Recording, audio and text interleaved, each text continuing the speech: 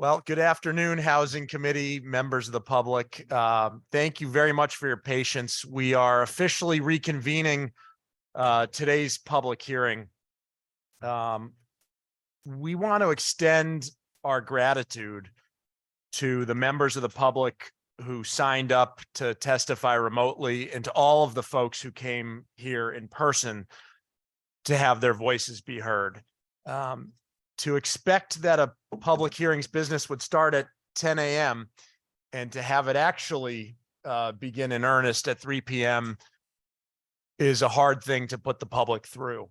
But we wanted to provide access both remotely and in person for people who may have taken the day off from work, for people who scheduled their day around this. We wanted to give them a chance to be heard and for their voices to be considered by this public hearing.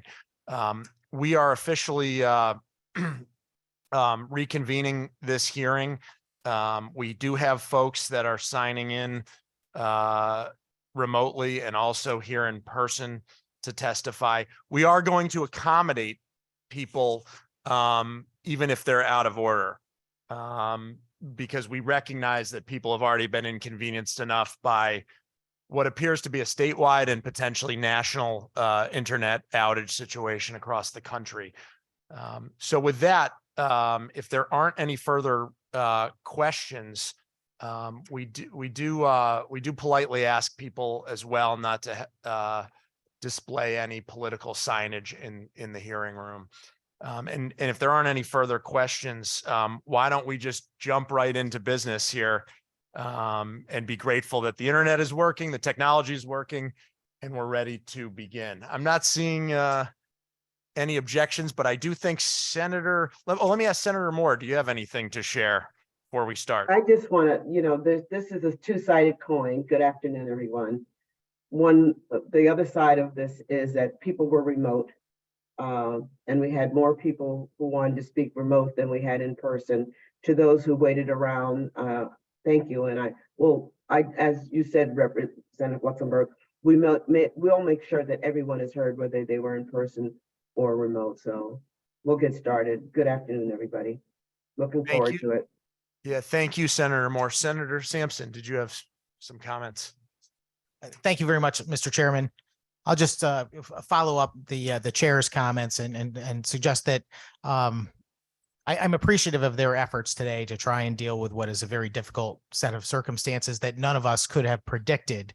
But I do have a concern that not everyone's voice will be heard. This morning, this room was standing room only, and I'm very pleased to see that it's filled back up pretty much. But I know that a great many people who were here to testify in person have already left for the day. And I'm very concerned that we're not going to be able to reach every person that had signed up to testify remotely. And I think that's a concern. Now, I do respect the fact that there was never an easy choice or one that would not cause some type of hardship. But the purpose of a public hearing is to give the public every chance to weigh in on policy that's before us. And obviously, because there's so much interest in this particular proposal, you're talking about maybe 300 plus people have signed up to testify. I hope we get close to that number and we do not lose too many, but I fear we're going to end up with a far lower number of people testifying at the end of the day. And that concerns me. And I just wanted to have that on the record. But we look forward to a productive hearing, and let's get the show on the road finally. Thank you, Senator Sampson. And for anyone who had intended to participate and because of the internet delays find themselves unable to come back or unable to Zoom in, we would also encourage you to email the members of this housing committee your testimony as well.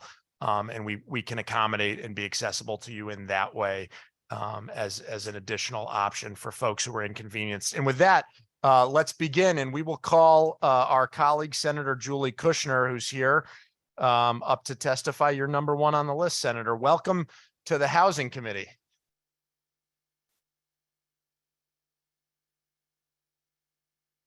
Thank you so much, Chairman Luxembourg and Moore, and the vice chairs and ranking members. My name is Julie Kushner, and I represent the 24th State Senate District, which includes Danbury and portions of New Fairfield and Ridgefield. And I'm testifying today in support of HB 6588, an act concerning rent stabilization, while also speaking about how I would support changes to make it better bill and make it protect tenants even more. These changes include first adjusting the rent cap to 2.5%.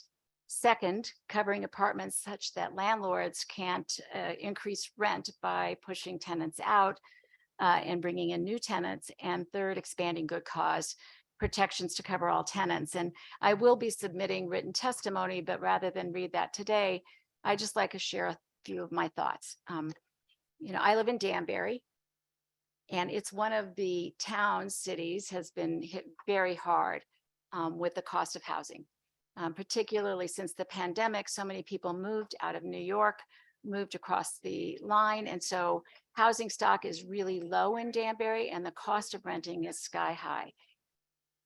What I'm really concerned about is the number of people in our city who have lost their housing or are on the brink of being evicted because they can't afford to pay the rents. And it's incredibly difficult. And these aren't just statistics or faceless people. These are real people we know in our community, like Wanda, who works at the grocery store, used to work at the dry cleaner, lost her housing during the pandemic, and has been homeless for more than a year. Even though she has a voucher, she cannot find a place to rent. She just recently, 2 weeks ago, got housing, and it's such a relief, but it's been more than a year. She spent some of that time living in her car. Or Charlotte, who drives the school bus, takes our kids to school, whose kid is going off to college, and she's supporting a kid in college on a school bus driver's salary, and is now got sick, had surgery, and is unable to keep up with the rent. Luckily, the state of Connecticut is helping out, and we are coming in to protect people from becoming homeless, because it's much better to keep people in their homes. But the cost of housing and the cost of renting is sky high. I would just say that, I have seen some of the emails of concern about this bill, about whether or not this would hurt the industry. And I do want to share with you that I spent a number of years in New York City, where there is a rent stabilization program in effect. And in fact, when rents got really high in 2019, they actually improved the rent stabilization program. So, I think it can be done. I think it can be done well and right, and that we will have the ability for this market to continue to flourish. So I'm in support of this bill today. I hope you will consider it, and all the testimony you'll hear. I'll keep this short because I know there, as Senator Sampson said, there are 300 people who signed up, and I don't want to keep them waiting. Thank you. Thank you, Senator. Any questions for Senator Kushner? Members of the committee? Any questions for members of the committee? Hearing none. Thank you for your testimony, Senator Kushner, and for your patience. Moving on, next on the list, we have Senator Christine Cohen. I don't know if she's here in the room or on Zoom. I'm not seeing her, so we will circle back. Representative David Michelle, are you here? Okay. Ann Manuski. Nope. Lori Sweet. Lori Sweet, I see you on Zoom. Welcome to the Housing Committee. I'm here. Thank you very much. Go ahead. The floor is yours. Thank you for your patience. No problem. Good afternoon, co-chairs Luxembourg and Moore, members of the Housing Committee and bill co-sponsors.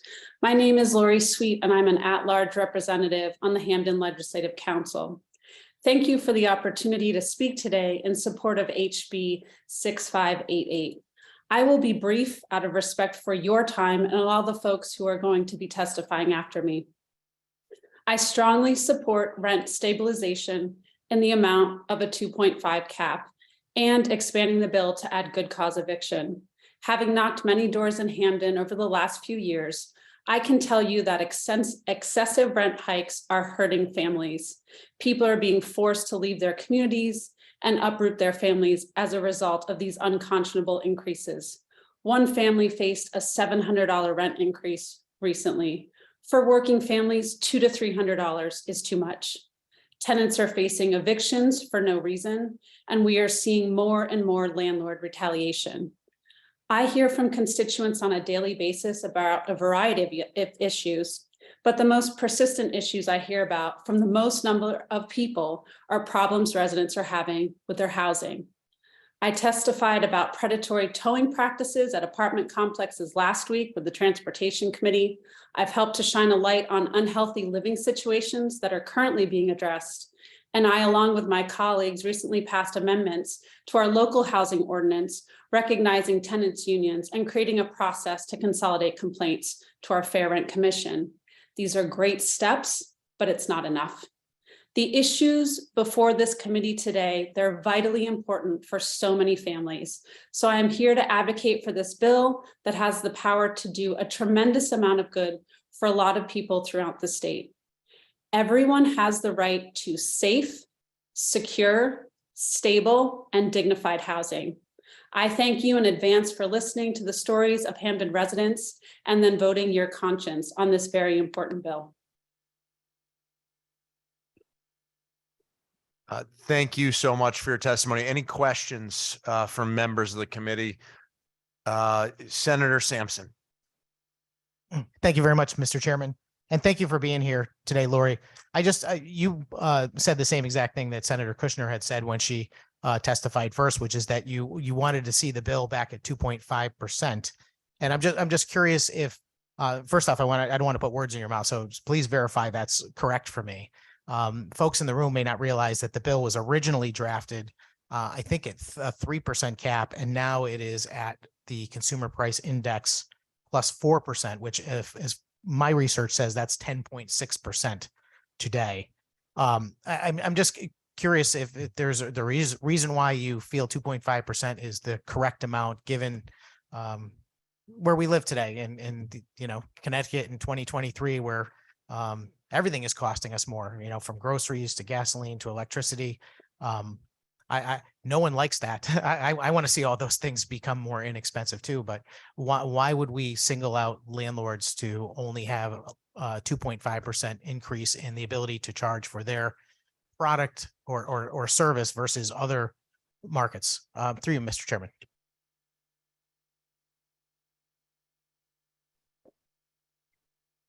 I think housing is expensive already. And so this cap would keep people paying. I mean, there are many folks in Connecticut that are paying a third of what's coming in to their rent. And so this is to keep it at a more level playing field. And, what we're seeing when we're hearing from Fair Rent Commission hearings is just exorbitant increases, and folks just can't afford it. And so I think this makes it a little bit, it makes it fair, it makes it even, and it's what I'm hearing when I'm knocking on doors. And I know my colleagues are knocking on doors around the state. It's what we're hearing that the people want.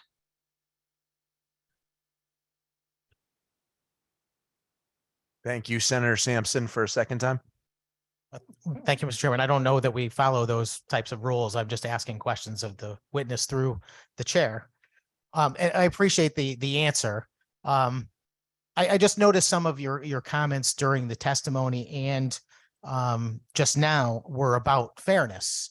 I don't know if it was you or Senator Kushner who said that these are real people, and I agree. I mean, the people that are in this room are real people.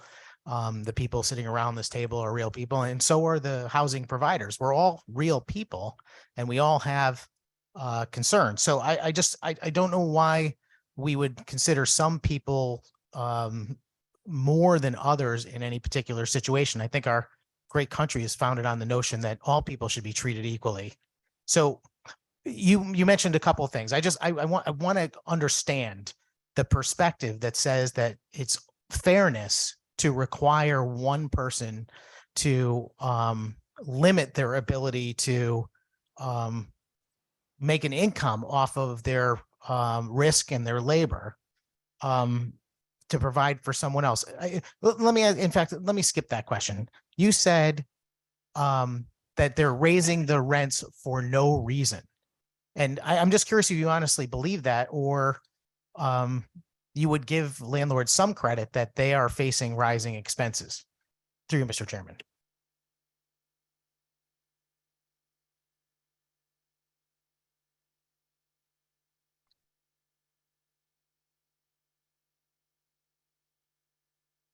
So the question is, do I believe that the increases are for no reason? I think you might be conflating the idea for evictions, making sure that there is a clear cause. I understand things are expensive. It's expensive to fix things and maintain buildings. And I would hope that landlords are initially charging, with some buffer so that they can cover those expenses as they come up. And, definitely not trying to single anybody out, but I'm here on behalf of my constituents. All right, Senator Sampson. Thank you, Mr. Chairman. I appreciate that. And I don't blame you certainly for sticking up for your residents and the constituents that you serve. I'm trying to bring some actual fairness into the room. You did definitely state that the landlords were raising their prices for no reason. Those were the words that you said. And I'm here to tell you that, there are going to be landlords and housing providers of all types that are going to come before us today. And they're going to list many, many reasons why rents go up. Not the least of which will be the cost that they're facing to property taxes, utility bills, the cost of repairs, even the cost of a 2x4 at Home Depot is like several times what it was just a couple of years ago. And I can certainly understand that we want to make sure that we live in a marketplace that is competitive so people can find reasonable and affordable rent. I guess my final question would be, do you believe this is actually going to work? And I'm going to presume you're going to say yes, but I'd like to hear how it's going to work, because I would argue that when you impose a very strict requirement on someone who provides a good or service on whether they can make any money in the process, you will have less of that product. And in particular, you suggested 2.5%. That would mean that, despite the fact that inflation is at 6.5 or even more lately, and prices for energy are up, in extreme percentage increases, the cost of eggs, groceries, you name it. It's all through the roof. Do you believe truly that landlords are going to be willing to continue offering the same rents with the same quality year after year if they're not able to keep up with the cost of actual inflation? And the second part of that question is, how do you think new people that might be interested in becoming housing providers or developing, a building or offering something? I'm just curious to hear from you how you believe that will work, because, and forgive me for picking on you. I don't mean to be picking on you, but you're a government official. You're someone who came here in your capacity as a council person. And I missed my chance with Senator Kushner. I maybe should have asked her a few questions. And I don't know that I have any other government officials on this list. So we're in charge on this committee, and you're in charge in your community of making the policy for our constituents. And I believe we should be working towards making the best possible policy. I'm very fearful that if you decide you're going to put a cap in like this, you're going to end up really damaging the ability for the market to survive, and you'll have less rental opportunities. And then what?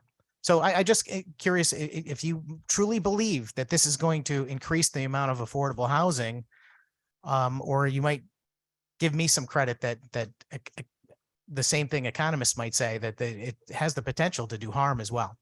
Through you, Mr. Chairman. So I think what we've seen when there's been rent caps in other cities across the US is that it doesn't seem to have an impact on the housing market. It doesn't decrease stock or anything along those lines. So of course, I'm here believing that, yes, this can work. As you mentioned, as a legislator, how that works is going to be up to, individual towns. And we talk about this a lot as we're making laws. How do we enforce this? One thing that could be possible would be to do a landlord registry, and that would be a way to, kind of keep track of landlords in town and make sure that they're adhering to those things. I realize that puts a lot of the burden on individual towns. But that's certainly a piece of this legislation that's going to need to be considered by the committee members, and how do we make this work? The functional piece of this is always something that I'm grappling with as a legislator. Thank you. Any additional questions for Lori from committee members? Any additional questions? Seeing none, thank you for being with us, Lori. We appreciate your testimony. Thank you. Next, we'll have Jordan Force, who I see on Zoom. Welcome to the Housing Committee, Jordan. Hi, my name's Jordan Force. I live in Stamford, Connecticut. I'm in favor of the rent cap bill. I'm not a renter. I'm actually a homeowner now. But I was a renter, and the rents are going up pretty fast. And I do know a number of people who are, have said to me, like, if they raise my rent, another couple $100 a month, I'm gonna have to move somewhere else. And so, yeah, I'm in favor of this bill. As far as the actual threshold amount that you're allowed to raise it by, that seems like a technical decision. I'm not an economist. I'm a software engineer by training, so I don't know what exact number would be optimal. Let me also say that as far as concerns about it preventing new construction, those have some legitimacy, but I would also like to point out that a lot of towns like Greenwich, which is my hometown, basically allow zero, well, not zero, close to zero multifamily housing and rental housing. So that's something that should be addressed if the concern is that it will limit future construction.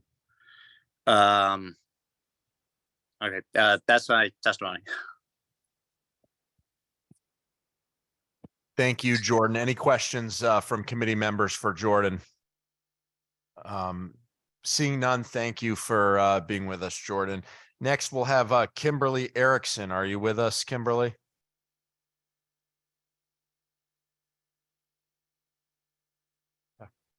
Sounds like Kimberly is joining on Zoom as we speak.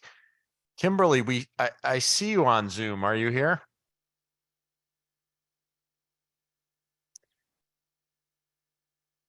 Kimberly, you're up. You're on mute. All right, we're going to skip Kimberly and come back to her. Molly Harris is next on the list. Molly, are you with us?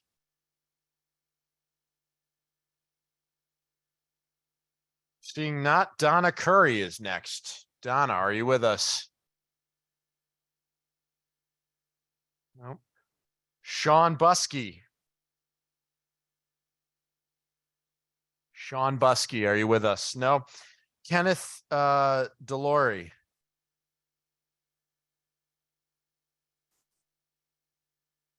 Kenneth, welcome back to the Housing Committee. And Kimberly, if you can hear us on Zoom, you're going to be next.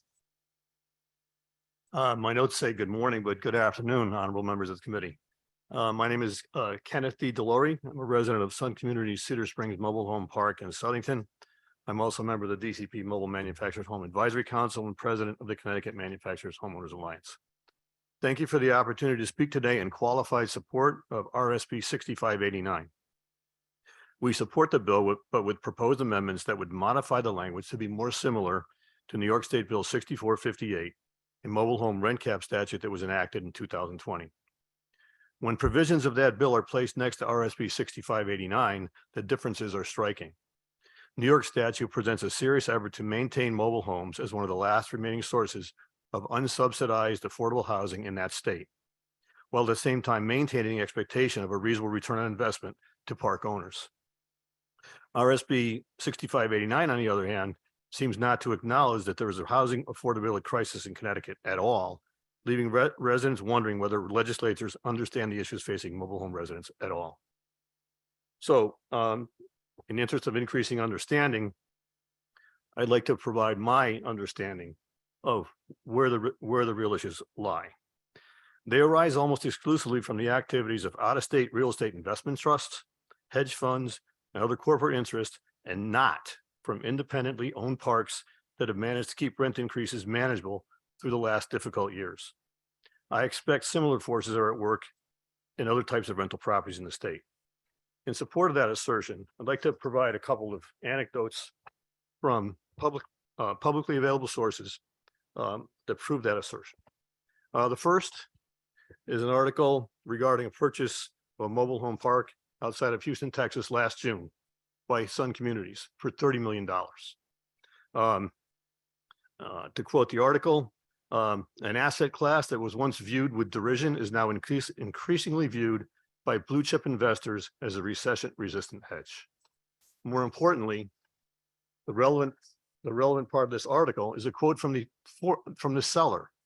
His name was Harry Winslow, co-founder and chief operating officer of Affinal Real Estate Services.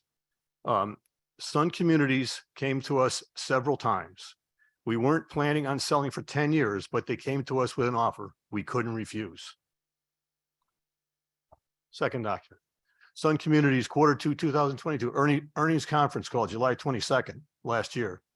Conference call participants, Citibank, RBC Capital Markets, UBS, Bank of America, Green Street Investors, Barclays, BMO Capital Markets, Truist. It's important to note that in this article, the word affordable housing has been, the word attainable housing has been substituted for affordable housing. We are pleased to share that our portfolios continue to deliver strong performance as we fill the ongoing demand for attainable housing and affordable outdoor vacationing options. So that's, and then finally, from the CEO, Gary Schiffman, among our manufactured housing or properties, it's important to note that in over 90% of our manufactured housing portfolio, we were able to increase annual rents by CPI or greater. As a result, we can pass through rent increases annually to mitigate the impact of inflation. That's from the CEO.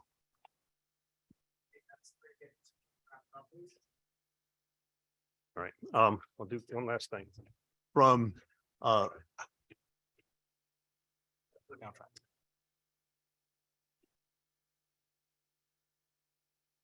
okay, from the 2020 Sun Investor presentation, mortgage debt outstanding, Fannie Mae, 887,161, Freddie Mac, 370,173. Those figures are in thousands. If you do the math, that comes out to $1.3 billion in federal government financing for purchase of mobile home parks. I don't have time to complete my remarks. I would just say that I think that the committee needs to investigate the phenomenon of the federal government in 2015 directed. We got to wrap up here. Yep. You may have questions though. So sit tight. We appreciate your testimony. Any questions from committee members? Any questions? Senator Sampson. Thank you very much, Mr. Chairman. Nice to see you again, Dave. Appreciate you being Senator. here today. So just two quick questions. First off, curious, what was the name of the community again, just for the record, that you represent? Oh, my community, I don't represent. I live at Cedar Springs West. Oh, I'm sorry. I misspoke then. I was under the impression that you represented them. So I know that there's a number of folks that are here on the mobile home park bill specifically because of recent rate hikes, particularly from Sun and maybe some others. I'm just trying to get an idea of what type of rent hikes we're talking about. Can you give me an idea of like what a typical rent is and how much it went up? Well, as in the hearing last week, Senator, the rent increases immediately after Sun took place were consistent with Jensen's increases. For $10, $15. The last 2 years, people who've been there for a long time have experienced the biggest rent increases in anybody's memories. That really is not what we're concerned about. What we're concerned about is other places, other out-of-state corporations within Connecticut that are operating within Connecticut who are already paying way more than we are. And we know from what's experiences in other state that Sun will use them as a yardstick. Okay, that's what we're trying to prevent. Or I don't know the answer to it, but that's the concern.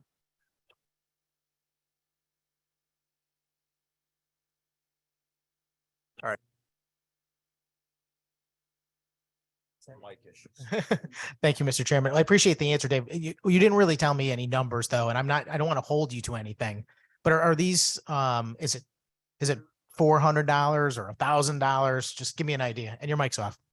I'm talking, we operate in terms of monthly increases. Right. Last year was 4.5%. The best of my recollection, that was around $820 a month. This year, the increase is going to be 7 point something. Let's see, that's going to come out to be around, I don't know the number. But it's something that's going to be based upon the reaction of our residents. I talked to a vet yesterday. He's contemplating selling his house. I don't know what his increase is going to be. He's contemplating selling his house. Understood. Yeah. So I can get you the exact information. yeah, I'm just curious because people mention it's, $20 or $50. I mean, I'd love to know exactly what it is so that we have a handle on really what's going on that is causing so much interest in this type of legislation. And maybe, there's a worthwhile conversation to be had about this or other solutions. So I'm going to ask you a kind of a tough question too, and I apologize for this, but it seems to me that your concern, and you reiterated it, is that we're not talking about a local owner. You're talking about, you mentioned REITs, hedge funds. A REIT, by the way, for people in the room, is a real estate investment trust. Yeah, it's a type of investment vehicle.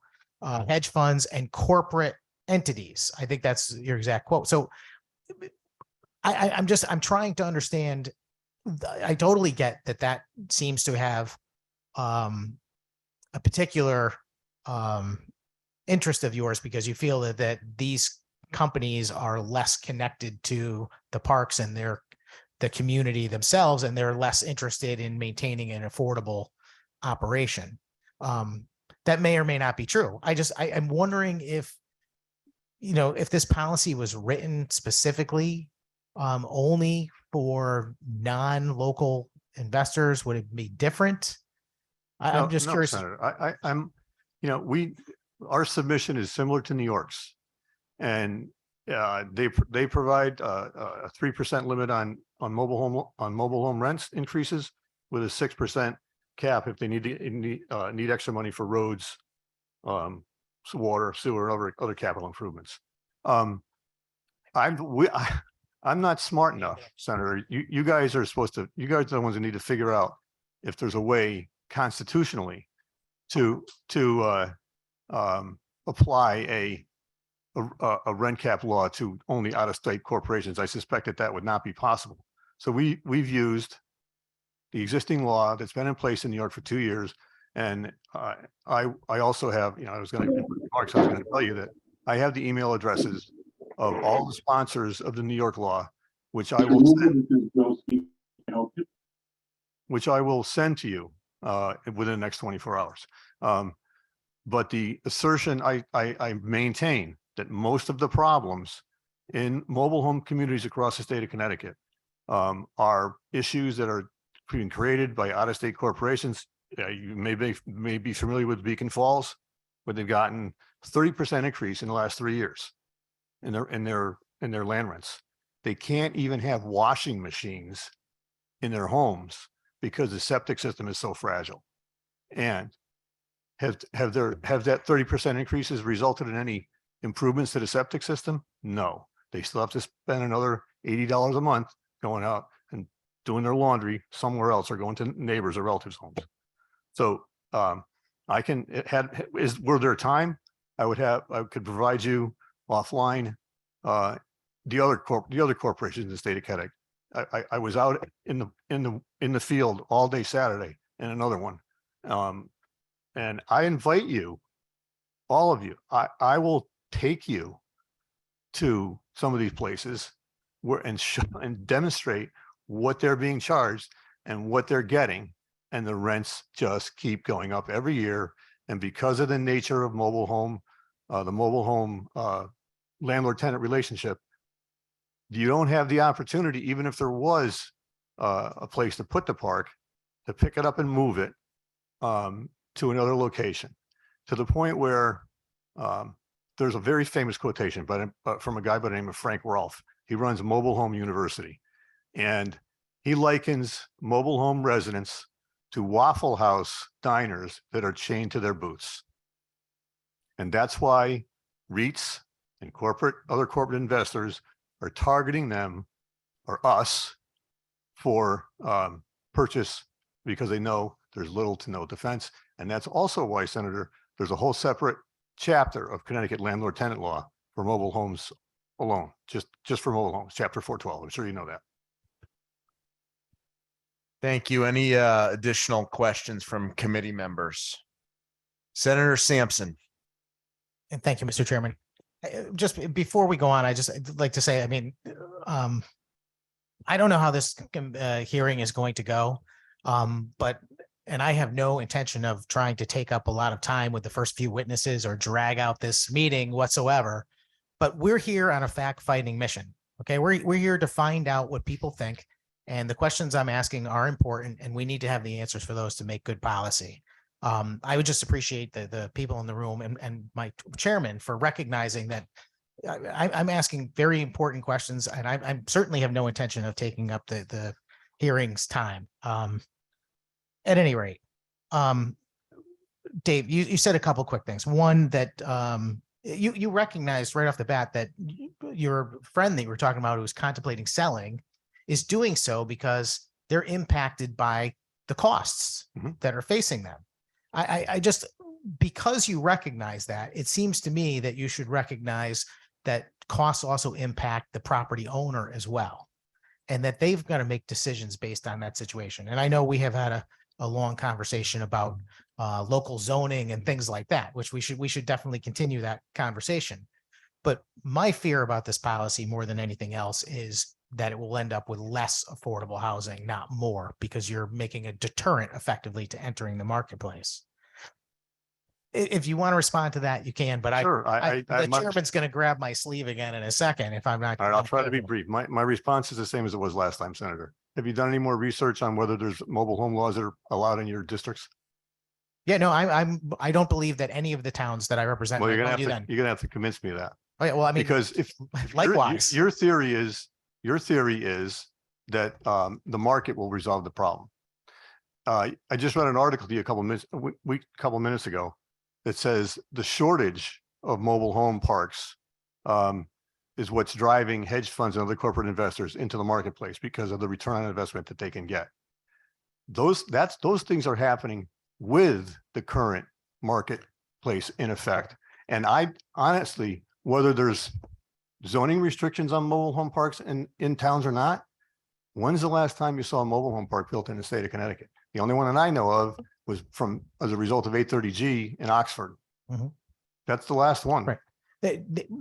Without getting into a debate about what I believe and what I don't believe, I will agree with you 1,000,000,000% that it is the government that is in the way of the market working. Okay. That is the problem. Yes, Senator, it's your job to figure that out. Yes, well, but I'm trying to avoid creating more government that's going to mess up with that. And and you cannot point to any specific thing that I've been involved with that added more government to creating problems. I'm here to try and undo that as much as possible. That's my day-to-day, every day. All right, final question. And again, Mr. Chairman, please, I know you're anxious and you want me to move on, but I'm just trying to do my job here. You mentioned that Beacon Falls had a 10% or no, I'm sorry, 30% increase over 3 years. over 3 years. I just want to point out that the bill that's before us, now I know you have reservations about the language that's before us, but the bill before us would allow currently for a 10.6% increase per year. And if you compounded that, that's going to be far more than 30%. Senator, I said that we are in favor of the bill with amendments. Okay, I just wanted to make sure that that was on the record. And finally, We are not in favor of the way you drafted the bill. I did at not all. draft this bill. Whoever So drafted please don't put that on me. Okay. Okay. I had zero to do with this bill being brought forward or any part of Sorry. it. the committee. Yes. Well, it's not the committee. It's the chairs of the committee determine the bills that go forward.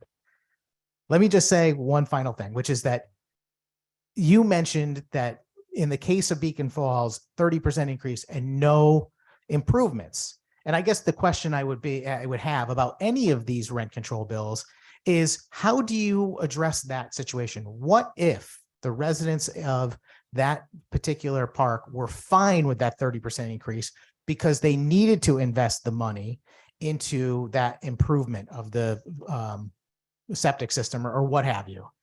How do you accommodate that with a policy that limits the ability of the property owner? I'm not a legislator, Senator, but it seems to me that you could draft it if the residents voted to accept an increase over the statutory limit. I would think that you could Okay. write that into the law. Right. Well, but in fact, that is the law right now, is that no one agrees to that private agreement unless they choose to. And you're suggesting that somehow it would be beneficial for the state to write a law that doesn't allow the residents No, and the park owner. I'm suggesting that you should write the law in such a fashion that the limit can be exceeded if the residents are in agreement with it. It's the first time hadn't thought of this question, but first of all, I can tell you that the residents are not okay with their 30% increase, especially since they gotten no improvements. I understand that. And Senator, I know your strong feelings on the free market, but I'm gonna reiterate what he said in last week's testimony on the right of first refusal law. For us, the free market is the problem. And it's Yeah, it is your established. Well, yeah, I got it. It is Thank your- you it very is- much, Dave. Thank you very much, Dave. I appreciate you saying that, but I will remind everyone that it's not the free market that is interfering here. It is the government that is interfering. Yeah, Well- it's, If I could interject here as the person chairing this meeting. First of all, I want to remind people on Zoom that when you're not testifying, please be on mute so that you're not interrupting the proceedings. And I'd also like to remind people that are physically in the room that we don't shout, clap, boo, jeer, or in otherwise interject or interfere in the proceedings when other people are testifying, regardless of how you may feel about the content of what's being discussed. We have to maintain a proper decorum in this committee. And I would ask all members of the public on Zoom in person and all committee members to follow those guidelines. I would like to move on to the next speaker. But before I do so, do any committee members have any additional questions for the person that is sitting before us, Mr. Delory? Seeing none, thank you, Kenneth, for your testimony. Thank you, Mr. And we will move on to Kimberly Erickson, who's on Zoom, who's been waiting patiently. Please join us, Kimberly.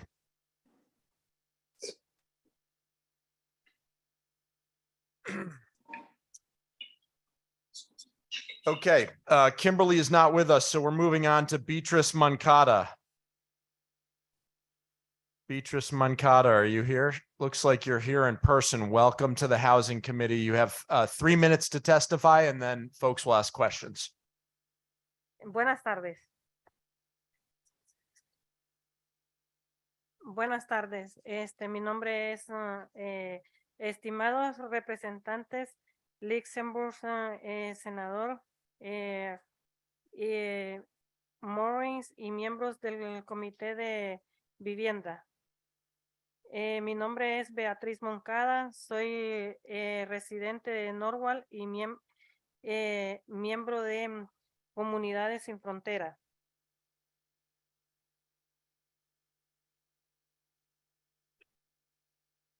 We have some interpreters that are here with us on Zoom, and I see two different interpreters logged in. Are you interpreters? Are you with us, and can you translate for the committee this testimony? Yes, we are, and we're ready, yes. Okay, please go ahead and do so. Thank you. Good afternoon, esteemed senators, Representative Luxembourg, and members of the committee. My name is Beatriz Moncada, and I'm a member of Comunidad Sin Fronteras. Estoy testificando en apoyo con enmiendas de HB 6588. I am testifying to support HB 6588 with amendments. Apoyo firmemente un límite de renta, pero HB 6588 no hace lo suficiente para proteger a los inquilinos de los aumentos de renta. I strongly support rent control, but HB 6588 doesn't do enough to protect tenants from rent increases. Y mejorar la estabilidad de la vivienda, un límite del 3%, más la inflación es demasiado alto y muchas familias no pueden sostener un aumento del 10%. And improving rent stabilization with a 3% cap, plus inflation is too high and many families cannot afford a 10% increase. Estoy casada, tengo 3 hijos. Mi esposo es la única persona que trabaja. Antes pagaba 1,300 al mes por renta y ahora estamos pagando 1,600, más gastos de luz y gas. I am married with 3 children. My husband is the only one who's working right now. Before we used to pay $1,300 rent, and now we pay $1,600 plus utilities. También tenemos otros gastos como comprar comida y facturas de doctor. El dueño sube la renta y no hace los arreglos de el departamento. We also have other expenses such as buying food and paying doctor bills. Our owner increases the rent, but doesn't make any repairs to the apartment. Él tiene, no ha hecho arreglos, digamos, como los escalones, supuestamente los arregló, pero yo pienso que él no hizo ningún arreglo con la ciudad, porque si lo hubiera hecho con la ciudad, él tal vez no hubiera pasado el estimado, porque no cabe ni siquiera mi pie en el escalón.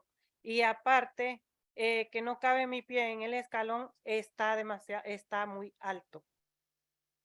For instance, he hasn't done repairs.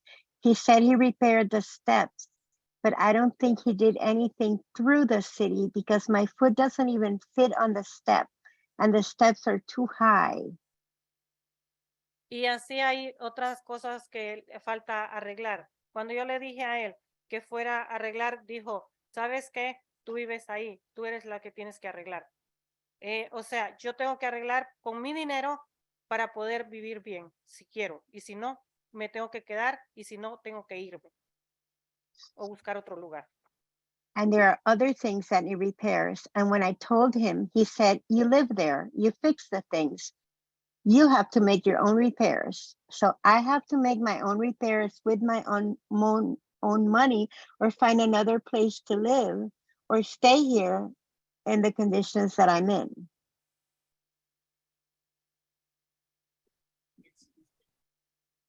Excuse me, that will wrap up your testimony. Can you wrap up, please?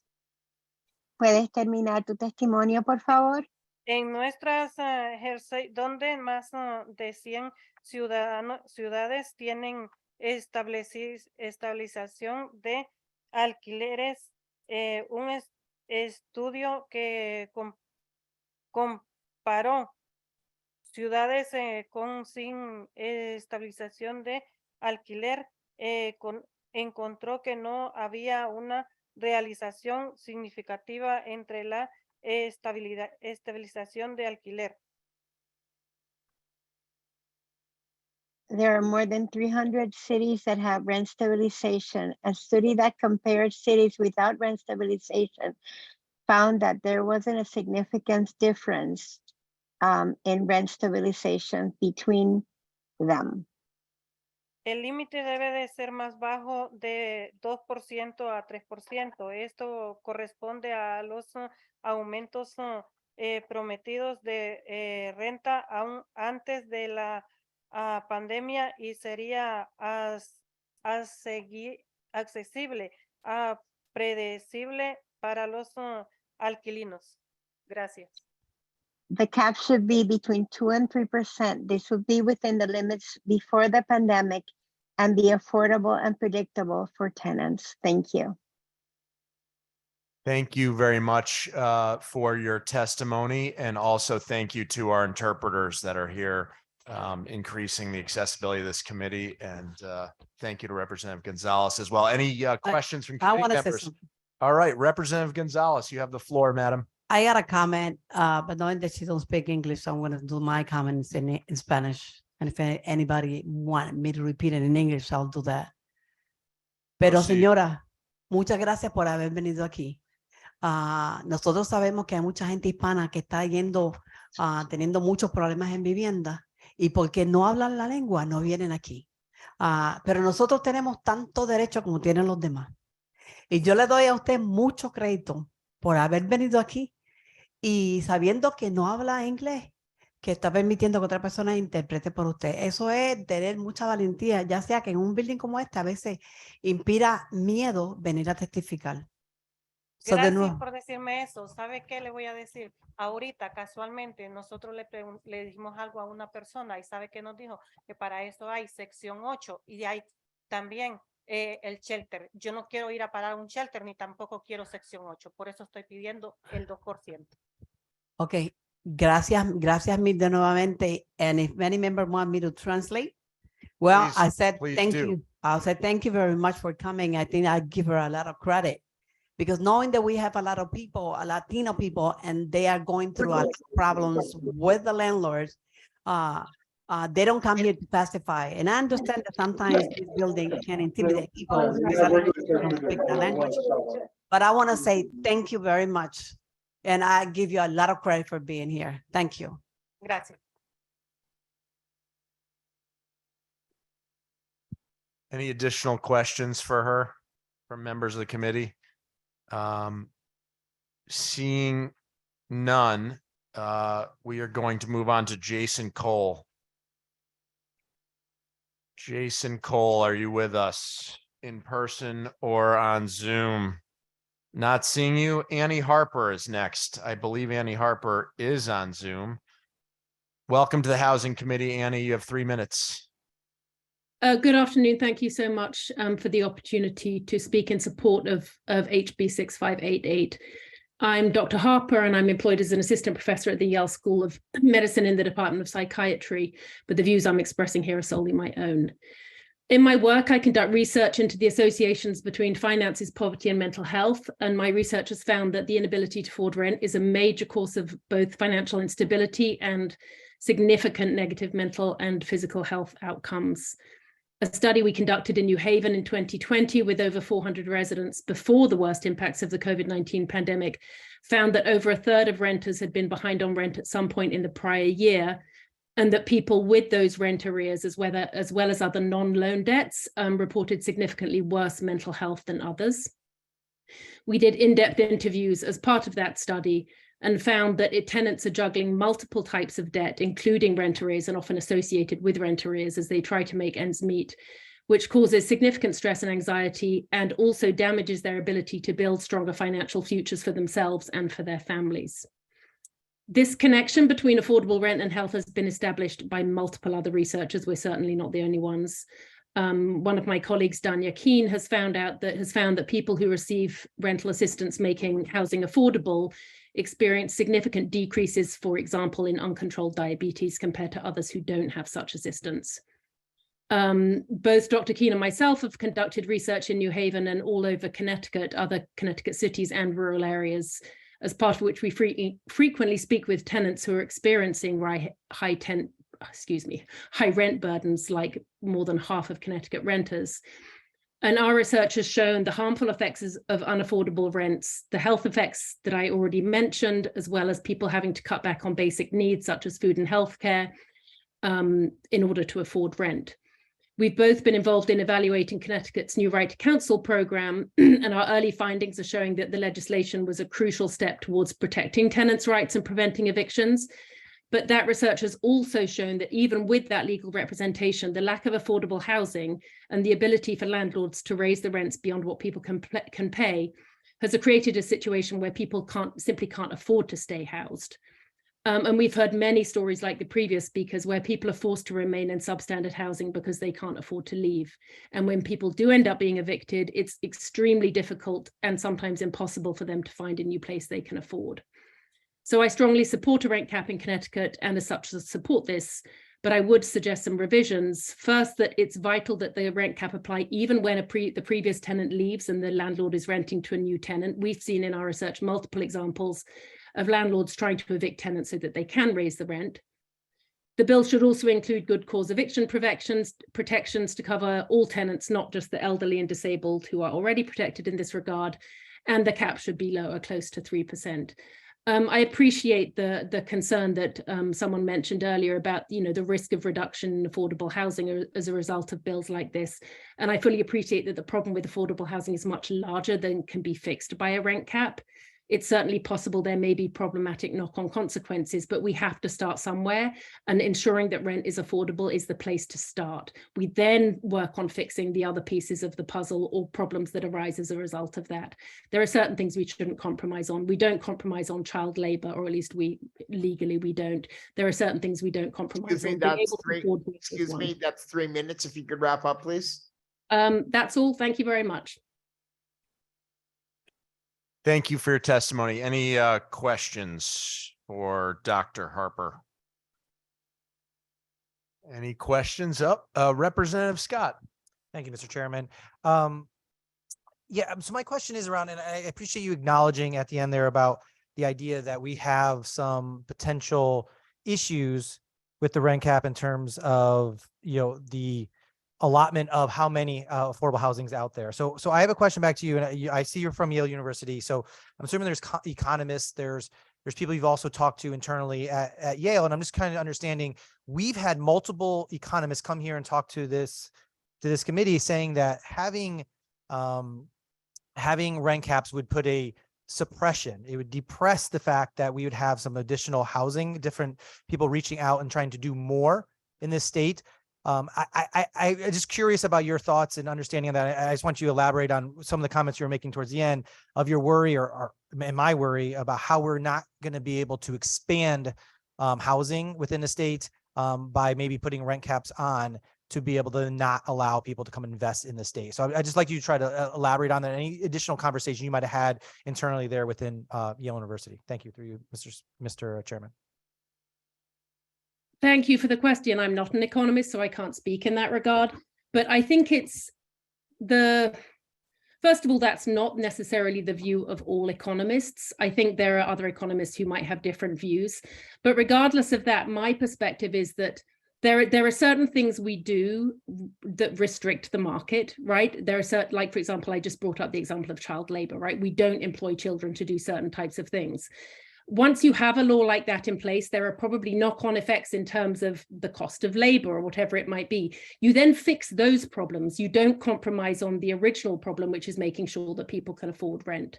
So I think that's as simple as it gets, that there are certain things you don't compromise on. You make sure those things are in place, i.e. people can afford rent. You then fix any knock-on problems that occur as a result of that.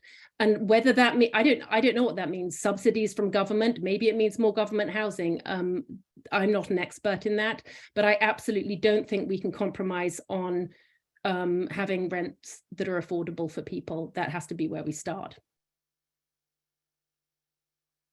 Yeah, and I would say we do have subsidies. We have vouchers that we've talked about in this committee that are not getting used properly, right? We're not being used at the level that they should be used, and there's dollars that are being left on the table. So while I agree with you, have to start somewhere, I think that is a great place to start. Is we have vouchers, we have the RAP vouchers that are just not being used. So I think there's places to start. I don't believe starting at a rent caps is the place to go. I'm so scared that we're going to stunt the growth of housing in the state. And this is going to be a dangerous path of trying to do that. Are we going to lose housing? Are people going to walk away from doing that? I do worry about that. I think we have places we can do internally here through the housing committee, through things I've already done, and do them better. We are not doing things better. And I think some of it is the government getting involved and getting in the way. Let's get around that. I'm wholeheartedly in support of you. There's ways to do that.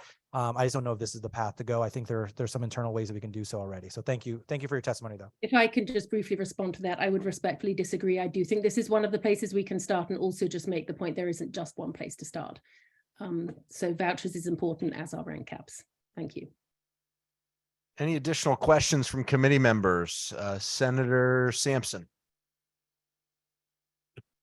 Thank you for being here today, Ms. Harper. I appreciate your testimony.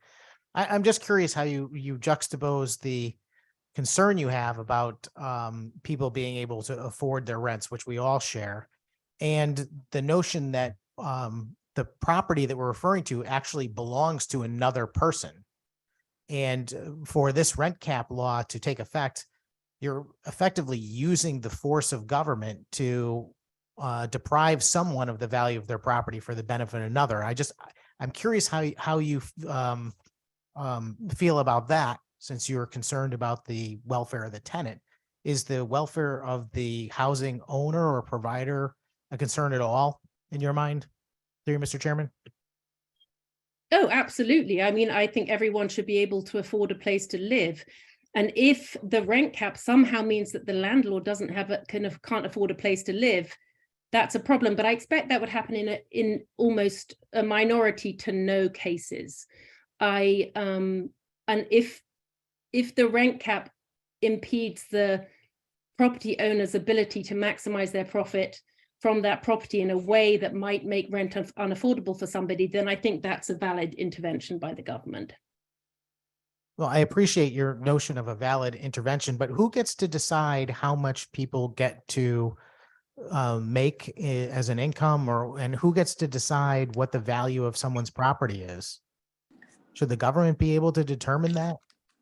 I mean, I think the government imposes different levels of taxes on people who have different levels of income. So there's an established precedent for us deciding how much somebody can make, how much profit people can make on things. So I don't have a problem with that. Right. Well, that's clear. And I can tell you're coming from a certain part of the political spectrum that I don't agree with. But I often wonder why someone who has this view that the government should have the power to determine someone's use or value of their property. I don't know how that works in practice, because I think it's quite clear from the testimony that we've heard in previous hearings, and we will hear today, that housing providers will cease to provide additional housing. They may close up shop and leave. If those housing providers in fact do close up and leave, then there's going to be no rents available, and certainly not any discounted ones. It seems to me you get that part of the economic equation. I want to know exactly what area of expertise you have to determine whether or not this is the right amount that we should limit the landlords, and whether or not that should be an arbitrary figure in state law. Through you, Mr. Chairman. So I appreciate your questioning my expertise on whether I can comment on the kind of economic impacts of a policy like this, because you're right, I don't have that kind of expertise. There are other people who can speak to that more than I can. But what I can speak to is the impact on the mental health and physical health impacts on people who can't afford to pay their rent and who are afraid of what's going to happen to their rent in the next few years because they've experienced that kind of increase. That's what I can speak to.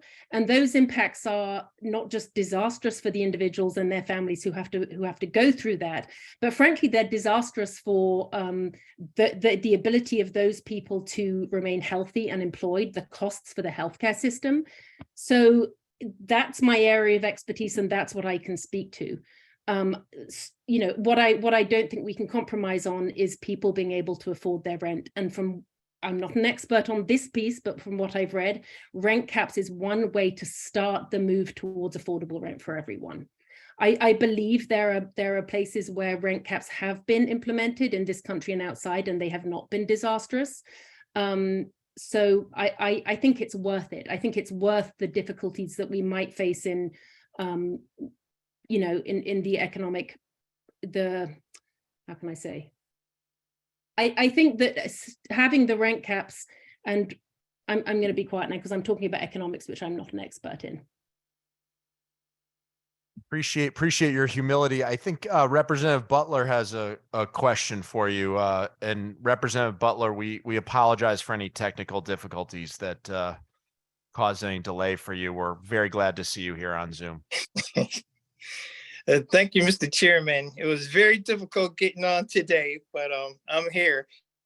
And I just like to ask if, first of all, I'd like to thank you for bringing forward your testimony. I will actually concede the fact that what you shared with us about the impact on renters and the hardships and everything that they incurred during a process could lead to all the outcomes that you spoke of.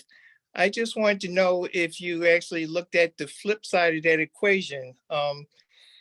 Certain property owners that actually lose their properties as a result of maybe even the assessments on their property, and have made repairs for their tenants and now find themselves in a situation where they could no longer afford their property and have to give it up or lose it. Did you do any analysis on the impact on property owners that actually lose their property? All I can see is that I've never come across a situation like that. I'm not saying it doesn't happen. I've just never personally come across it. One thing I have absolutely not come across, and I have done interviews with tenants as well as people who own and rent property. I have never come across a case of a landlord becoming homeless because they can't afford the property that they live in. And frankly, for me, that's the priority. So if I'm hearing from tenants who are losing the place they live or suffering deep mental health consequences because of fear of not being able to afford where they live, and I've never heard that coming from landlords, then frankly, my priorities lie with the tenants. Okay, well, thank you for your testimony. I could just, share that our priority here is to make sure that we have enough affordable housing in the state, and to actually make sure that both sides of the equation is fair, whether it's the tenant or the landlord. So it's nice to advocate for one position, but we have the task of actually balancing both. So that's my mindset anyway. So I look forward to finding that a delicate balance that works for all parties. Thank you very much, Mr. Chairman. Thank you. If I might quickly respond to that, I'm fully confident that once we have rent caps in place, that we will, as a state, work out a way to make sure we have enough affordable housing. Well, that's your opinion. And I don't know if everyone shares that opinion, but again, if you advocate for one position, you're really not actually taking under consideration the full portfolio of what we have to make decisions to accomplish that delicate balance of all parties. So thank you, Mr. Chair. Thank you. Any other questions from any committee members? I think Senator Sampson. Thank you, Mr. Chairman. Yeah, I just had one follow-up, Ms. Harper, and thank you again for your testimony. I think we could debate all day. We're never going to come to a solid agreement on pretty much anything. We're just coming at things from a different place. I guess what I wanted to just ask you about Well, oh, and before we move on, I just want to point out that I am well aware of instances where landlords have lost their property. It's very common practice, especially for small landlords, because it is difficult to get financing on commercial property or investment property, to take out a loan against their private or primary residence, an equity line of credit, for example, and use that to purchase a rental property.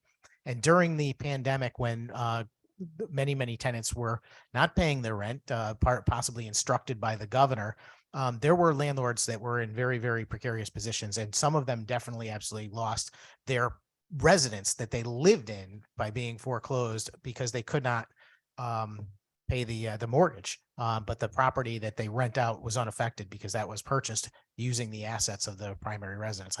That should be on the record in that conversation. I just want to touch on the thing that you're here for, which clearly is not economics. It is your concern about the medical impact of tenants who cannot afford to pay their rent. And that is certainly a valid concern, and I share it. At some point, I really want to know how far that reaches. Are you suggesting that somehow a landlord could be responsible for the medical, the tenants' medical bills or something like that because of the amount of rent that they pay? Through you, Mr. Chairman. That's a super interesting question. As an individual, no, I generally, I think this whole problem of lack of affordable housing is a systemic problem, right? So when an individual tenant is deeply stressed and becomes sick because they can't pay their rent, it's directly a result of the landlord charging rent that person can't afford. But the reason that landlords are charging rents that people can't afford is a deeper systemic problem. It's not just one selfish landlord who says, right, I'm going to up the rent by 600 so this person can't afford it. So yes, the proximate cause of that illness is the person who was raising the rent higher than the person can afford. But the distal, which means the kind of more systemic cause, is the problem we're trying to fix with rent caps. So I certainly don't think we should give bills to individual landlords when a tenant gets sick because of high rent. But I think we should do what we're doing, which is trying to change the system so that we don't find ourselves in that situation. I appreciate that. Thank you very much for that answer. I just wanted to make sure that we were not somehow creating an area of liability for landlords. Thank you very much. All right. Any other additional questions from committee members? Seeing none. Thank you, Dr. Harper, for your thoughtful testimony. We are going to call on you, Sean. Is it Busky or Busky? I see you've been on Zoom with your hand up for a while. Sean, how do you pronounce your name, sir? It's Busky. Busky, welcome to the Housing Committee. You have 3 minutes. My name is Sean Busky. I'm a resident of New Haven, Connecticut. I'm here in favor of the 2.5% cap on rent increases, as well as I think and putting it into no fault evictions is part of the bill as well that I'm in favor of. I'm definitely not an expert in economics or anything like that. I can speak from personal experience. I'm lucky that right now I'm not in a situation where I have to really worry too much about these things, but I have in the past. There was one situation about 10 years ago. There was a building in New Haven where myself and many other people live that was purchased by Yale, and then pretty much, everybody was just kicked out for absolutely no reason. And I think that's, there absolutely needs to be some protections against things like that happening to people. Aside from food, I think it's quite obvious that the place to live is the most important thing that people need to survive and thrive and be valuable members of society. And I think, we need to do whatever we can to make sure that happens. As I said, I'm not, I don't have much to say about the nuts and bolts of that, but I'm just here to express my support for the bill. Thank you very much for your testimony. Any questions from committee members for Sean?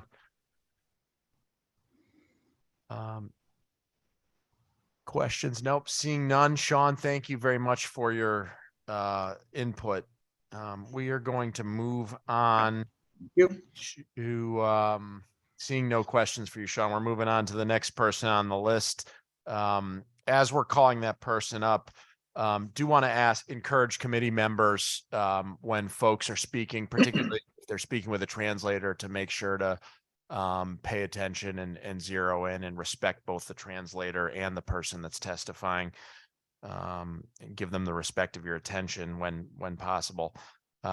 With that, we are now calling on John O'Connor, who I see on Zoom. John, welcome to the Housing Committee. You have 3 minutes.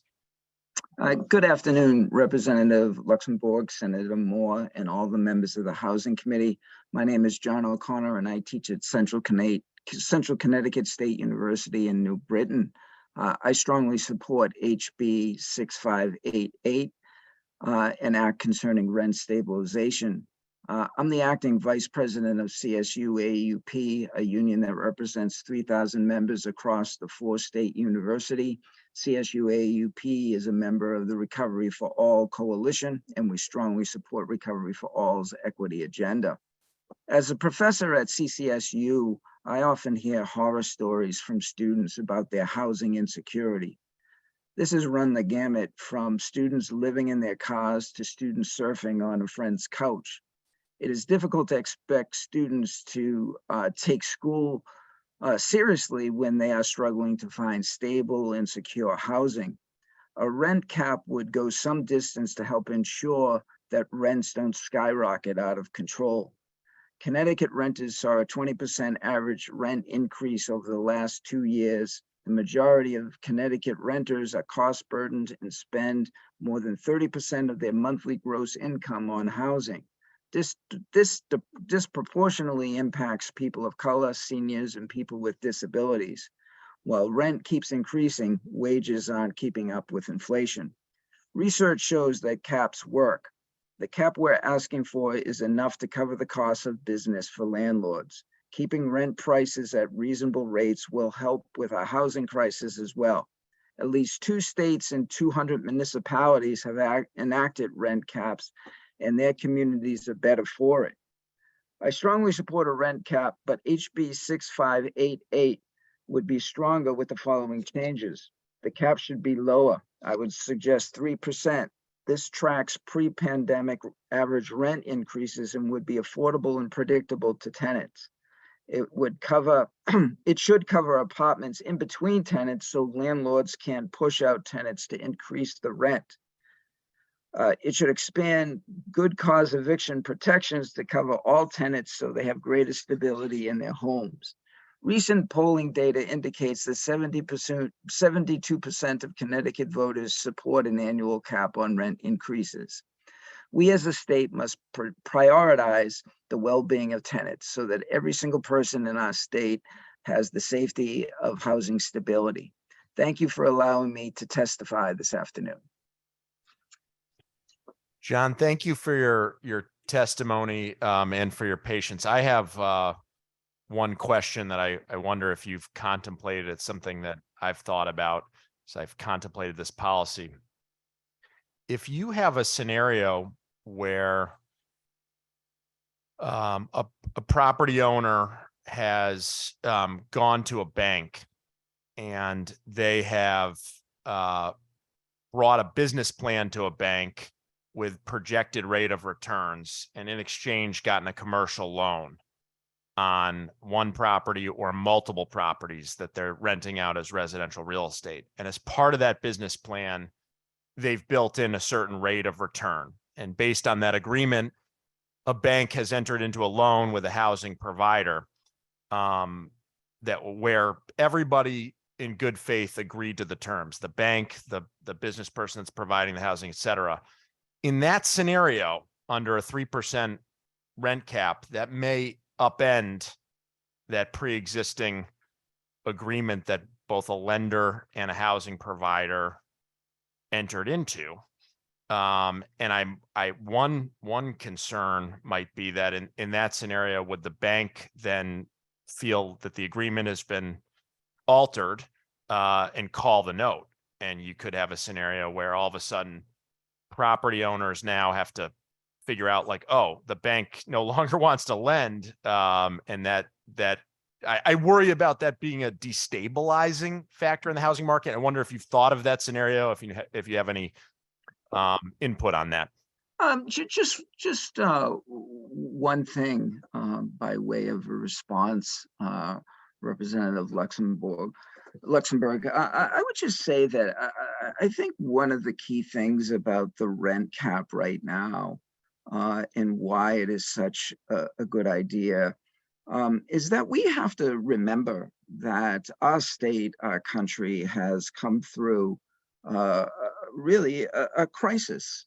And, we've gone through a global pandemic, and, I hear what you're saying in terms of, what a bank would say, in terms of, expected return.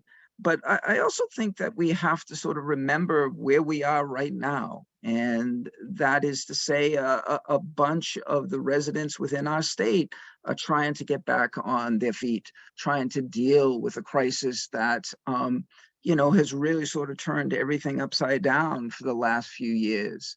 I think we have to remember that very often government has no problem entering the fray when there's a crisis, right? We saw that in 2008, with all kinds of bailouts. We heard phrases like it's too, banks being too big to fail. And I just think at this moment, at this time, right, that we as a state should pay attention to renters and folks who may be suffering.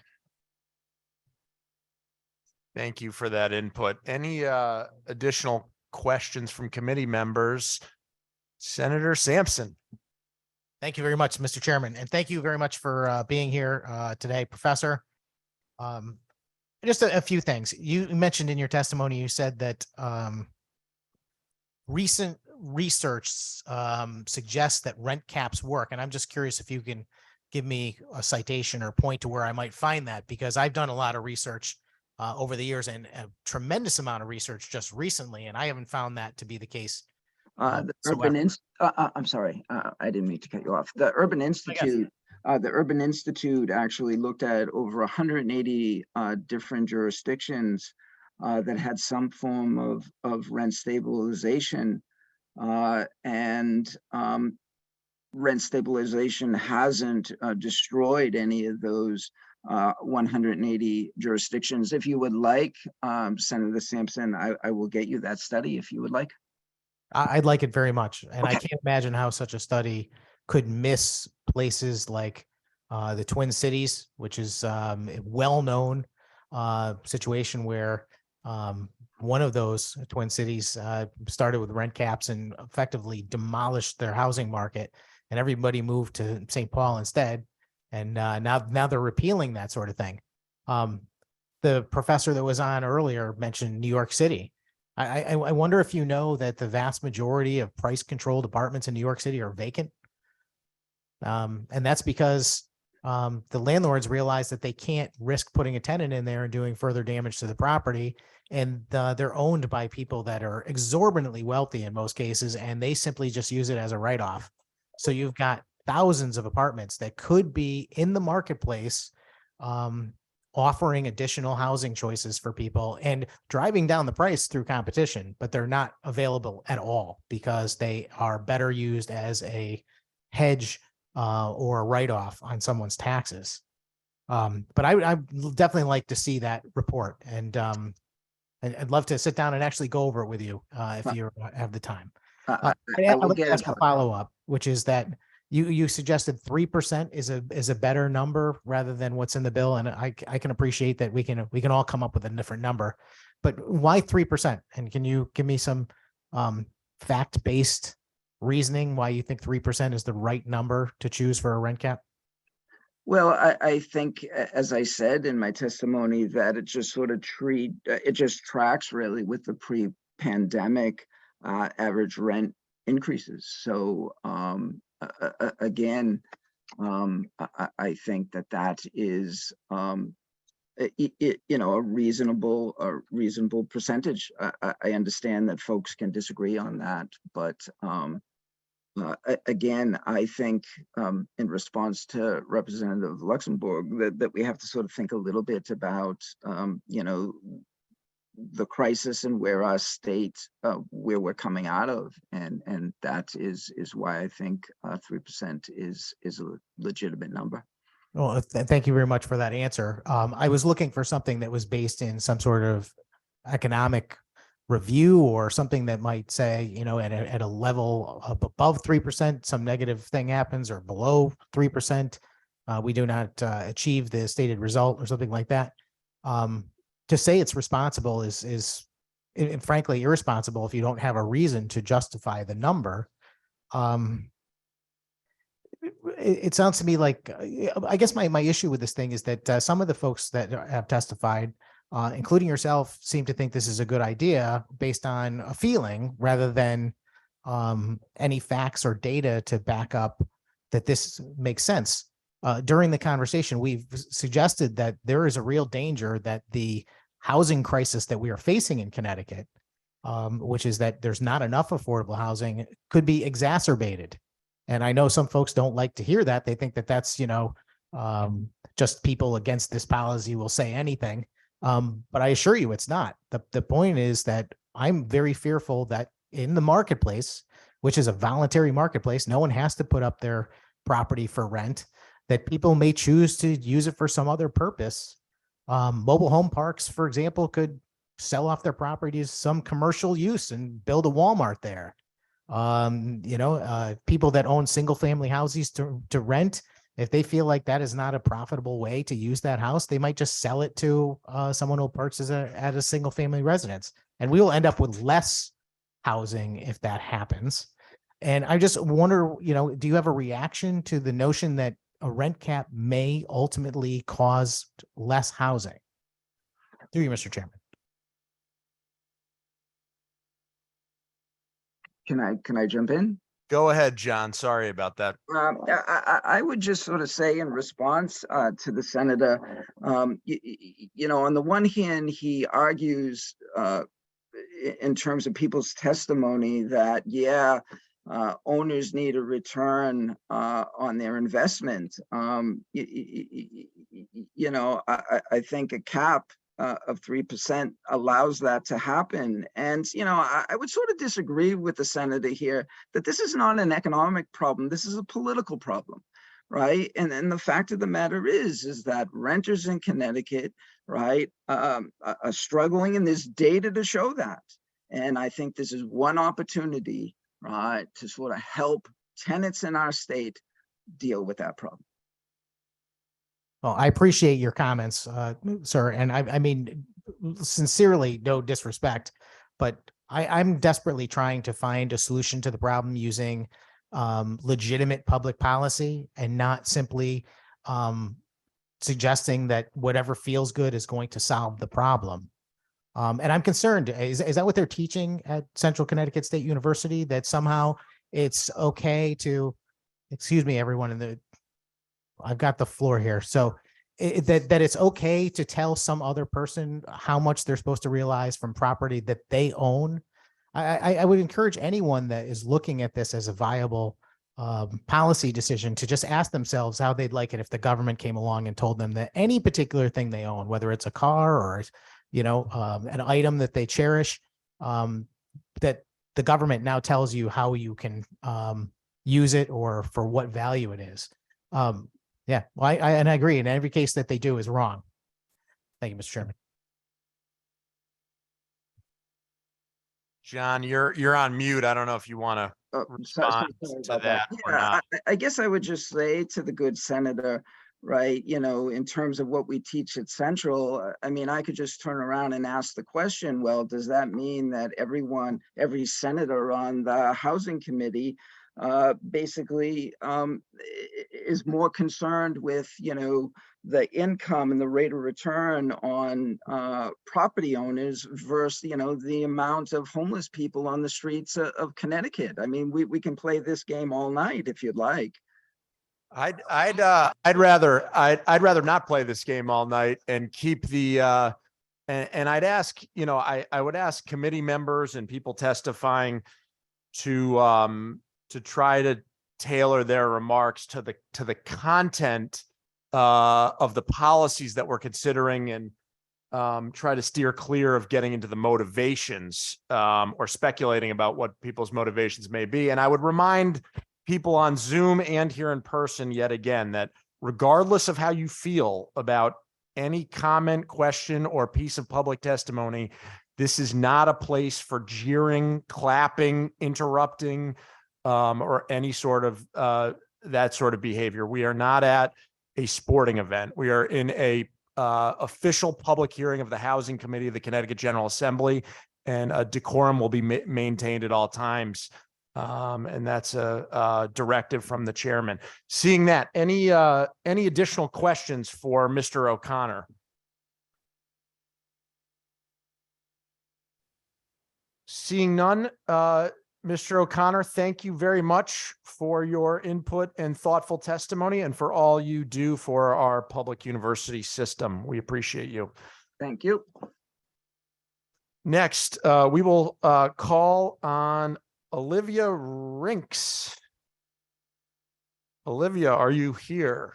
I'm not seeing you, so we're going to move quickly. And note to everybody in the room and on Zoom, if we miss you, if you Zoom in later, we will accommodate everybody who wishes to testify. We will accommodate everyone. So if we miss you on the list and you Zoom in later, we will circle back to you. But every voice will be heard on this issue.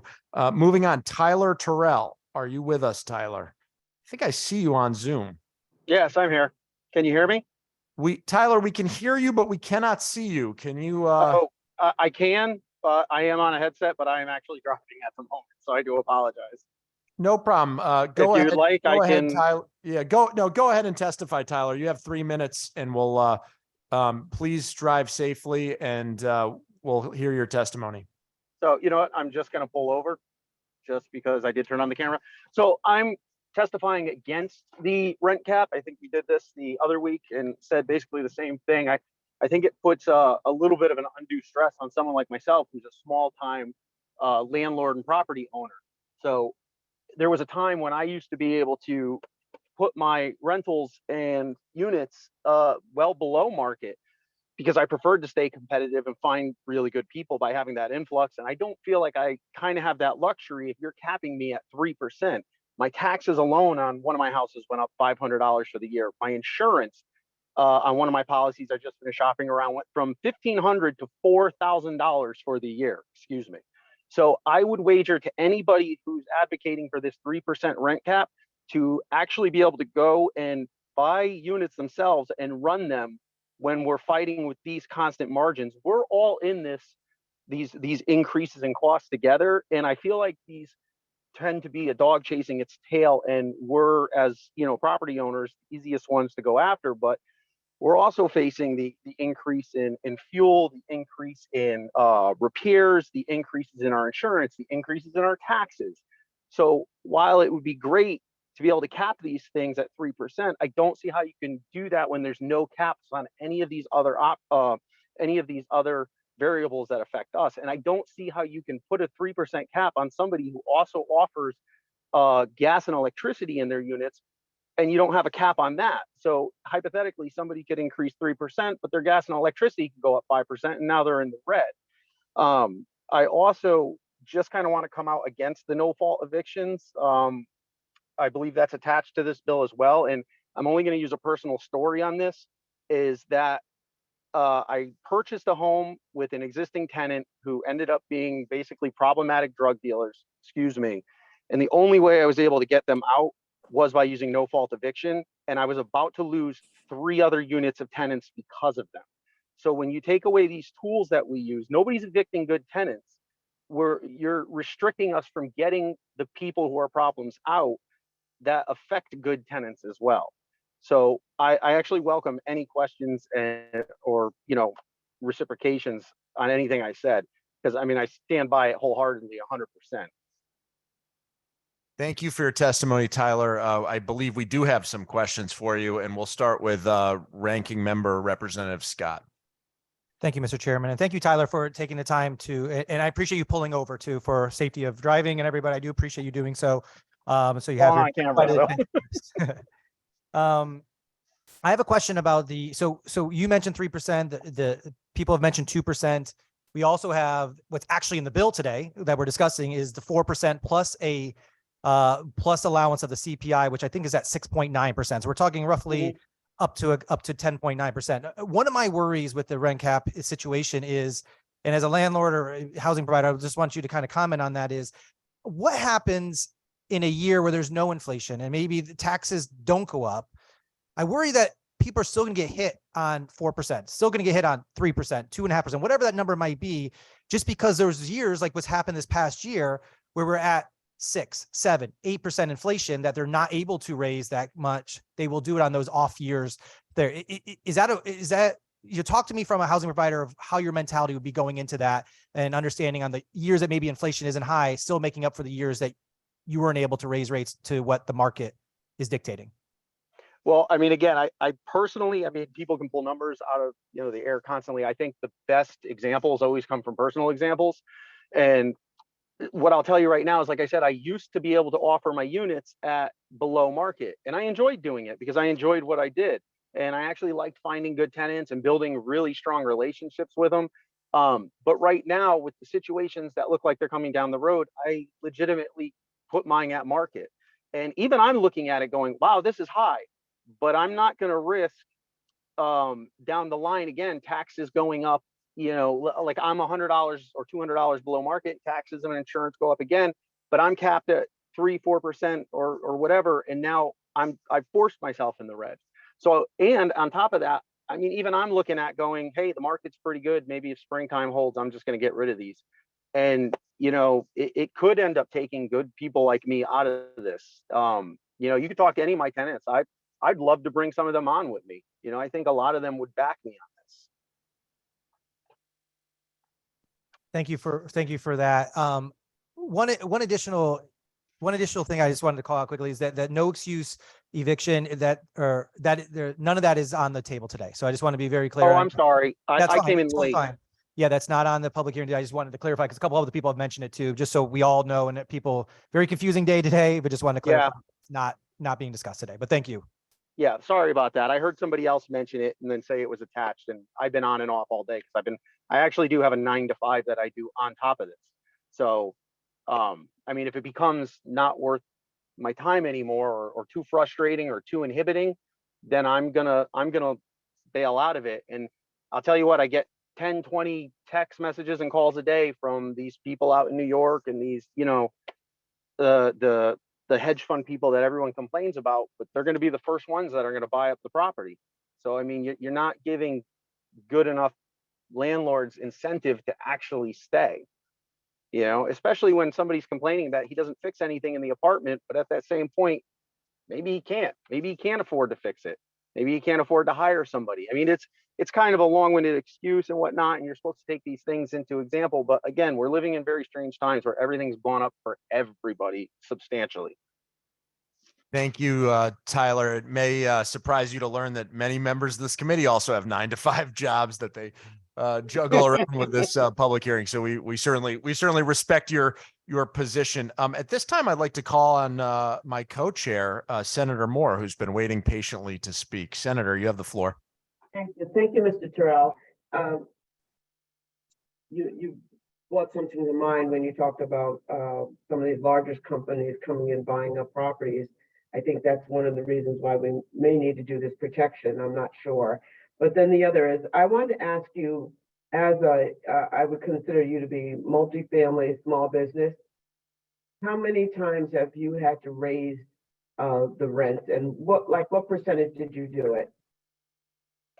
Believe it or not, I was one of the very few people who used to go the other direction. So if you were a really good tenant and you paid your rent on time every month and didn't cause issues, I would reduce your rent about $25. And I have a bunch of 10-year plus tenants who have been with me that whole time.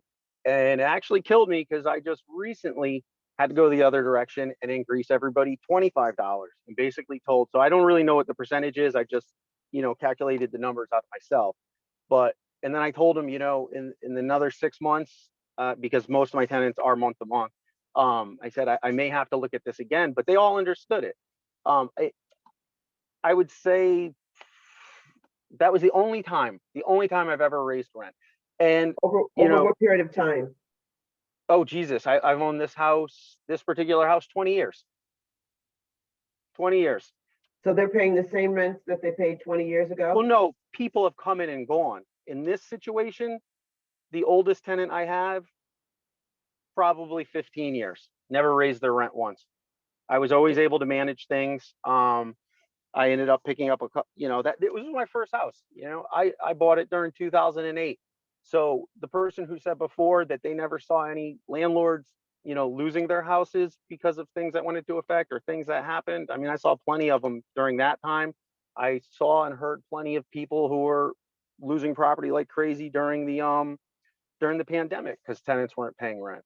Now, can I just say one more thing before I kick it, give Sure. it back?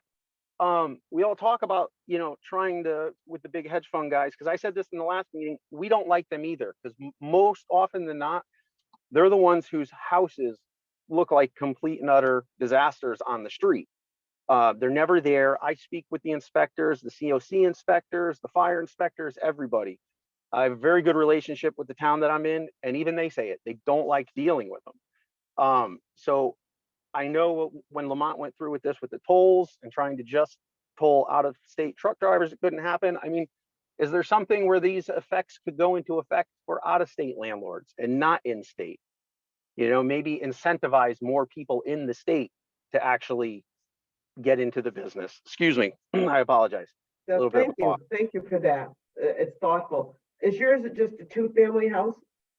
I have 1 4-family and then I have 2 2-families. So I only have 8 units in total. Well, And thank you for being, I want to thank you because you're a good landlord. And so you're what we would call a good actor.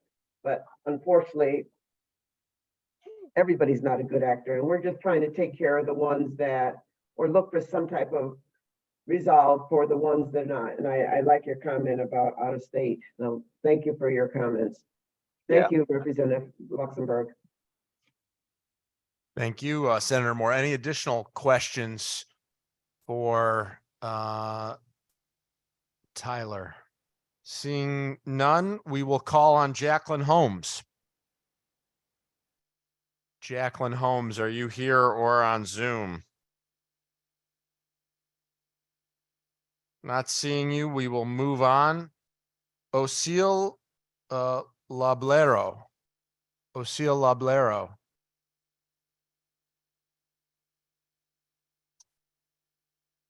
Ocil, are you with us?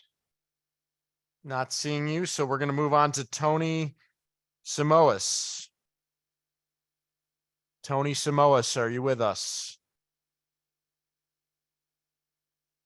Seeing not, we will move on to Adam Waters. I see Adam Waters on Zoom. Adam, you have 3 minutes. Thank you. Welcome to the Housing Committee. Thanks, Representative Luxembourg, Senator Moore, and members of the Housing Committee. My name is Adam Waters. I'm a resident of New Haven and a member of Local 33, the Union for Graduate Workers at Yale. And I'm testifying today in support of the rent cap and in support of HB 6588 with changes to better protect tenants.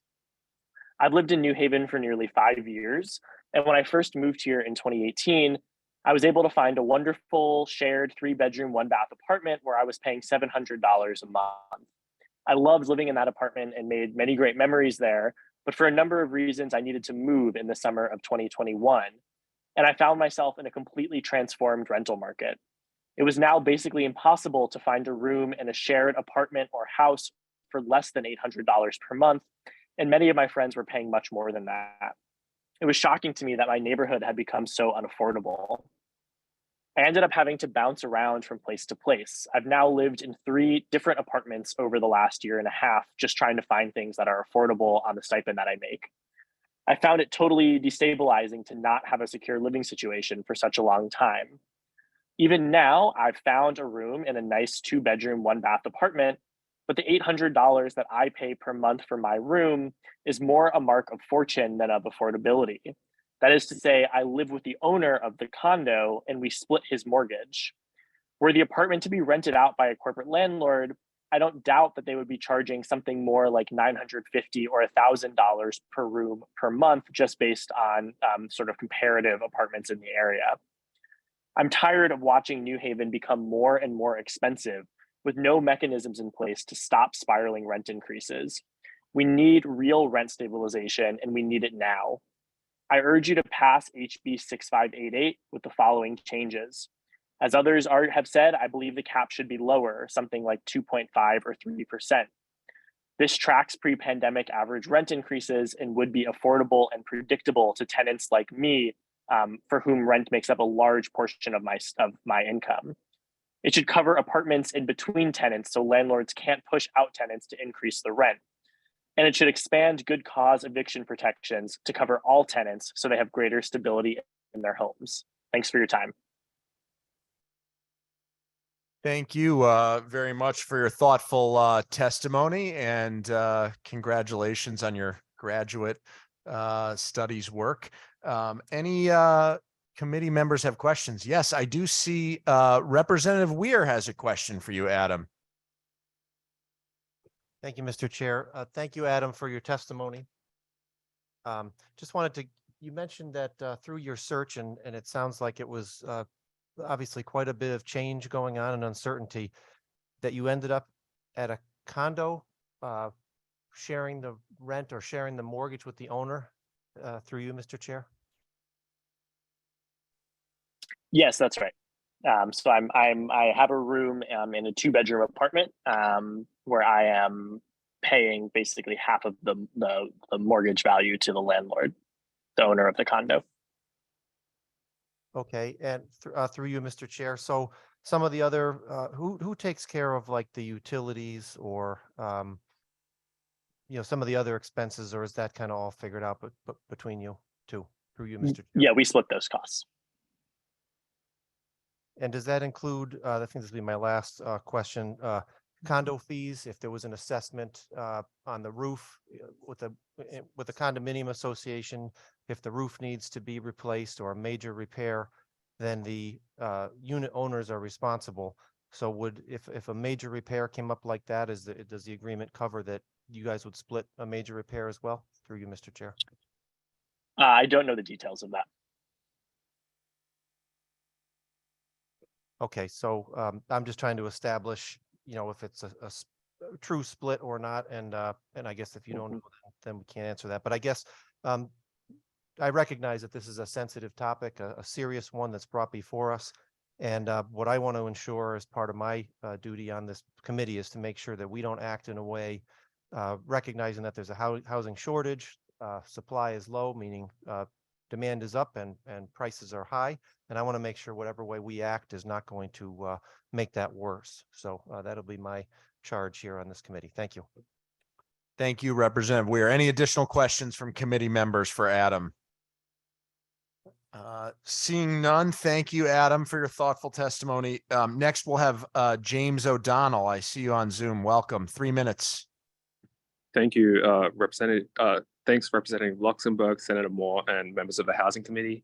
My name is James O'Donnell. I live in New Haven, and I'm testifying in support of a rent cap and in support of HB 6588, and also wish to suggest some changes that I think could improve the bill. When I moved to New Haven from Australia 18 months ago, my partner and I found ourselves paying more for a 1-bedroom apartment than we paid for a 3-bedroom house in Melbourne, a really great city of more than 5 million people. Don't get me wrong, I love New Haven. Because my partner studies full-time, I'm spending more than 65% of my income on rent, relying upon my savings to make ends meet each month. I should note that my rent does not include utilities. This has been a pretty constant source of stress, and it only became more stressful when the friends that I made over the past 18 months have all been getting hit with pretty substantial rent increases, some upwards of 30%, some even higher than that. When my lease was coming up for renewal, I was very worried that I would be hit with something like this after such a big move away from friends, family, career, familiarity. Stability in housing has been like really essential to me feeling at home in the States. So moving would have been super destabilizing. Luckily for me, my rent increased by an amount I could manage, but if my landlord had pursued the maximum rent increase allowable by this bill of inflation plus 4%, it would not have been manageable for me. For me, I recognize that this is a temporary situation. When my partner graduates and enters the workforce, our combined incomes will make our rent relatively more affordable, but not everyone is so fortunate. Not everyone is in a relationship with someone else or living with someone.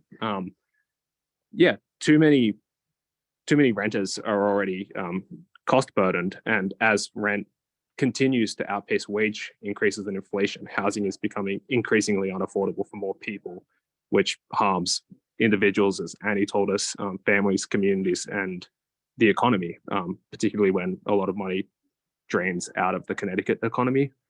So it's for these reasons that I strongly support a rent cap, and I would suggest the following changes. I think the cap should be lower. I think if the intent of the bill is to make housing more affordable, it should probably be linked to inflation at maximum, probably increases in the annual minimum wage so that it doesn't become more unaffordable for the people earning the least. I also think looking to historic averages in rent increases is a reasonable proxy for what could be reasonable going forward. I think that's where the 2.5% number came forward. It seemed the housing market did not implode during that time. I think the cap should cover apartments in between tenants so that landlords don't have an incentive to evict tenants and then raise the rent. Similarly, the bill should include good cause evictions protections to cover all tenants. And I also think any exemption to a cap on rent increases for new construction should be conditional upon meeting other public policy goals, such as decarbonization or things like that. Thank you for your time. I'm happy to take any questions. Thank you, Mr. O'Donnell. Any questions for Mr. O'Donnell from members of the committee? Seeing none, thank you very much for your patience and thoughtful testimony. We will move on to the next participant, Lauren Tagliatella. Hello.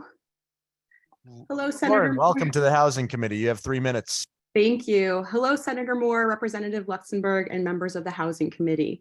My name is Lauren Tagliatella, and I'm the Chief Community Officer of Franklin Communities. Franklin Communities is a family-owned business, and I'm the 4th generation. Our construction company, Franklin Construction, was started in 1917, and we have been in the multifamily industry since 1969. Our business built, owns, and manages over 1,200 apartment homes in New Haven County. In addition to this role, I'm currently serving as a co-chair in the Government Relations Committee for the Connecticut Apartment Association. CTAA represents over 50,000 quality, professionally managed apartment homes. I'm speaking today to oppose HB 6588. This bill implements a 4% rent cap on housing providers. Rents, of course, are set by the market. Rent caps are never the answer to the affordability problem, and economists on both sides of the aisle agree. We have an apartment supply problem, and developers want to be part of the affordability solution. Here are a few things that we need.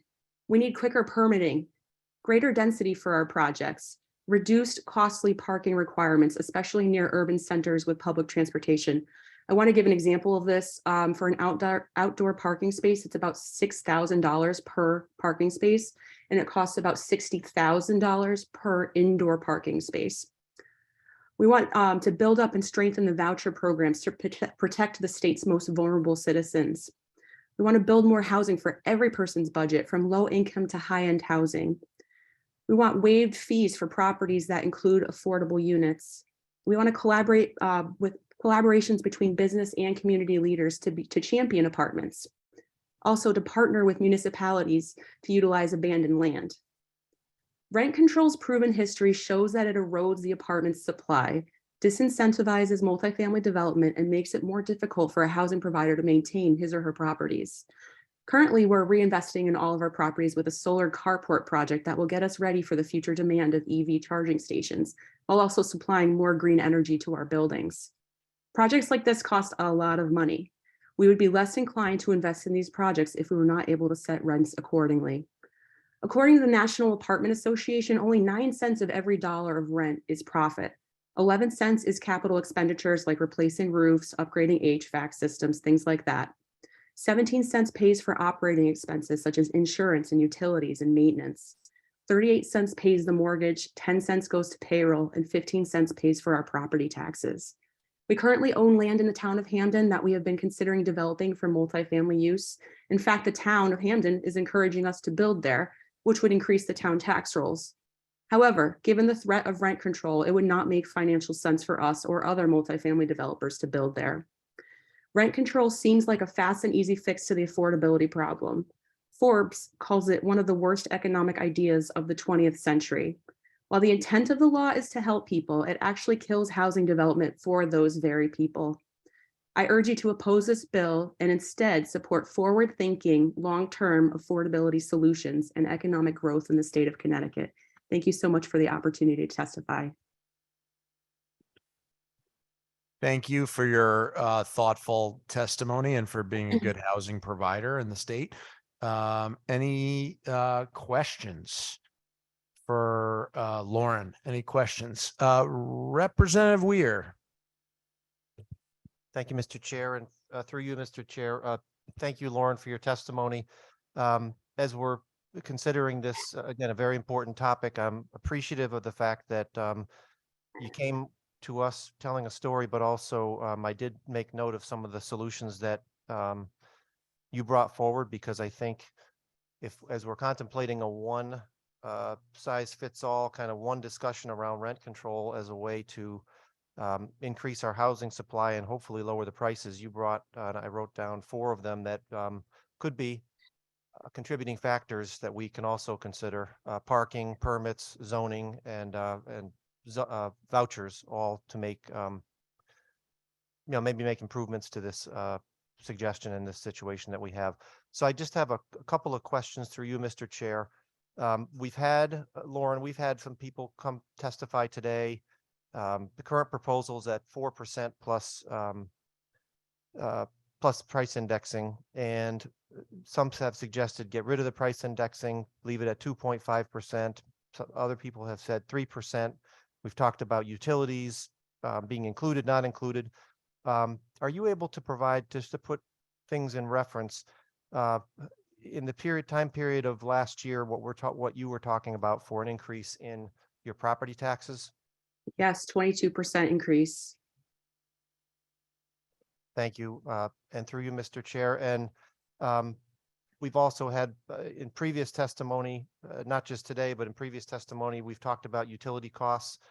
What are you seeing for your utility costs increase during this period of time? We're seeing a 60% increase in utilities. We actually provide several utilities for our residents. So about, I want to say 95% of our properties include heat, hot water, and air conditioning. And some of our buildings actually also include gas cooking. Okay, thank you. So if those are included, then that obviously that's something that you eat if the numbers go up. And then my final question, insurance, because I run a small business, I've seen some increases. What's been your percentage increase of building insurance? For insuring our buildings, it's gone up 32% since last year. Thank you, Lauren. I have no further questions, and thank you, Mr. Chair. Any additional questions? Oh, I see Senator Moore. Thank you, Representative Luxembourg. Through you. Thank you, Lauren, for that information that you provided. Very helpful. So yours are larger buildings. What's the average of a building? How many units in a building for you?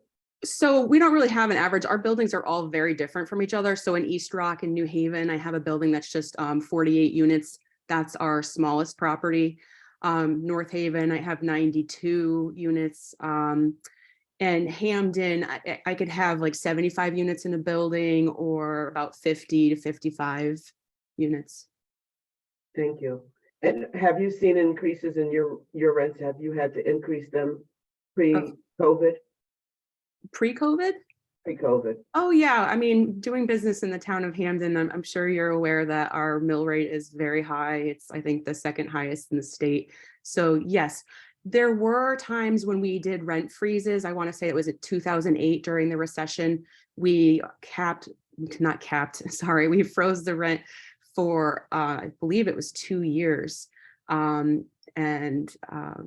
wanted to keep the people that were there. Unfortunately, we're not in a situation anymore where we could do things like that because, while we are asked about taxes and utilities and building insurance, my maintenance repairs are up 19%. My fuel for our fleet, we have vehicles for our employees to get from one property to the next. The fuel has gone up 32%. Our trash pickups have gone up 10% since the past year. Payroll's gone up 12%.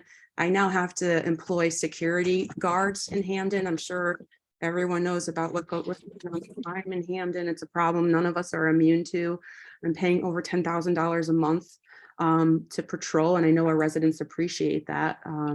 Not everyone does it, but we want to tackle problems for our residents. I know we're hearing about a lot of bad actors, but I don't consider us to be part of that or anyone part of Connecticut Apartment Association. We're all professionally managed. We keep our properties maintained, and that it costs a lot of money to maintain a property in this day and age. But have you had to, since COVID, I asked you about pre-COVID, have you had to do an increase since COVID? Yes. And do you have an average? It varies. So like there's a seasonality to apartments. So it's all going to depend. So out of 1,200 apartments, if I just have 5 vacancies out of 1,200, then yeah, it's going to be at a higher rate than if I had 30.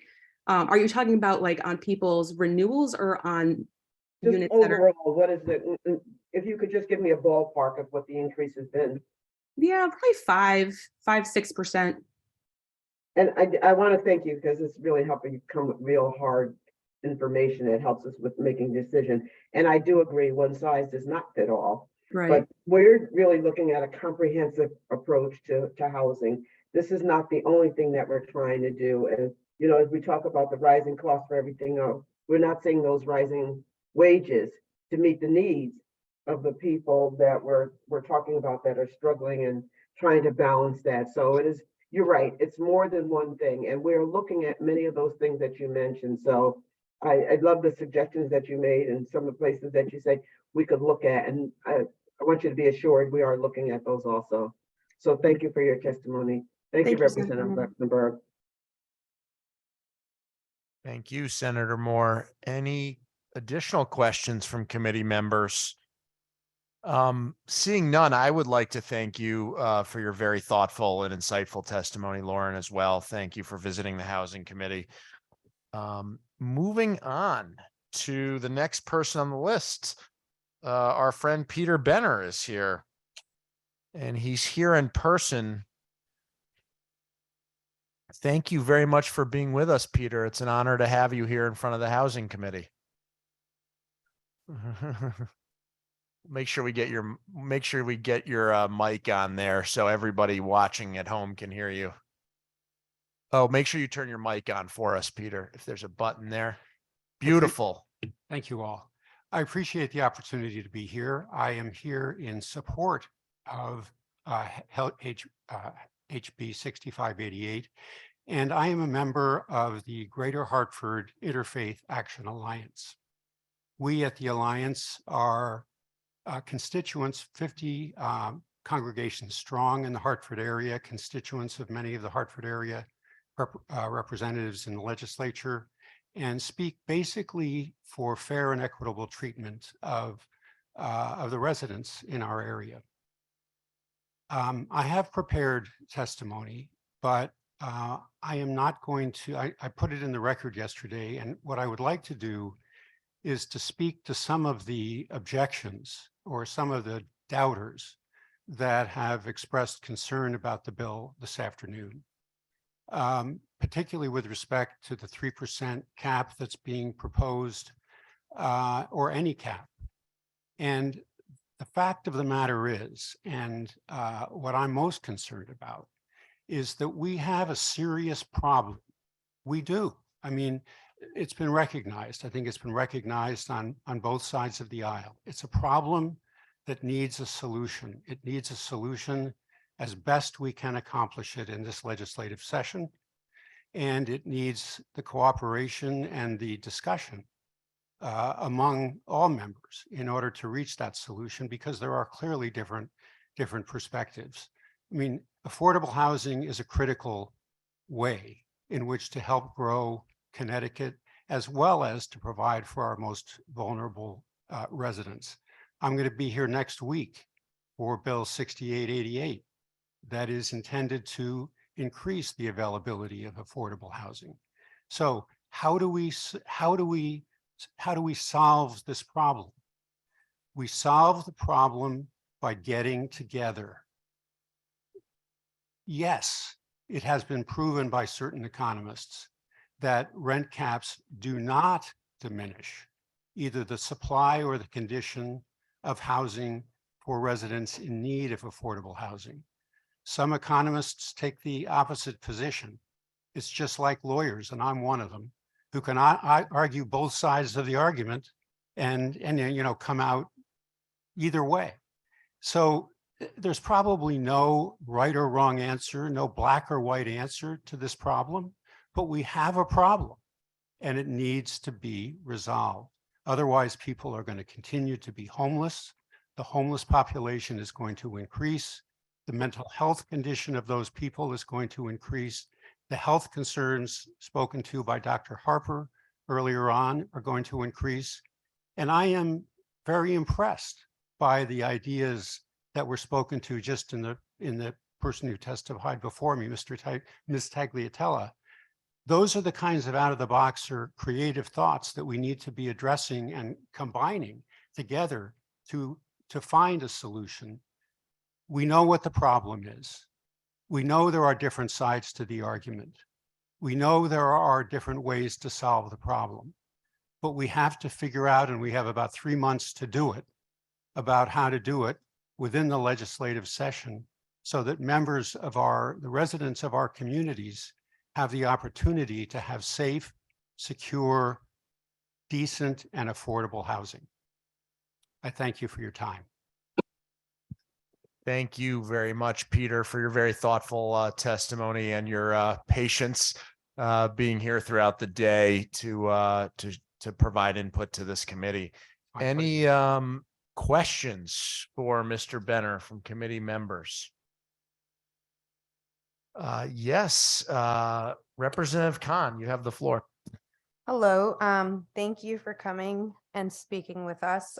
So I know that you said that you're here and you are a part of GIA. So I just wanted to ask, just so we all know, in terms of the organizations that are a part of GIA, can you just elaborate on like where in Connecticut they are? Are they just, certain towns?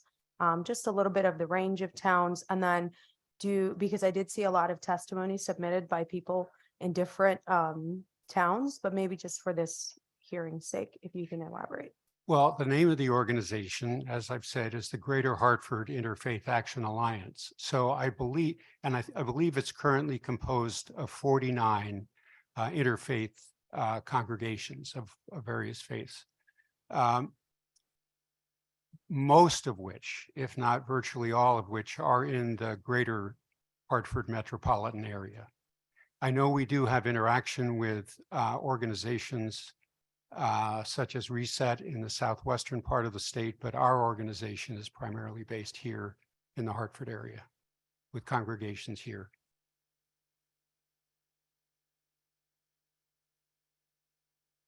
Any additional questions from committee members? Seeing none, thank you for your advocacy. At this point, I would like to hand the chairing of this meeting over to my co-chair, Senator Moore, who will be leading us moving forward. And Senator Moore, I have Chelsea next on the list. You want to call on Chelsea Connery? Thank you, Reverend Luxembourg, for chairing this, getting us off to a great start. Thank you so much. Chelsea Connery. Hi, Chelsea. I see you. Hi, good afternoon, Senator Moore and the Housing Committee. Thank you. I have a personal story of being pushed out of my home in New Haven, where I lived for nearly 7 years, by a new corporate landlord who was aiming to almost double my rent. During that same, painful personal experience, I was also working as a legal intern supporting eviction defense. I could maybe circle back to those lived experiences, but like Peter, I'm going to redirect some of my time to attend to some of the questions that have come up. The housing crisis we've found ourselves in requires a multiplicity of solutions that address both short and long-term needs. While we need to build more affordable housing, we know that can take years. I and over half of Connecticut renters are cost burdened right now. And a rent cap provides immediate relief to us as renters and also ensures that the housing that we build today remains affordable tomorrow. Also, the most rigorous studies of modern rent caps show that they do not negatively impact new construction nor property maintenance. That's one of the almost the only consistent findings across studies. We chose, advocates have been pushing for a 2.5 to 3% increase because it's in line with previous years' inflation and rent increases pre-pandemic. Annual inflation since 2000 has been below 2.5% and in line with that, increases in median rent in Connecticut over the 2010s, including just prior to the pandemic, averaged 2.1%. I'm glad to hear the landlords, Tyler and Lauren, share effectively that a 2.5 to 3% rent cap wouldn't impact them or the quality of their housing, given that particularly Tyler was able to maintain his business without rent increases for several years. Rent caps are a viable front-end solution that would have helped me and many others in my community remain in our homes and would give us peace of mind moving forward. It's also worth noting that the arguments that I touched on here, which I expand on in my written testimony, are not only based on my personal lived experiences, but are truly backed up by empirical research that is not funded by lobbies for real estate investors and landlords. Again, examples of those citations are found in my written testimony. The dramatic claims made by opposition are unnuanced arguments that are not borne out by well-conducted research. It's really hard to believe that the opposition is engaging with this legislation in good faith.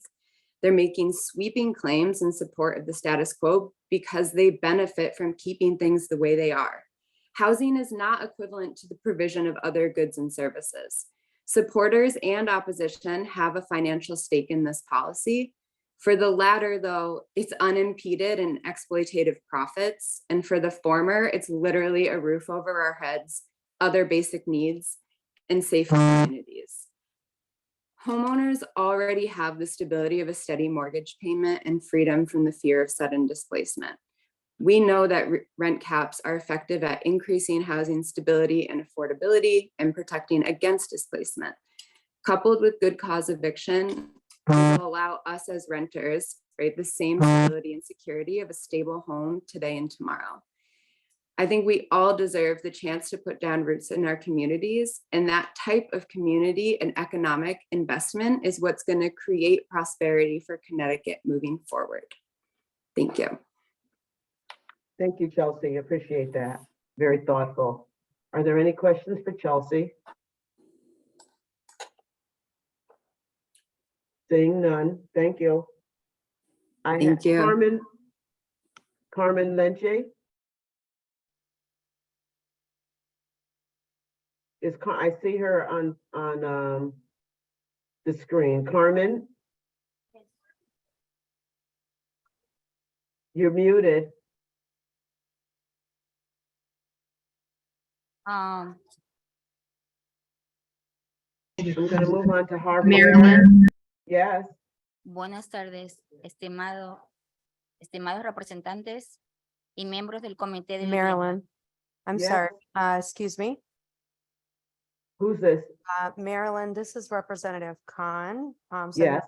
We have a disturbance. We are asking to have a 5-minute recess until we Okay. get maybe some We'll assistance. take a 5-minute recess then. Okay. You'll I let me know, apologize. Representative Khan, let me know. Yes, yes. Thank you.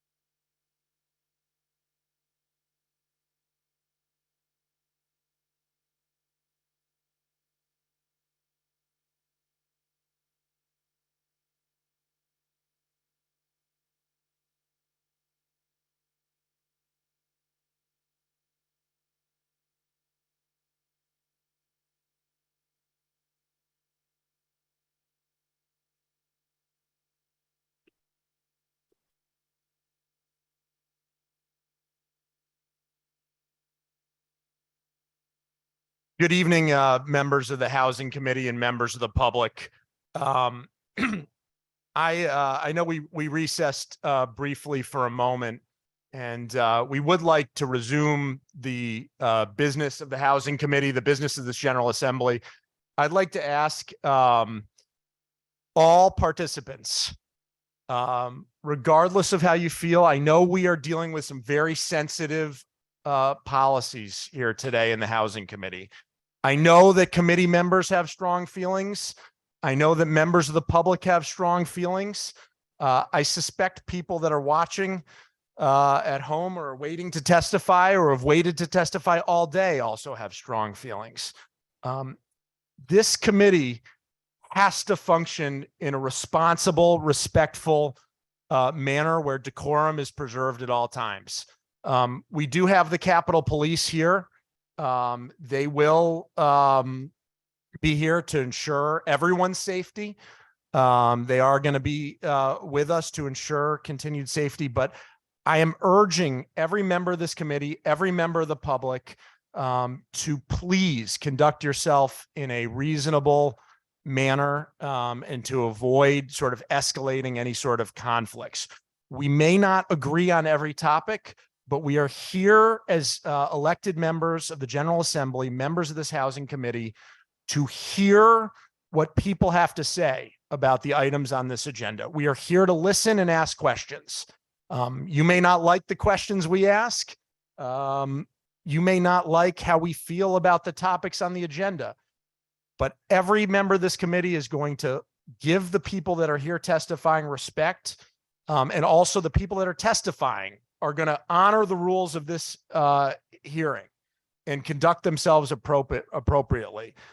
If folks proceed in an unruly manner or are disrupting the meeting or violating our rules or interrupting other members of the public that are here to testify, that will not be tolerated by this Housing Committee. So with that, I do not want the business of our work here and the business of the public to continue to be disrupted. And as such, we will proceed forward. I will now turn the meeting back over to Senator Moore. Senator Moore, thank you for your patience and for chairing this meeting. Thank you, Representative. So I was looking for Carmen Lenche. She is here and she's ready to testify in person, Senator Moore. Thank you. Estimado representante Luxemburg, senador Moore y miembros del Comité de Vivienda. Mi nombre es Carmen Lanche, soy residente de Norwalk y soy la directora de la organización Comunidades Sin Fronteras. Esteemed members of the committee, Representative Luxemburg and others, my name is Carmen Lenche and I am a resident of Norwalk and I am director of Comunidades Sin Fronteras.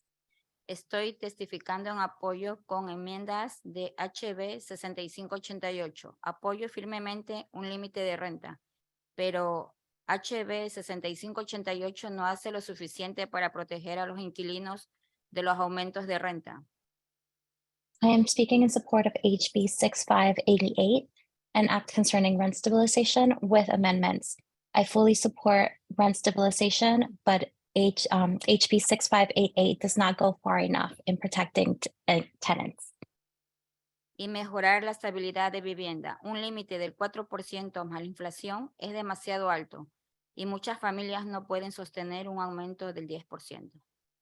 A 4% cap plus inflation is too high and many families cannot afford a 10% increase. Como directora de una organización sin ánimos de lucro a diario, vemos personas acudir a nosotros con problemas de desalojo de su vivienda. As director of a nonprofit organization, daily we see people come to us who are afraid of losing their homes. Porque el dueño les está subiendo el alquiler y los inquilinos no pueden pagar esas cantidades excesivas al propietario. Because the owners are raising the rents and tenants cannot afford the increases and are not able to pay this to their landlord. Tenemos casos de personas que han vivido en ese lugar por 15, 10 años, hasta 20 años, y los propietarios de un día para otro le suben de $1,200 hasta $1,800 o $2,000 por un departamento de 2 habitaciones. We've seen situations in which families have been there for 10, 15, 20 years, and then from one day to the next, landlords are raising the rent from $1,200 to $1,800 or higher for a 2-bedroom apartment. Por eso hoy estoy abogando por que el límite debe ser más bajo del 2.5% al 3%. Esto corresponde a los aumentos promedios de renta antes de la pandemia y sería asequible y predecible para los inquilinos. That's why I am here advocating for a 2.5% to 3% increase instead, which is in accordance to what the limits were before the pandemic and which would be affordable and predictable for tenants. Debe cubrir los apartamentos entre inquilinos para que los propietarios no puedan expulsar a los inquilinos para aumentar la renta. It should cover tenants so that tenants cannot be evicted for failure to pay the rent if they cannot afford it. Hemos escuchado que hay inflación. Sí hay inflación, pero el sueldo, ¿cuánto ha subido? $1 al año con respecto a lo que estamos pagando de renta. We've heard that there is inflation, yes, but how much have salaries gone up? Pay has gone up $1 or $2 for people who are paying these higher rents. Si los sueldos no suben de acuerdo a la inflación, ¿por qué el alquiler tiene que subir un 10% anual? If wages aren't keeping up with rent, why should it be increased 10% annually? Tiene que ser el valor al PIB que está. Entonces, ustedes pueden hacer que las familias no sean desalojadas, que los niños no tengan ansiedad, que los niños no sufran emocionalmente, porque cuando cambian de ciudad, cambian de doctor, cambian That's de 3 amigos. minutes. If you could start to wrap it up, please. Esos son 3 minutos, o sea que hay que resumir. The value has to be maintained even. You have the power to keep children in their homes, to keep families from being evicted, to keep children from anxiety and suffering. When they have to move, they have to change schools, they have to change doctors. Los niños son el futuro del mañana. ¿Qué le vamos a dejar si no apoyan a la juventud, a los niños, a las familias trabajadoras? Por eso estoy aquí. No es difícil, yo sé, para ustedes, pero imposible no es. Apoyen. Children are the future, and what are we leaving them? I know that this is hard for you, but it's not impossible. So please support. Gracias. Thank you. Thank you. Are there any questions for Ms. Connery? I'm sorry, for Ms. Funche? Seeing none, thank you. I'll move on to Javier Gonzalez.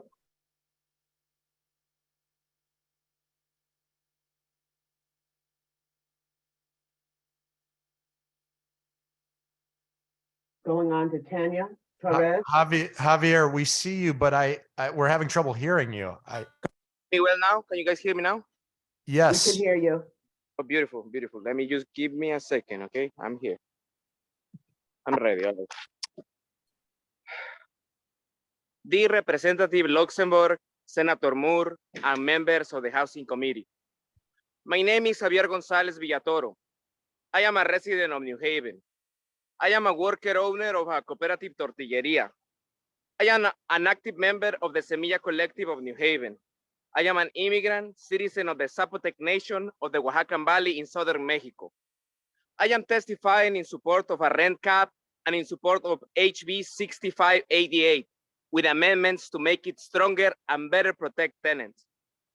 I am aware there is a housing crisis in our hands. The gentrification in our neighborhoods, working families' neighborhoods, is rampant.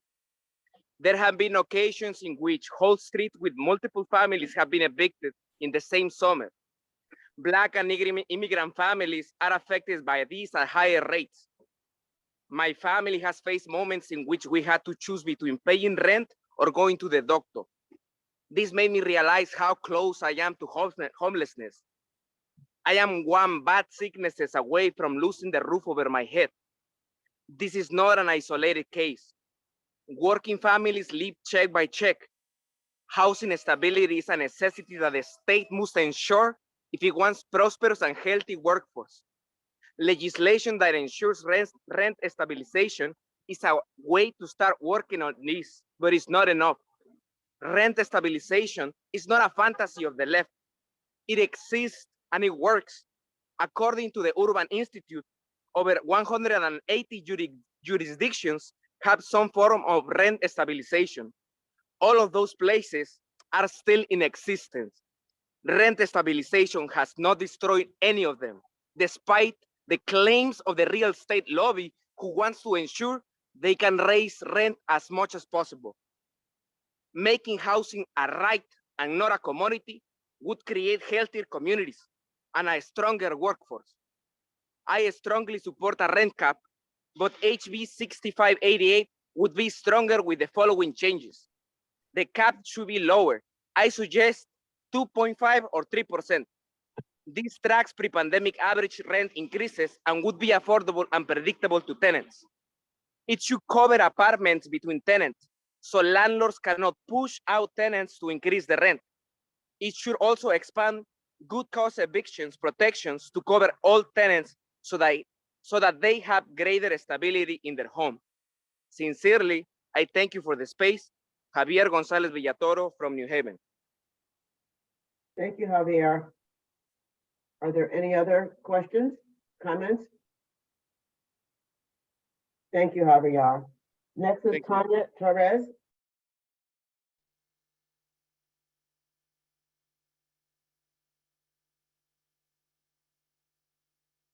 Molly Harris.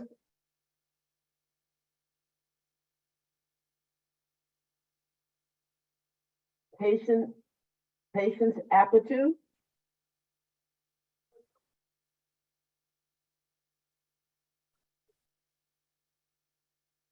Jonathan Gonzalez Cruz.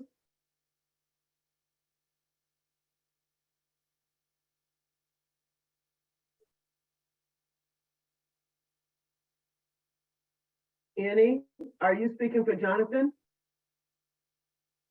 No, I'm Ann Schwartz, number 32. Okay, not quite there yet. Brian Smith.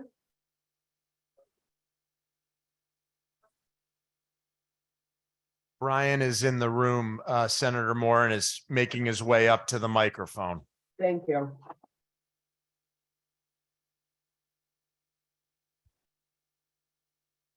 Good afternoon. Good afternoon. I need to cross off the good morning. Just joking. I became interested in tenants issues as a resident of the Windsor Housing Authority.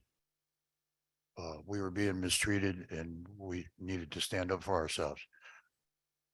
I'm not some pioneering genius, but tenants unions that come into vogue at this time, just chronologically, I believe I started the first successful one and was elected chairman by my fellow tenants. After this time, I sometimes encourage others whose tenants union is in their infancy. Particularly in Hartford, I've spoken a few times, met some of the residents, and I've seen their problems. I'm sure there are many good small landlords that do their job and do it well. The problems that I'm noticing are exorbitant rent increases by out-of-state mega landlords who are basically being run as a hedge fund. They're not true landlords.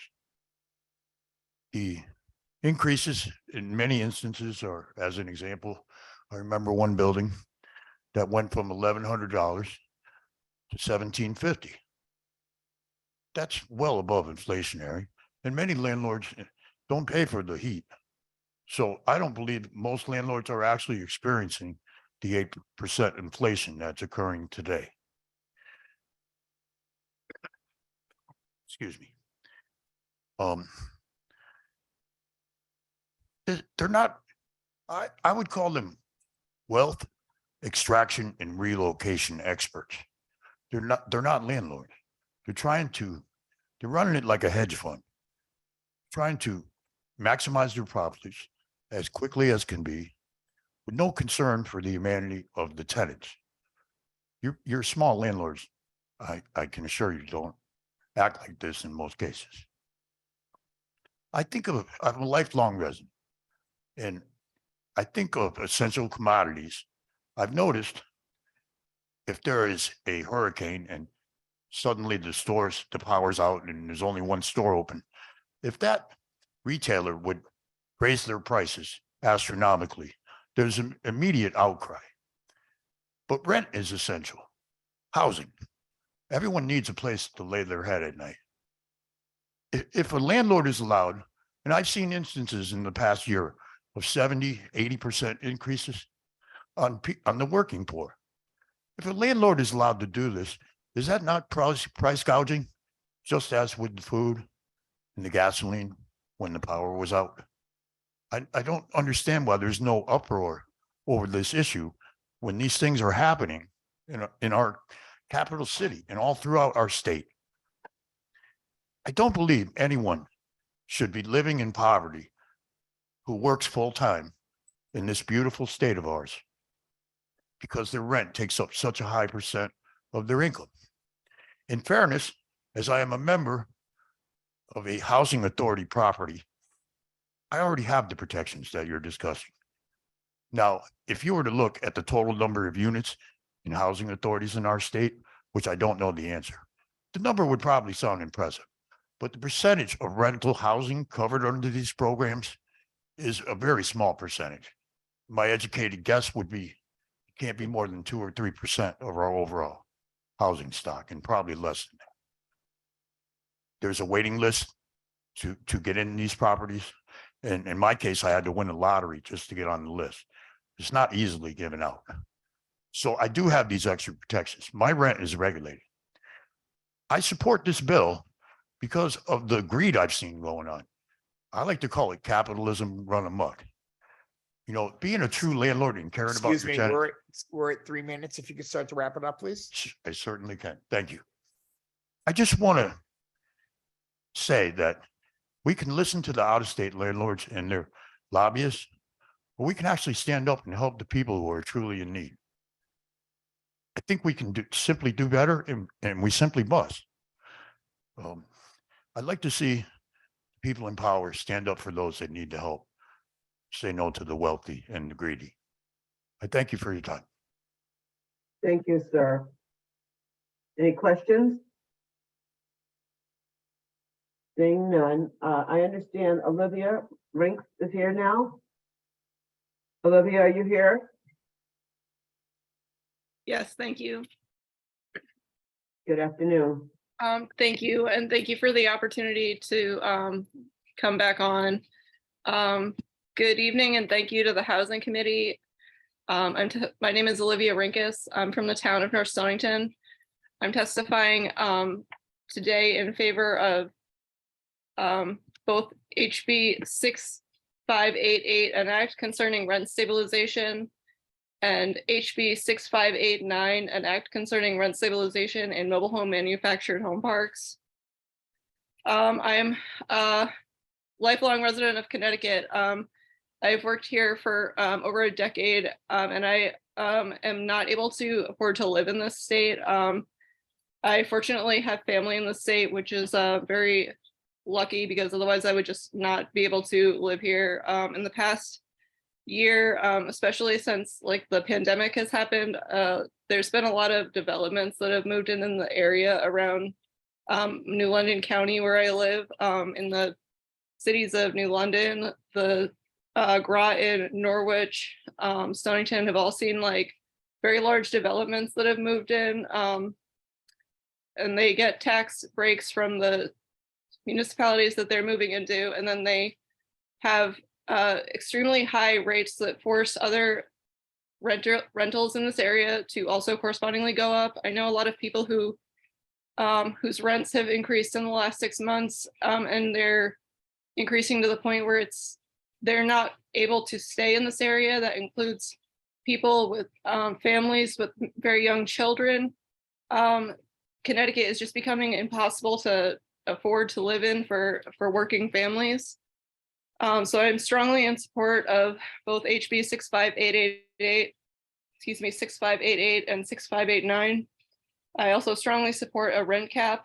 I also suggest the following changes be made. The caps, I believe, should be lower. They're currently at 4%. I think they should be 2.5 or 3%. I also believe that rent stabilization B should expand to cover good cause protection, good cause eviction protections, and that it should also cover apartments in between tenants.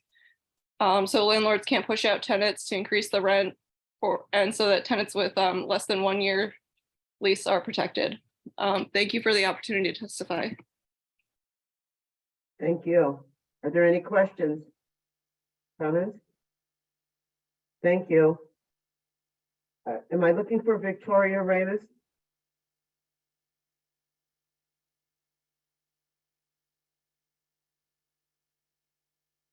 Is Victoria here? Yes, I'm right here. Hi, Victoria. Hello. My name is Victoria Ramos. I am a member of Hartford Tenant Union in Maidville, Connecticut. I am testifying in support of the rent cap and in support of the HB 6588 with changes to better protect tenants. I am one of the many residents hurt financially by the rent increase.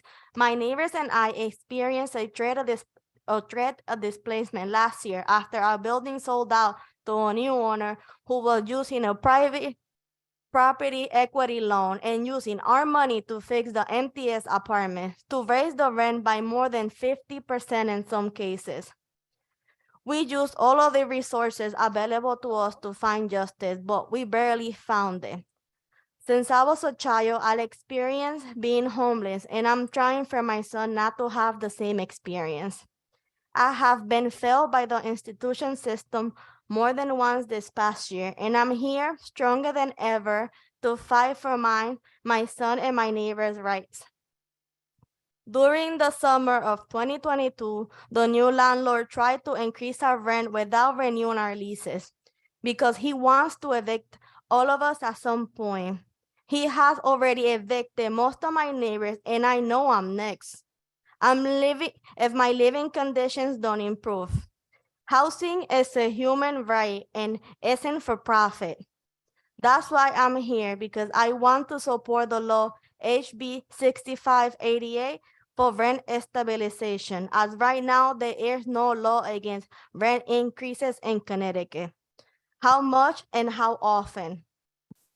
During 2022, 75% of the eviction notices were lapse of time, and the people who benefited from this were the slumlords, who increased the rent, taking advantage of the lack of law in Connecticut.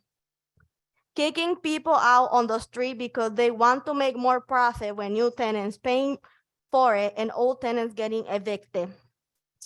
I am tired of hearing the same old excuses for everything.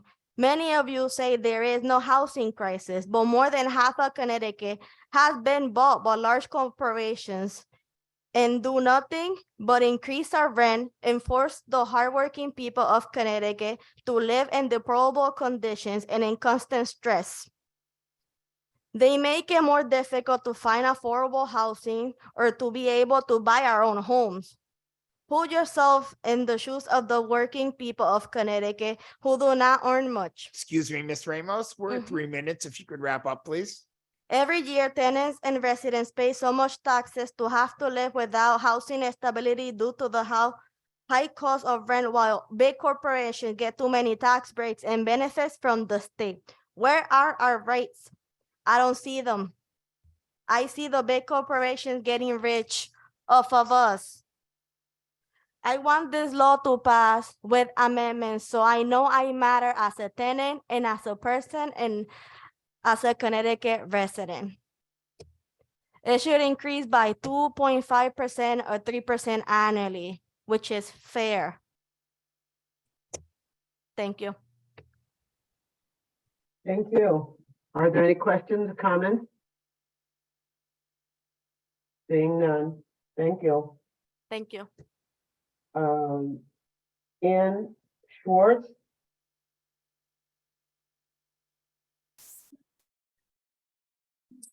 Hi, Ann.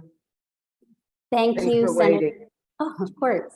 Thank you, Senator Moore. Thank you, Representative Luxembourg, members of the Housing Committee. My name is Ann Schwartz. I am a resident of New Haven and a proud member of Unite Here Local 34.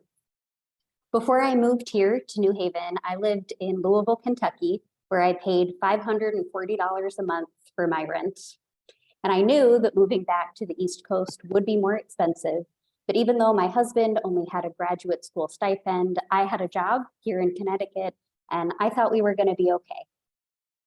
But 2 weeks into my first job here, I started having seizures and I could no longer drive, and I had to leave my job.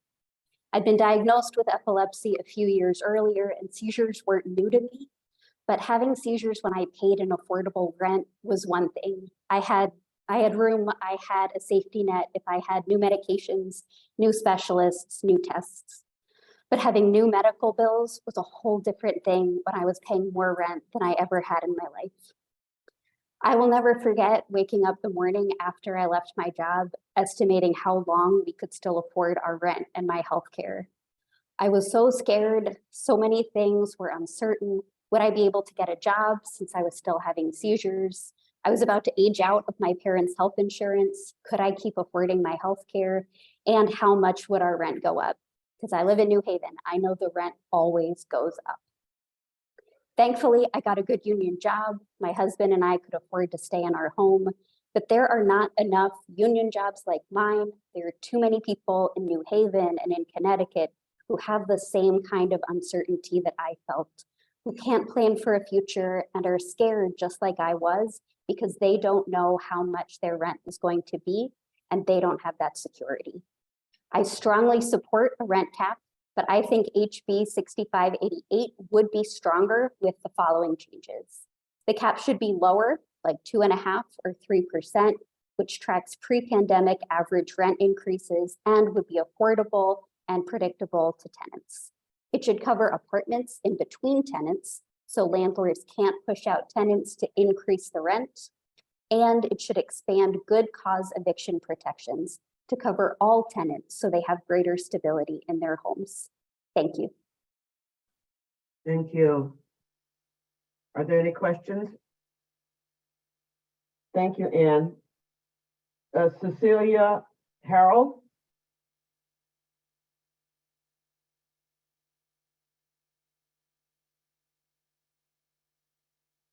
Robert Jackson?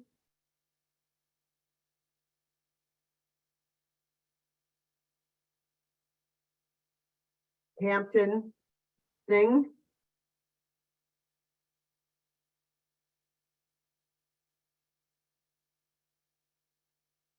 Patrick Thompson?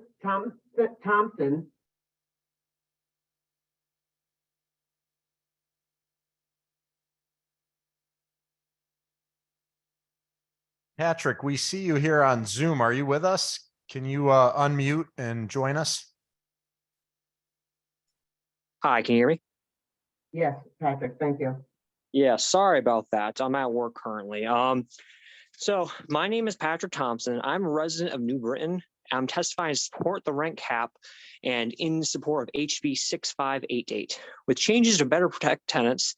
I'm 22 and I moved into my first apartment last year. And as a young renter, I live in fear in the current renters market. Even with a roommate, I still spend over a quarter of my monthly income on rent, and my roommate spends well over a third, and our situation is not unique. Most of my friends cannot get an apartment. They're not able to. More than half of CT renters are cost burdened, meaning they spend more than 30% of their gross income on rent.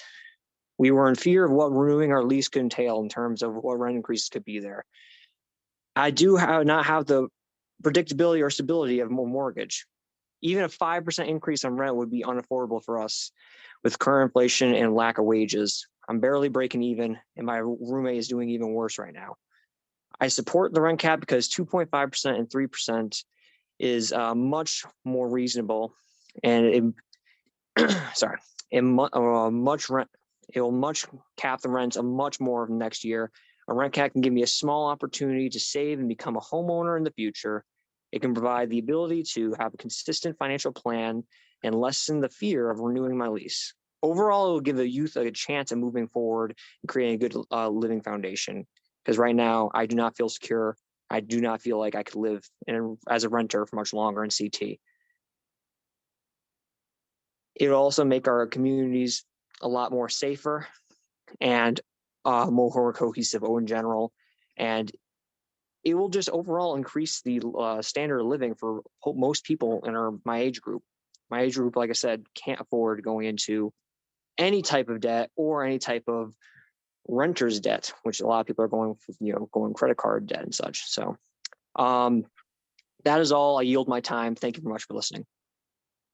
Thank you, Patrick. Are there any questions for Patrick?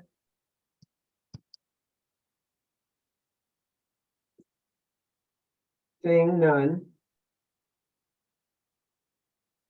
Liz Castle?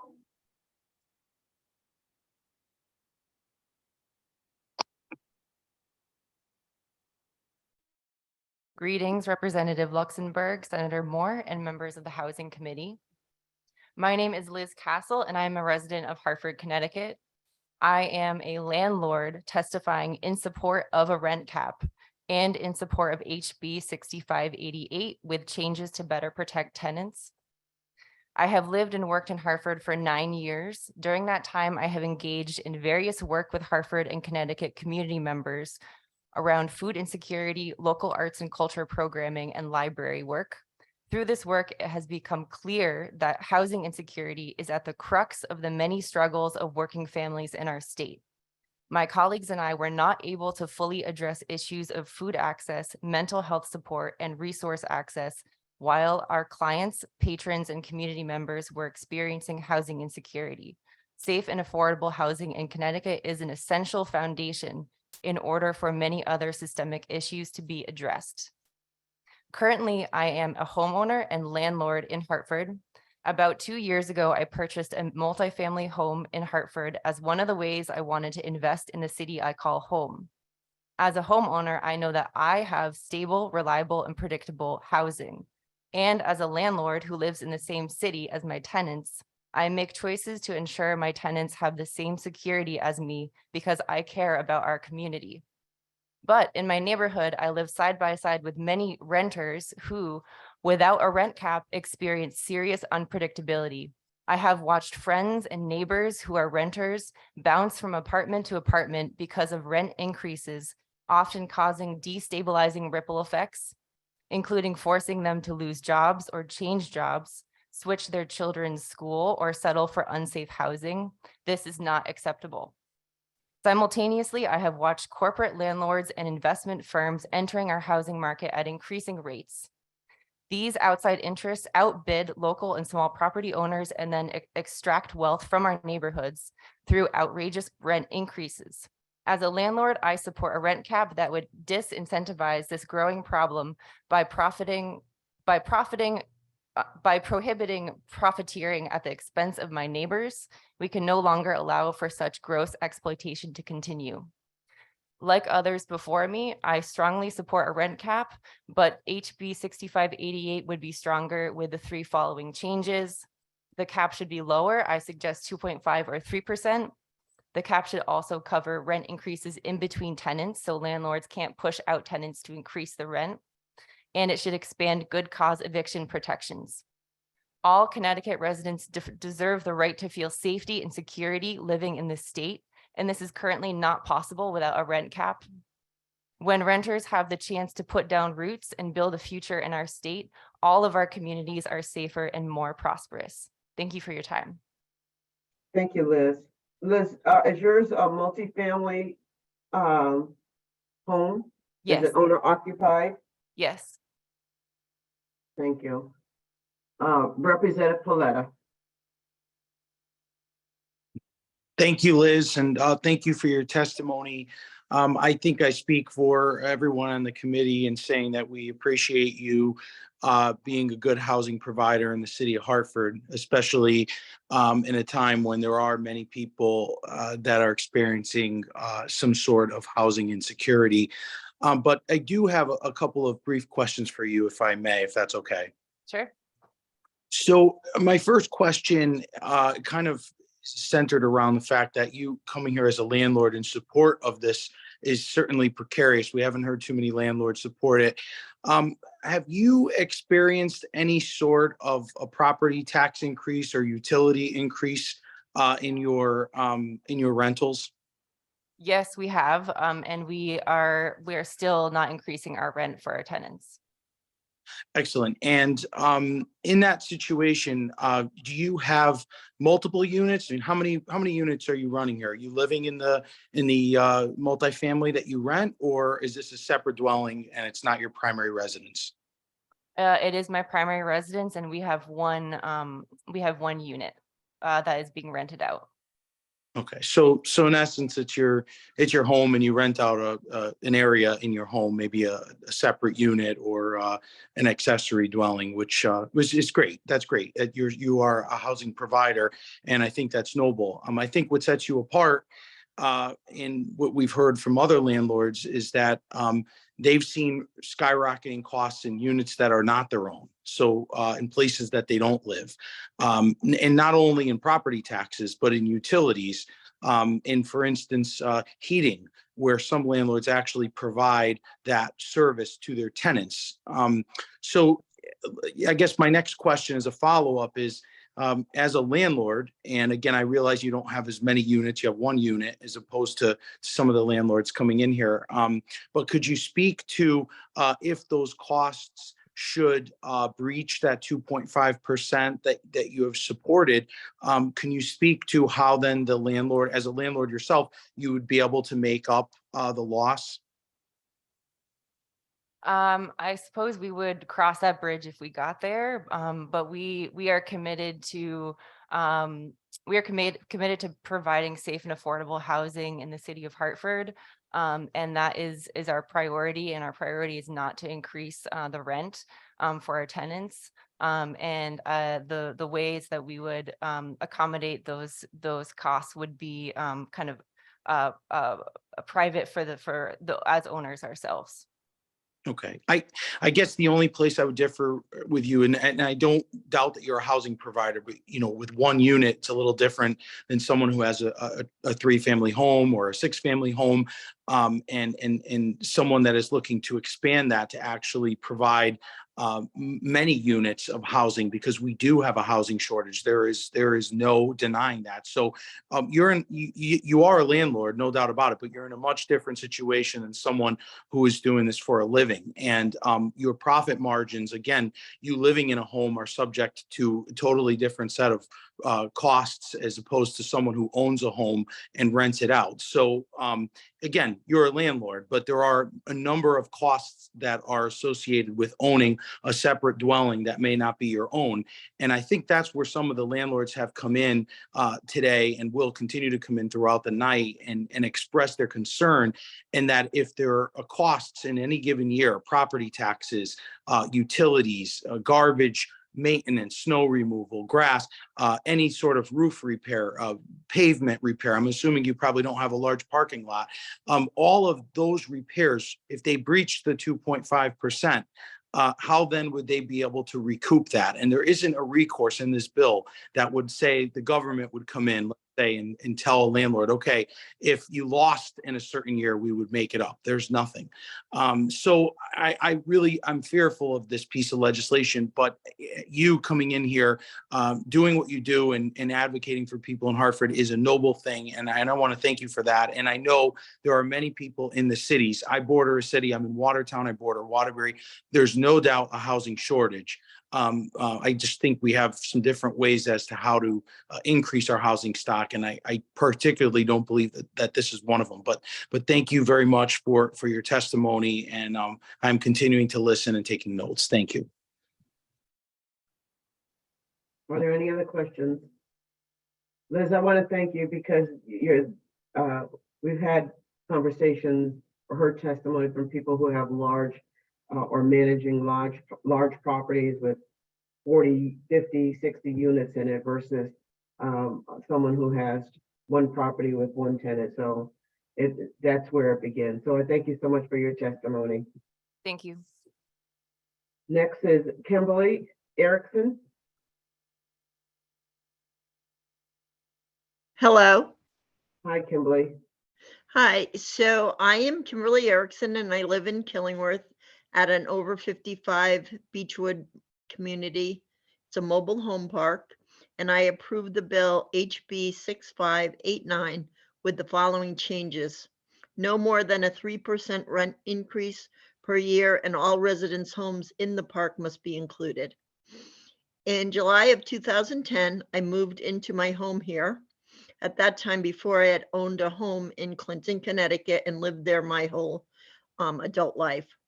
Trying to figure out my future, I spoke with my financial planner. With his advice, I decided it was a good time for me to downsize and move into something more affordable so I could retire in the future.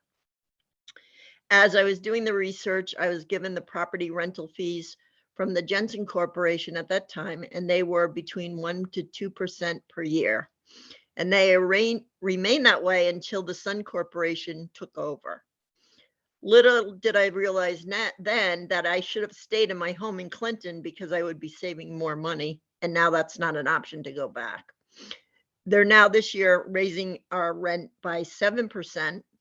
And although they say that we're a mobile home community, we can't take our homes anywhere. There's no place to move. So we're really at their mercy. So now I just feel like they don't care. We had them come speak to us, and Brendan George, the vice president of Sun Corporation, said that we have to realize that they are a corporation and they have to take care of their shareholders. That's really kind of a scary thing to hear as a senior. I lived in Connecticut my whole life. I raised my children here. I've worked my whole life. And now I don't even know if I'll be able to stay here. So I would hope that you could give consideration to those of us in our senior years. Thank you for your consideration. Thank you. Thank you for being patient with us also. Any No questions? problem. I don't see any hands up. Thank you, dear. Thank Next is, you. Flor Galindo.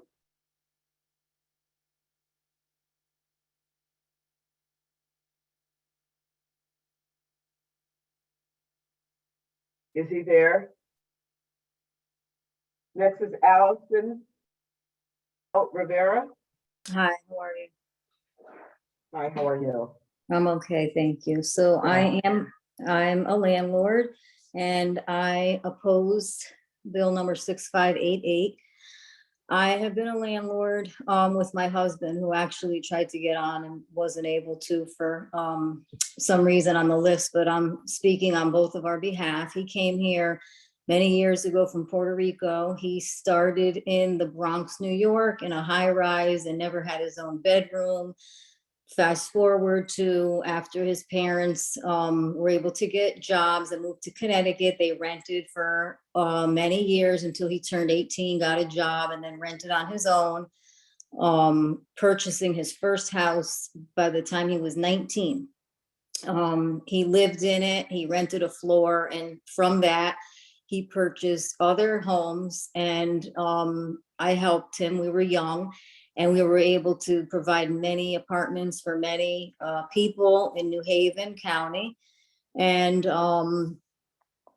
he has since retired from a police department. And this is all we are doing, is renting apartments, and happy to have been able to give them under market before the pandemic. Unfortunately, since the pandemic occurred, we have lost thousands of dollars, including our children's college savings, because the courts, had the moratorium. We were unable to evict, and the Unite CT was not part of the plan, I guess, for them signing and helping us. So I'm here today because I hear a lot of uncertainty and, all these medical issues, and we're all dealing with something. We do not want to raise rents, but we do not believe in the cap because it's more of a control issue rather than an economic issue. Our insurance, and we just have a few houses, but our insurance in one of our houses has doubled. The utility bills have doubled in some of the units that we provide utilities for. And that is obviously not a 2.5, 3%, or even 30% increase of expenses. materials have gone up 30%. We can't even get contractors to come and price things because of just lack of, I don't know, resources. And all these affect us. We are not slumlords. We are good people. We work hard and we are all stressed out. And, you know, the whole world is uncertain right now.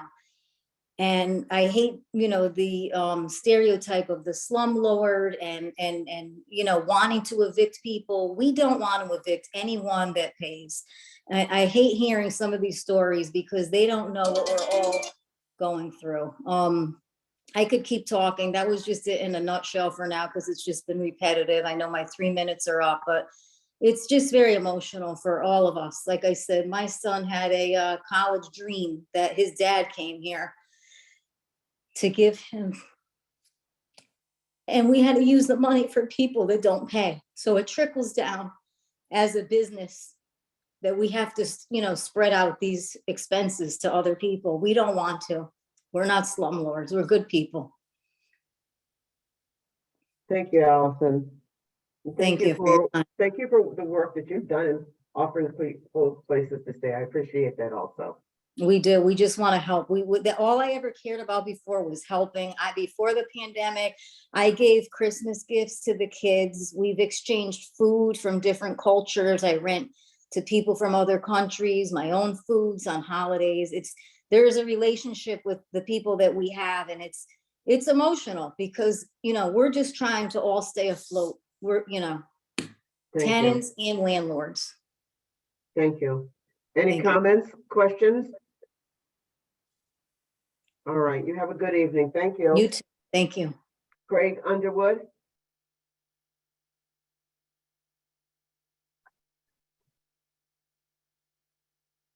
I don't see Craig. Shohel Gillian.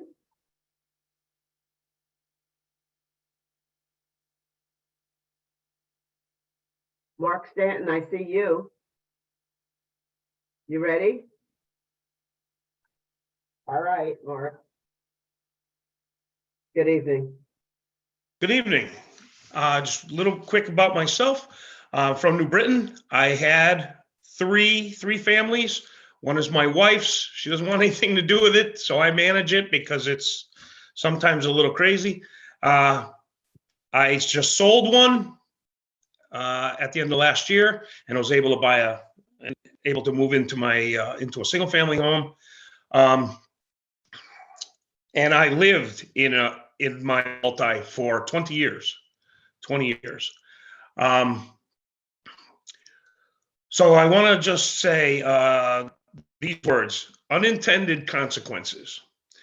In government's efforts to try and do good and keep people in their homes during the pandemic, they stopped evictions, stopped a lot of things of moving people out, and doing evictions. And really, it is really something to pull up to a property you own and have somebody just stand there at the top of their lungs and tell you that there's nothing you can do to them while they stay there for 10 months or a year and not pay. The unintended consequences were a lot of properties, before they went into a default, people threw their hands up and they said, it's time for me to sell. I'm going to sell. Otherwise, it would have possibly put their own personal residence in jeopardy. So they sold. Maybe those were owners that have been owners a long time, and there was a big jump in the price, obviously. And there's no way to turn a profit or even break even at today's market, at today's sale rates. So if the rent hadn't been increased over many, many years, then there would have to be a rent increase. And I think this is what you're hearing. A lot of these stories are that rents have been unchanged since maybe the 80s or 90s. And people are getting these big increases because buildings sold, and there has to be an adjustment in that. Anyway, just being short, because I know there's a lot of people waiting here. If anyone on the committee or anything would like to see what numbers look like for the average 3-family home and it's owner occupied in New Britain, I can show you mortgage, taxes, insurance, and upkeep, and what I get for rent. And let me tell you, it's not breaking the bank. It's not building me a big bank account. So in short, unintended consequences. Let's be aware of what can happen here. People catch cold, and it's not the government's job to wipe every runny nose, to step in and try and wipe every runny nose. So that's all I got to say. Thank you, Mr. Stanton. Any questions? I'm going to call, I think it's Tamara Fugan. And if I mispronounced your name, please just correct it for me.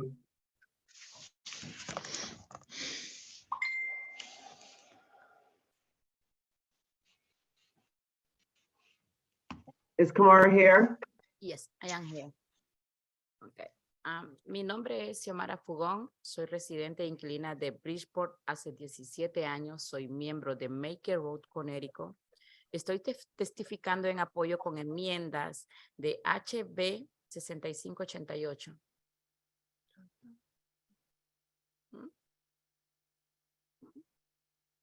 Is there someone in to interpret? Yes, please.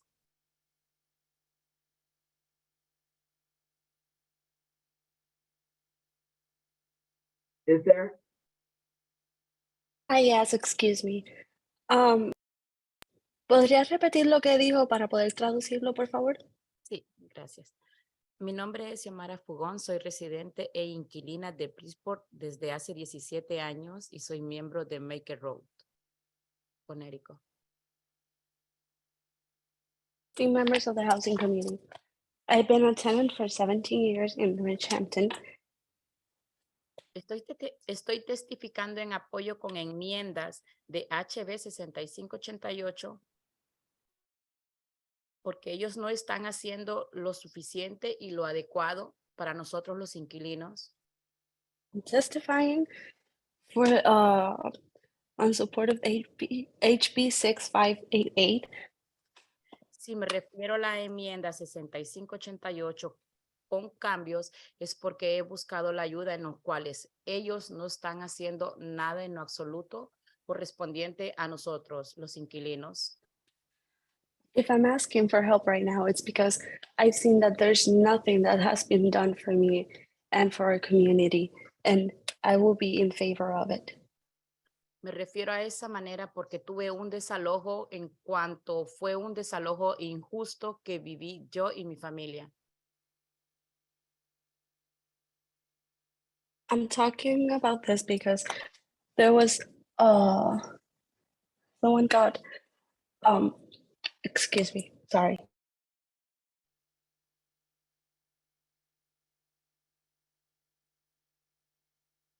It's the connection. I truly apologize.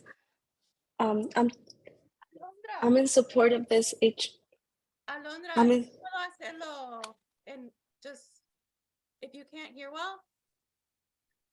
I can barely hear you. I'm really sorry. I'm gonna translate for her, okay? Okay, thank you. I Who's doing the truly translation? Okay. So, si puedes empezar donde no, al principio no. ¿Dónde me quedé? Ajá, Ok, aquí. ok, ¿dónde me quedé? Ok. Fui víctima de un desalojo injustificadamente. Cuando fui a buscar ayuda al 311, mi ayuda fue denegada. I was recently a victim of an eviction and there was no justification for my eviction. When I called 311 to try to get help, I was not met with any sort of help. Por el motivo que estaban muy llenos, tenían muchos desalojos antes que mí. Por esa razón no me podían atender y porque tampoco tenían personal para que me atendieran en español. They already had too many eviction cases before me. They also didn't have anybody who was able to speak in Spanish or act as an interpreter, so they were not able to assist me.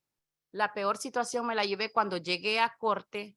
Tampoco había intérprete. Tuve que esperar 2 horas para que una persona me interpretara en español.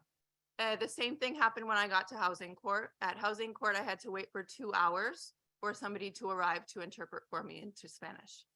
Aún así, no teniendo quien me defendiera, me tuve que defender yo sola llevando mis pruebas antemano y aún así me hicieron firmar un papel donde yo no entendía completamente nada. And I had to defend myself because the resources weren't there for somebody to defend me. And I was able to bring evidence showing that I had been a victim of certain forms of abuse from my landlord. And I had all sorts of proof of what the interactions between us. Me estoy refiriendo esto completamente al decir que realmente están pisoteando nuestros derechos. Soy un ciudadano común que sé que también tengo derechos, que sé que también pago taxes y sé que también tengo derecho a pedir lo que me corresponde en el aspecto de vivir como un ser humano.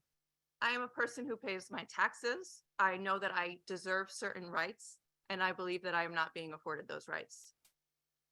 Por una situación como esta, prácticamente yo me quedé viviendo en la calle con mis hijos. Because of this situation, I was practically on the street with my children.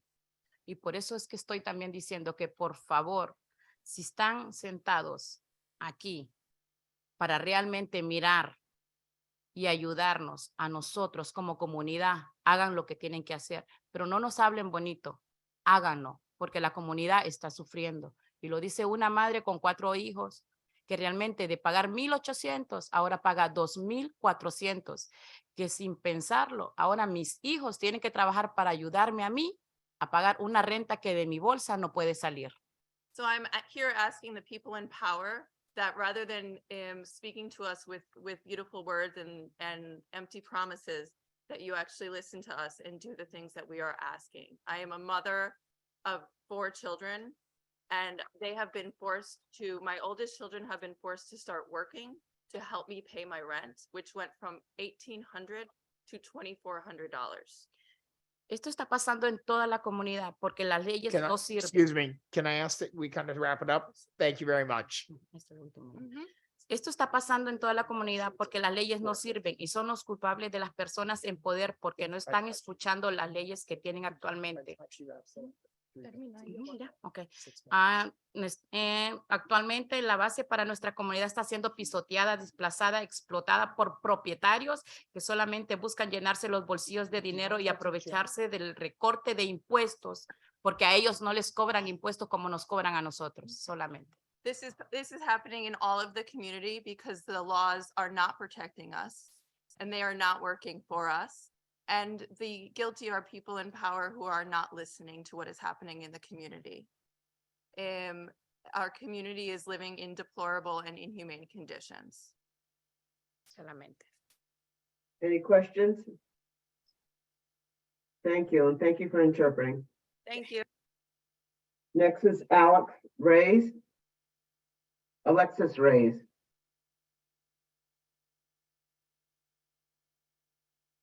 Ron Hurt.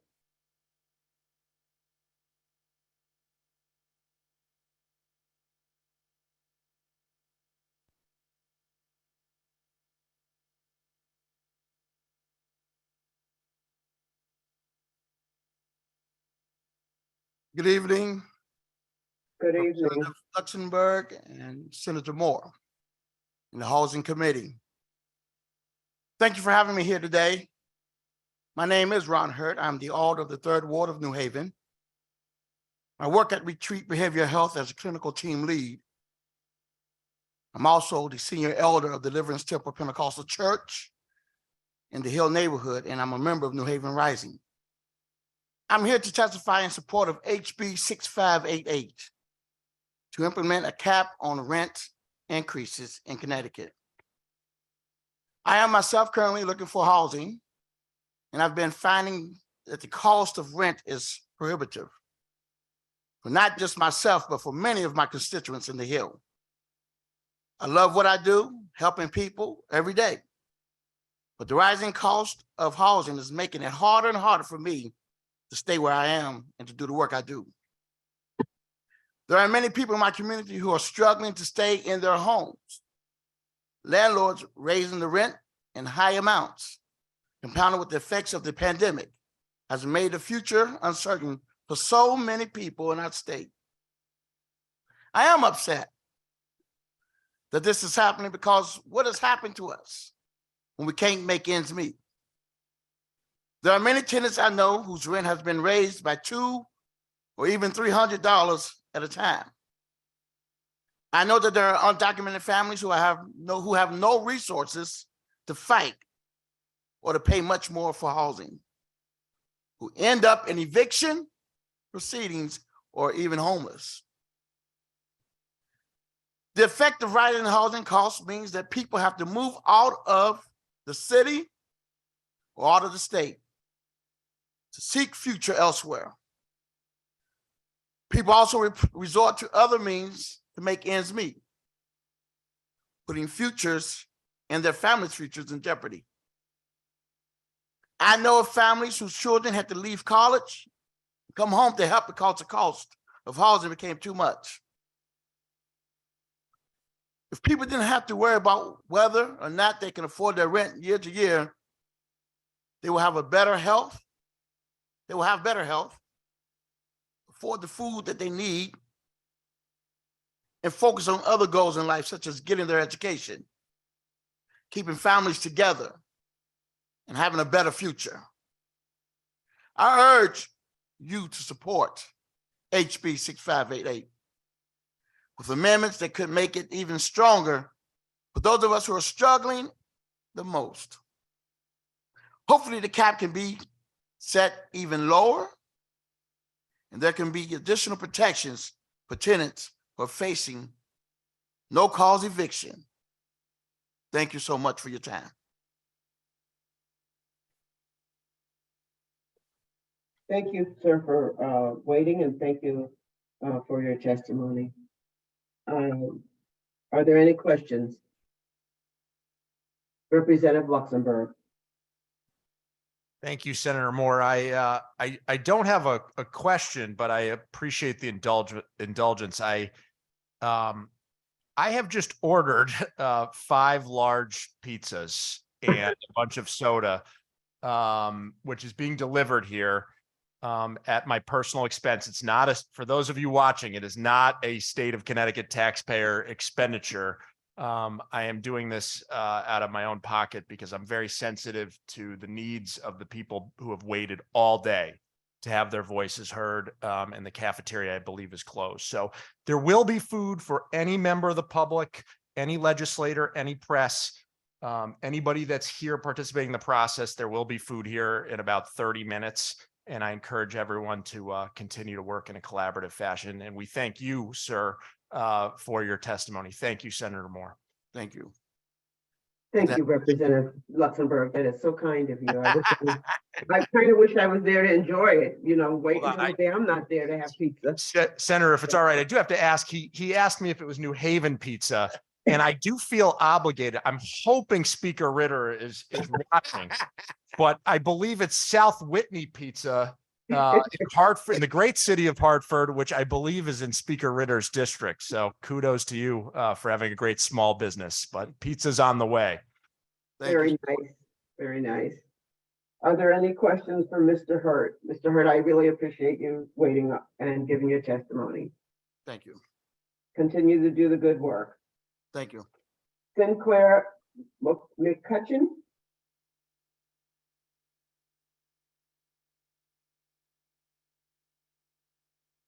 Micah English.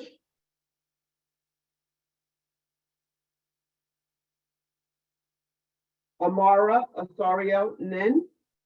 Hi, sorry, I'm here. I had to join as a panelist. My apologies. And you are? Micah English. Hi, Micah. Thank you. Hi, thank you so much. I'd just like to start by saying that my name is Micah and I'm a resident of New Haven and a member of Local 33, the Union for Graduate Student Workers at Yale. And I am testifying in support of a rent cap and in support of HB 6588 with changes to better protect tenants. I've lived in New Haven for almost 3 years now.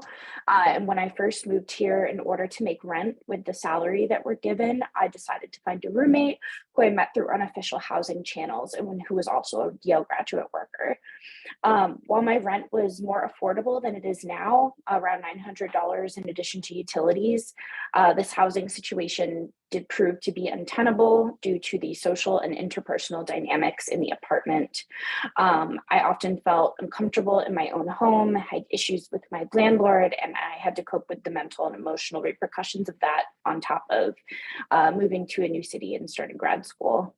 When my lease was up, I knew that I couldn't risk another experience like this, and I decided to live alone for the following year, and I still live alone now. Now I'm in a 1-bedroom apartment, and my rent is over $1,400 a month, which was one of the cheapest things I could find that would leave me within walking distance of campus. I figured out how to budget for this rent, even though it represents approximately 50% of my monthly income. But I personally think people shouldn't have to choose between their mental and emotional health and making rent simply because of the ever increasing cost of housing in New Haven, especially as COVID-19 has demonstrated. Many of us have transitioned into houses and apartments into workspaces, and having a safe and comfortable home is more important than ever before.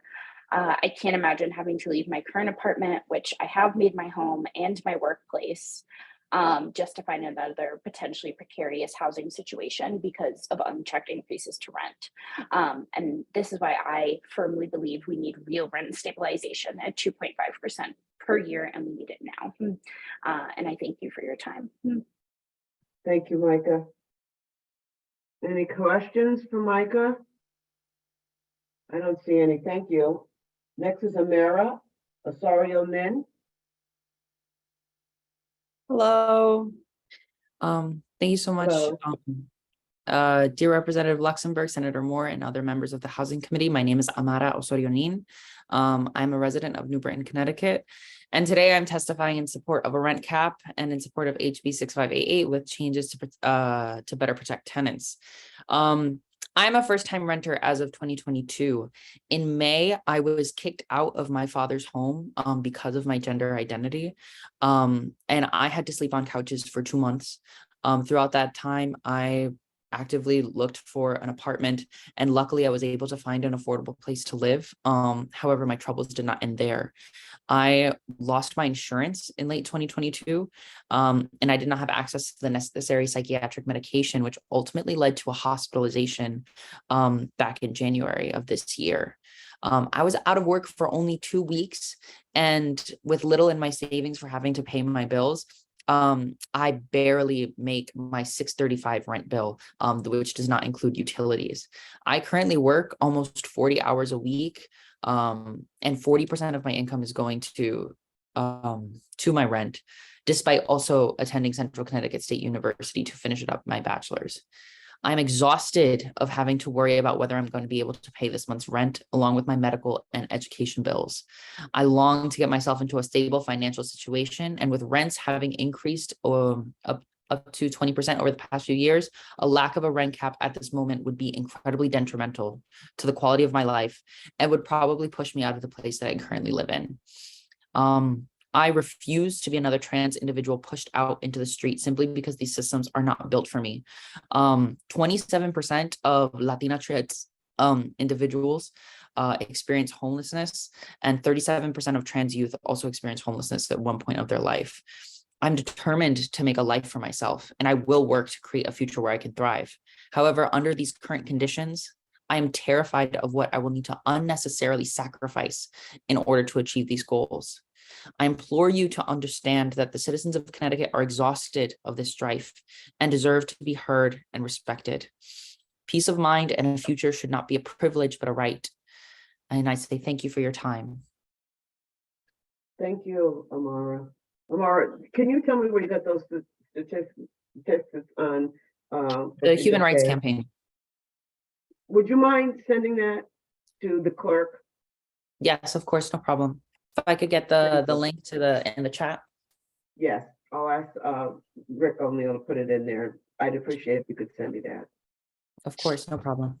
Thank you so much. Are there any questions? All right, you take care. Thank you. Thank you. Andres Garcia.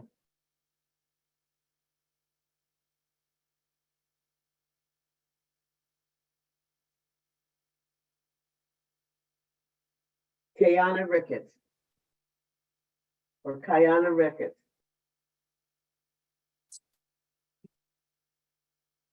Linnell Schmidt.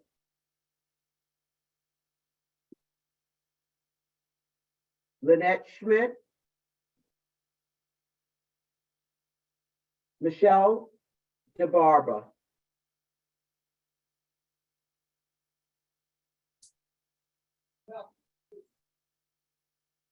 Rebecca Corbett.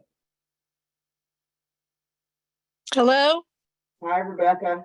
Hi, can you hear me? Yes, Becca. Okay, good. Okay. Dear Representative Luxembourg, Senator Moore, and members of the Housing Committee, my name is Rebecca Corbett. I'm a resident of New Haven and a proud member of Unite Here, Local 34 and New Haven Rising. I'm testifying in support of rent cap and in support of HB 6588, which changes to better protect tenants. There is a rent crisis here in New Haven. Large property owners continue to buy up real estate and own dilapidated, falling apart, and unsafe housing. We need safe and affordable housing, and we need it now. A rent cap would help to address this crisis. Today, quality housing is impossible to find. Rents keep going up at an astronomical rate, and young people that want to start families cannot because of the cost. In 30 years, nothing has changed. I've watched my daughter and her friends go through the same thing I did 30 years ago. After experiencing homelessness with my children and eventually moving into subsidized housing, I was able to buy a house thanks to the wages and benefits at my union job. However, today my daughter and her children have had to move back into the house with me because of the rental crisis here in New Haven. I urge you to address the crisis by capping the rent, but want to add HB 6588 would be stronger with the following changes. The cap should be lower and limit increases to 2.5 or 3%. This tracks pre-pandemic average rent increase and would be affordable and predictable to tenants. It should also cover apartments in between tenants so landlords can't push tenants to increase the rent. And it should also expand good cause eviction protections to cover all tenants so they have great stability in their homes. Thank you for letting me testify. Thank you, Becca. Are there any questions? Comments? Thank you for your testimony. Linnell, I see you're with us. Unmute yourself there.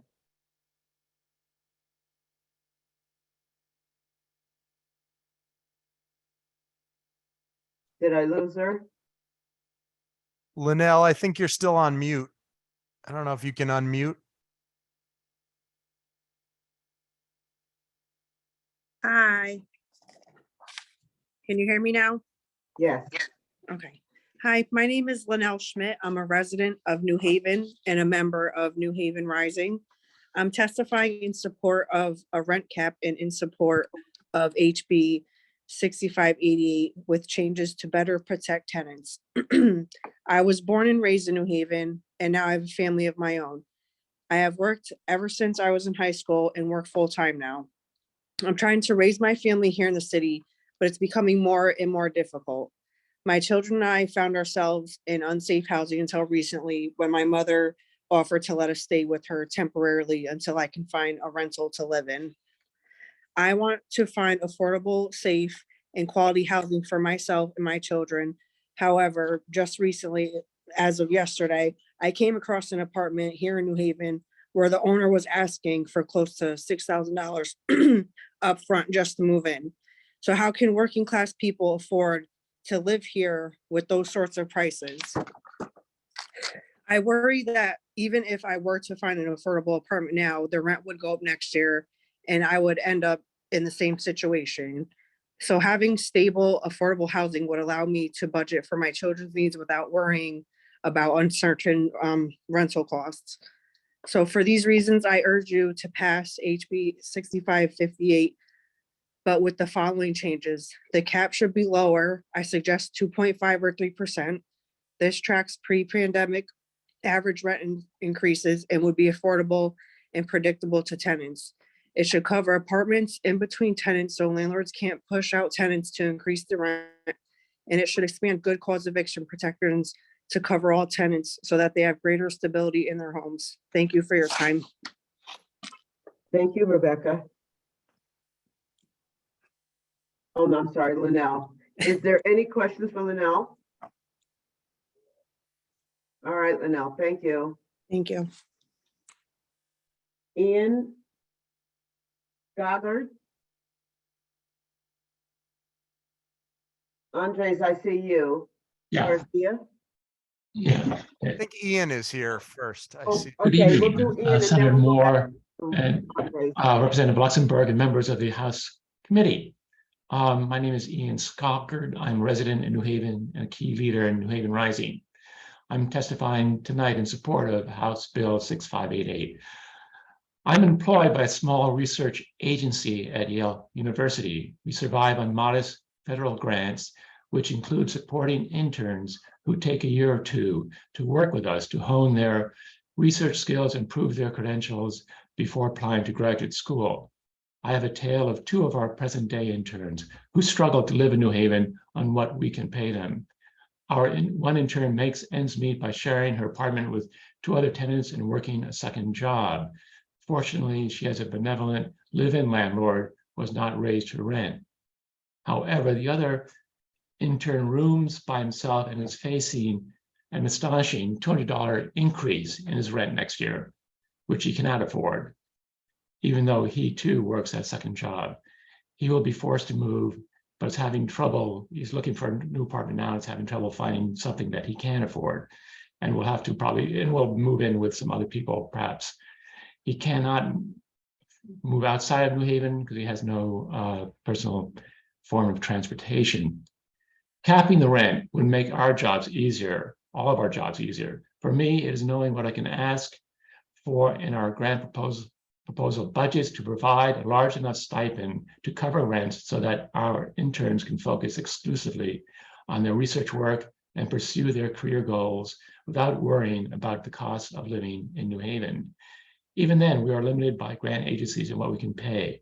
I do know that the interns have had to pinch pennies when it comes to buying food, making a little go a long way, and filling up on oatmeal and rice. I find this untenable and partly terrible about it. I can only imagine the sacrifice that individuals and families with less income must face when it comes to having to balance their household budgets, including high rents, at the expense of providing themselves an adequate diet.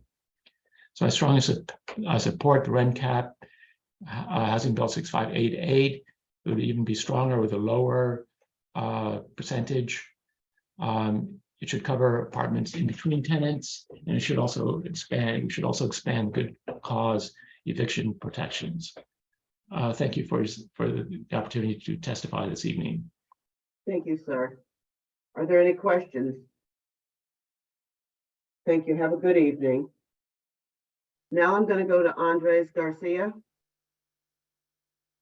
Good evening, and thank you for the opportunity to speak. My name is Andres Garcia. I come to you as Executive Director of El Pueblo Unido, a Connecticut-based nonprofit and a lifelong Connecticut resident. I come in support of the proposed legislation 658 to limit the increases to rent, not only as a basic humanitarian extension to Connecticut residents, but also as a proposed beginning solution to an issue that I would like to identify as a canary in the coal mine of sorts. As a director and as an advocate on behalf of our members, I can speak to the immense need that we've seen surrounding rent increases, eviction proceedings, and tenuous housing situations, period. The need is severely greater than the resources available to meet those needs. So the proposed legislation actually serves as a buffer to prevent homelessness actually, and also all the other issues that housing is connected to.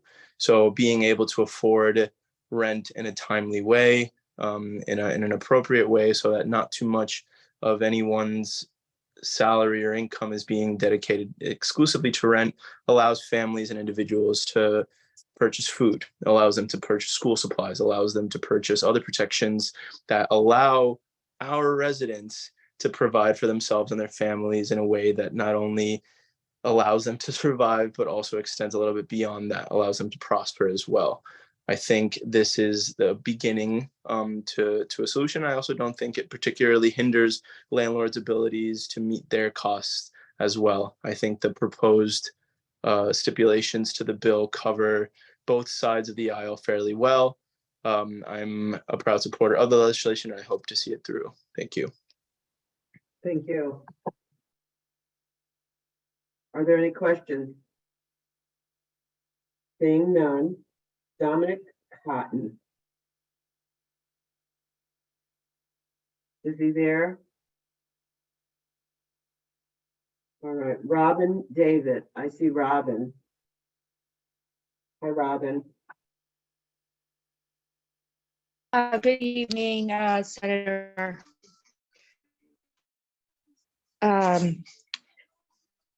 Good evening, Senator Moore, Representative Luxembourg, and the members of the Housing Committee. My name is Robin David, and I am a PCA from Naugatuck, but I am currently homeless and living on friends' couches and with my mom in Danbury. I love what I do, and I love my consumers I care for. But low wages, no health insurance, no retirement, and no paid time off means many of us are living one step away from being homeless. I am one of those people. I am here today to testify in support of House Bill 6588. Let's start with the statistics. In Connecticut, the average rent is $1,482. In Danbury, where I live, average rent is $1,622 for a one-bedroom. Rent in Connecticut is only affordable if you are making at least $60,000 a year, which many of us struggle to do. If I was making $60K a year, I would lose my health insurance. People should not have to choose between health insurance and a stable place to live. The cost of living in Connecticut is 22% higher than a national average. And when you look at how inflation is affecting us, you can see that housing is up 35%, utilities are up 32%, and basic needs like food and clothing are up 19%. With those statistics, the reason to support this bill should be clear. Last spring, I learned 1199 PCAs won an agreement that included a bonus, a stipend for health insurance, and paid time off. I was so excited and relieved. Then we heard the benefits were delayed. Since then, it's been a never-ending cycle of delays, late paychecks, and struggles. My car has been repossessed. I was evicted from my apartment and I am homeless right now. I am bouncing around between house to house and overnight shifts with my consumer, but this isn't right. It hurts because we deserve better. Without a car and without a home right now, I am patching together taxi rides, bus rides, train rides, and couches to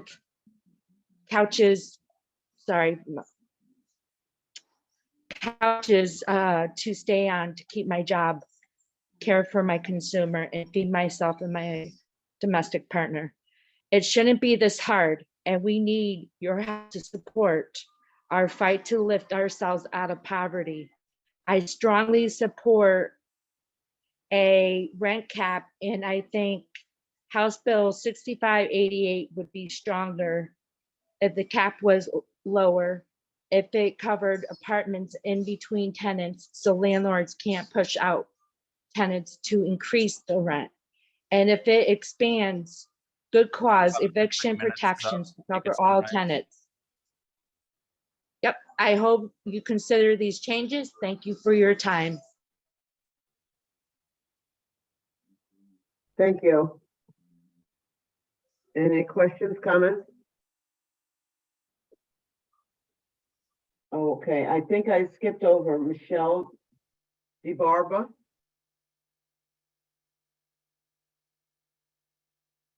Is Michelle there?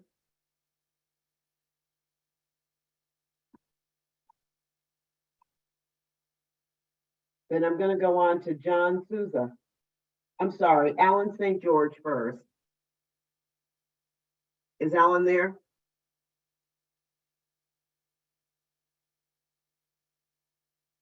Now John Souza.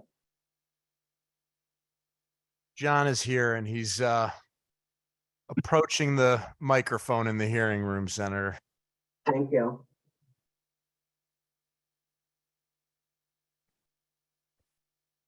Good evening, Senator Moore. Good Representative evening, sir. Ford. Thank you for your work on this committee. I know this is a difficult situation for a lot of people. Before I start, my name is John Souza. I volunteer as president of the Connecticut Coalition of Property Owners. And I'm also a full-time landlord. It's my business.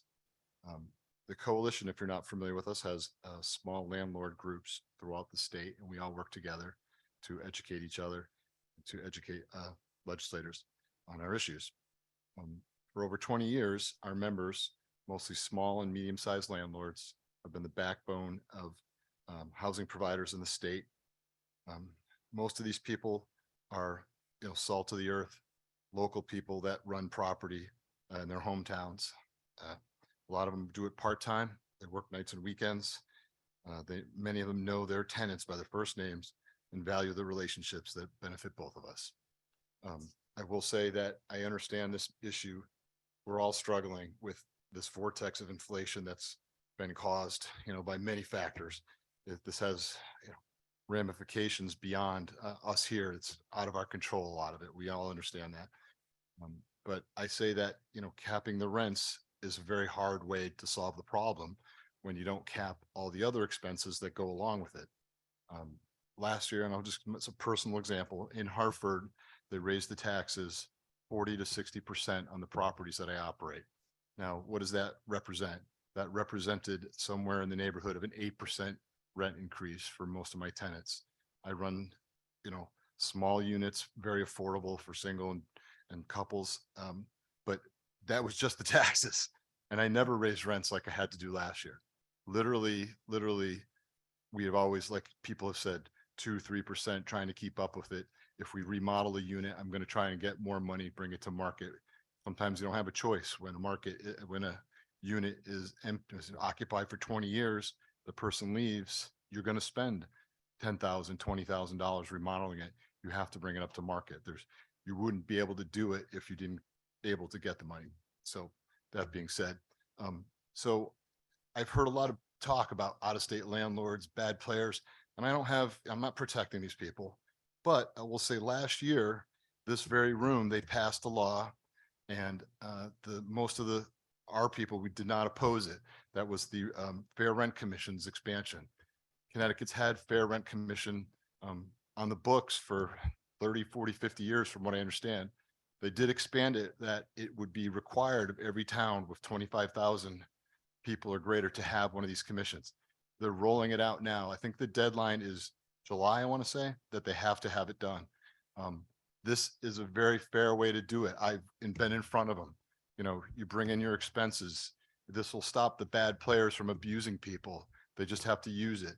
New Haven has one presently. I know it operates. Those people in New Haven that were, explaining or saying how that their rent went up $500-600. This is what they was designed for. I want it to work for everybody, and that's a good way to do it. It's fair to both sides.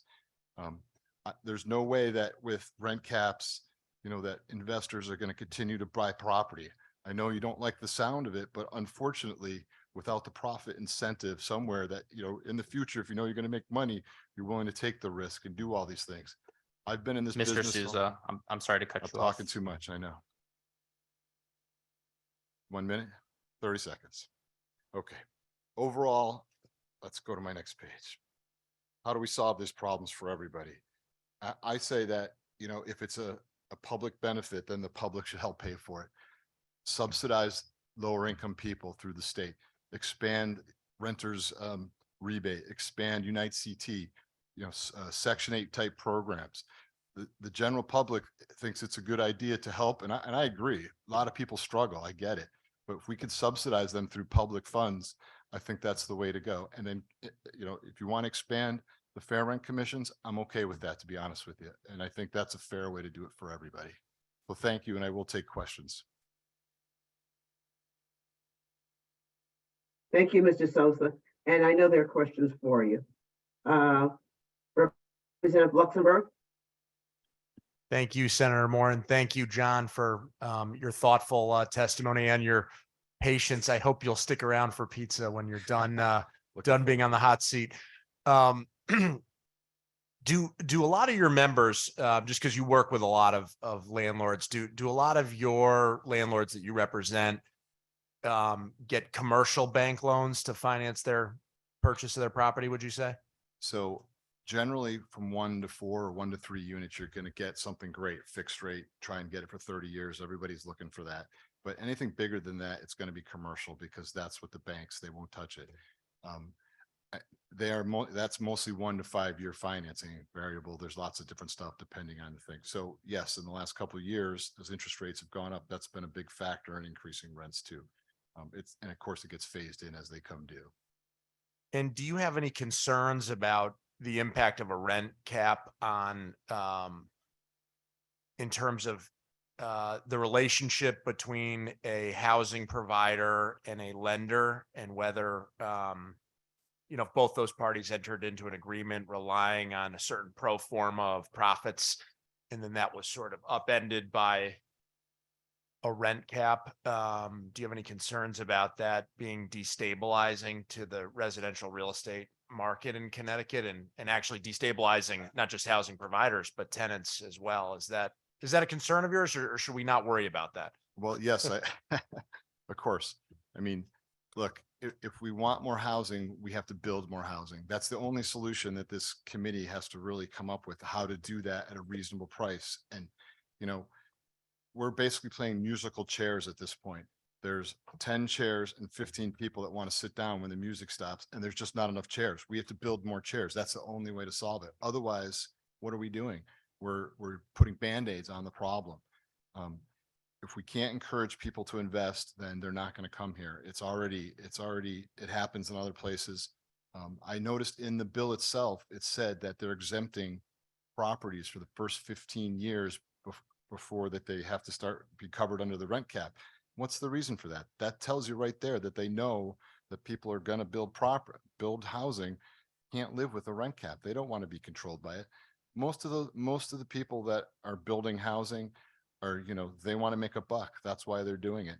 And they hope that the people that run it can make a few dollars down the road. And that benefits everybody. Even if it's luxury housing, you know, maybe my tenants, that a young person who's upwardly mobile will get tired of my place and want to move into a place with marble countertops and pay the rent. And my place will be open for the next person to move in, you know, at a lower income. And that's how it's always worked. So keep building it. If the bankers are happy, they'll build more housing, because we just need the state to make it easier to build housing. We need the state to take away the problems of, you know, the zoning problems. You know, there's even environmental stuff that they could start bending the corners on. You know, just because there's a little bit of wetlands doesn't mean we can't use it, or we can create new wetlands somewhere else. There's things that can be done. You know, creative financing could help. Building quote unquote affordable housing is impossible without a subsidy. Nobody builds, you know, $700 studio apartments because the economics don't work. Does that make sense? So we have to have it either subsidized, or there's got to be a really good reason to do it, and the state can help build it. No further questions, Senator Moore. Thank you. Representative Pauletta.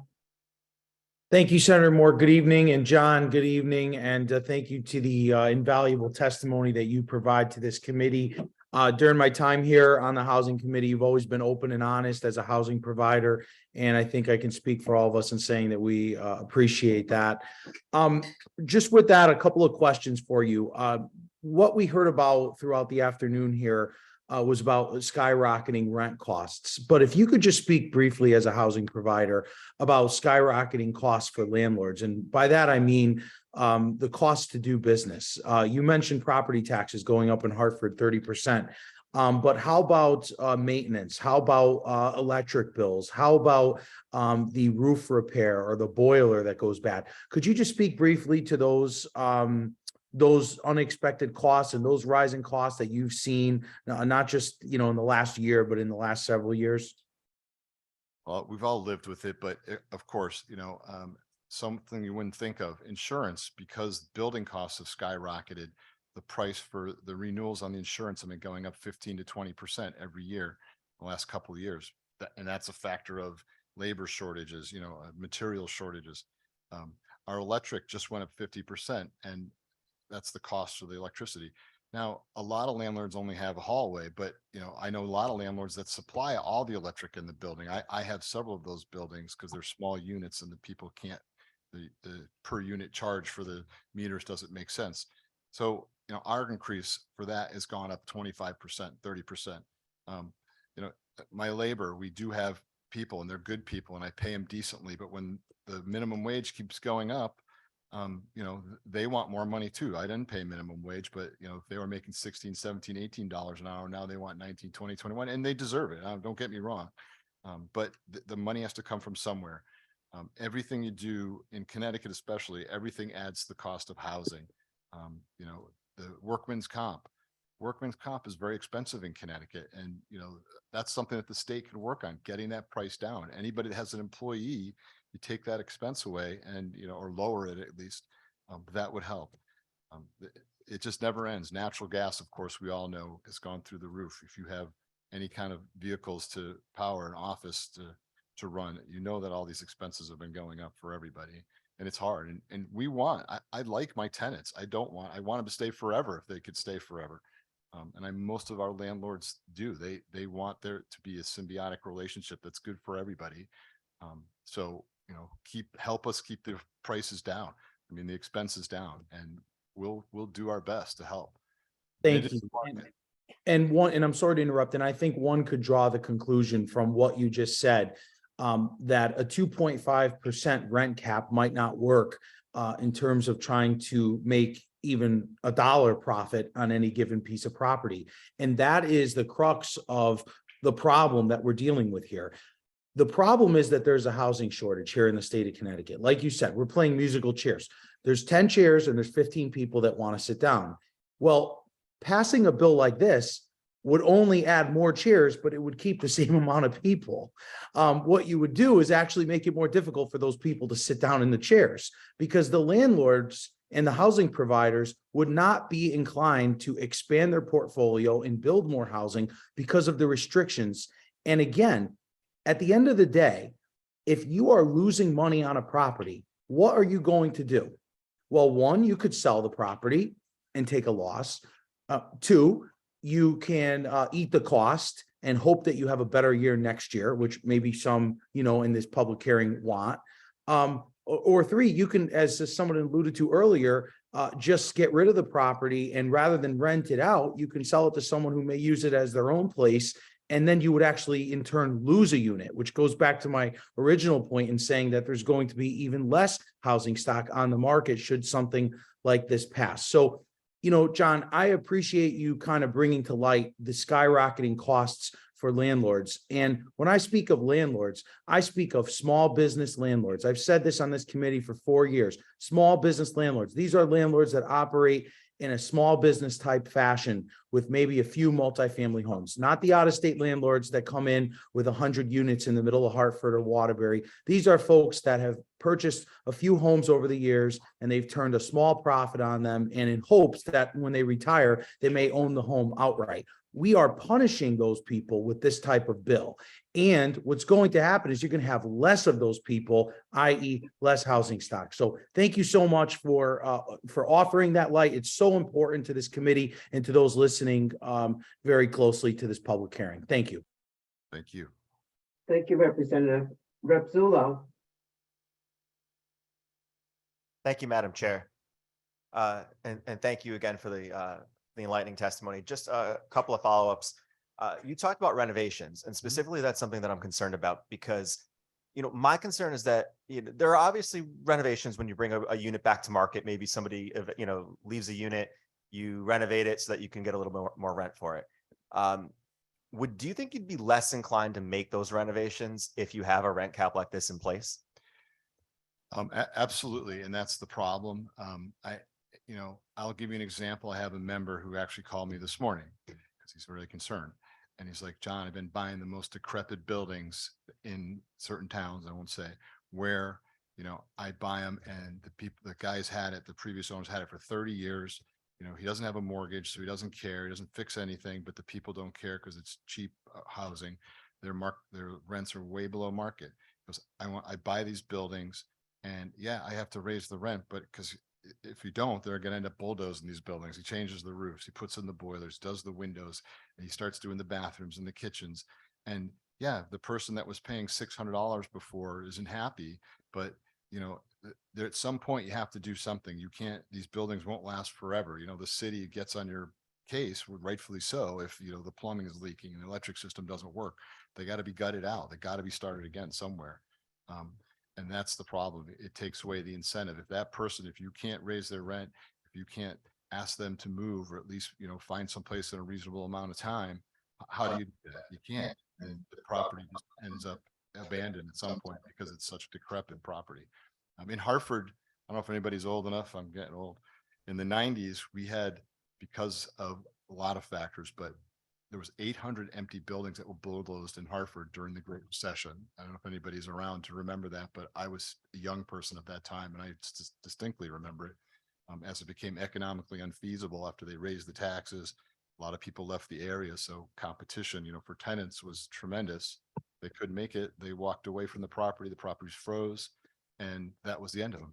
They were done at that point because of the age. So they knocked down 800 empty buildings. See, and that's the precise concern that I have because I don't want to see rental properties or housing become less safe, less secure, less quality because of a measure like this. And I heard somebody earlier talking about unintended consequences, and it sounds like this could exactly be that type of situation where it's going to be like a car. If you have a car that needs $5,000 worth of work and you only have $1,000, well, you're only going to do the work you absolutely have to do. Yeah.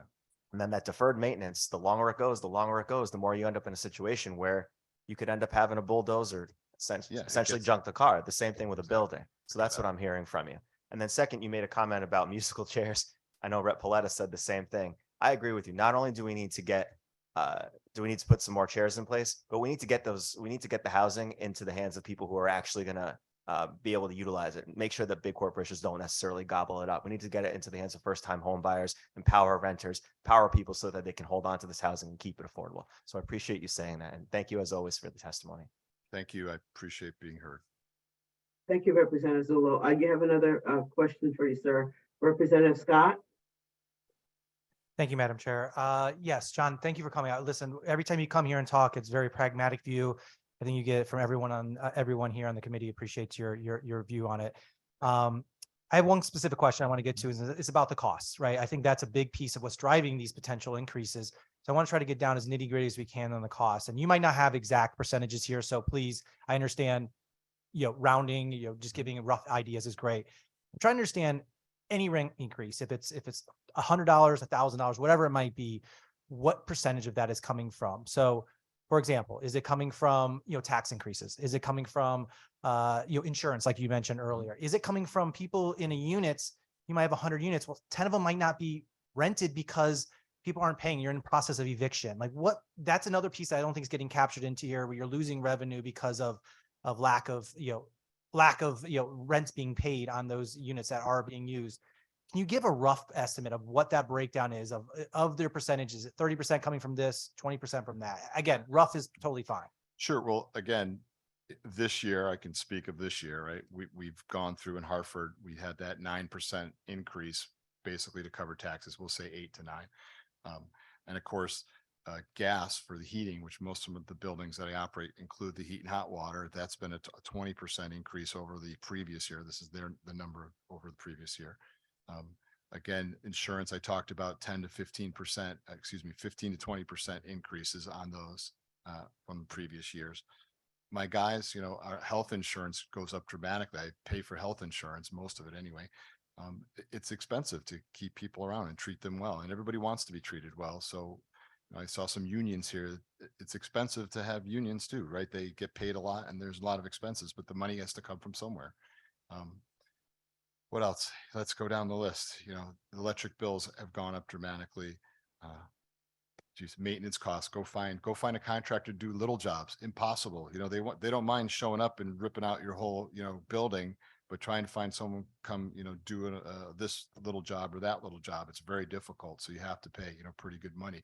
Hopefully you have a relationship with people that'll do it for you because they know it's a continuing relationship. So all this, the salaries, this type of stuff is just never ending circus of on and on for more income. I get it. Everybody's struggling. I'd like to see tenants paid more. I'd like to see people, be able to make more money so they can afford it.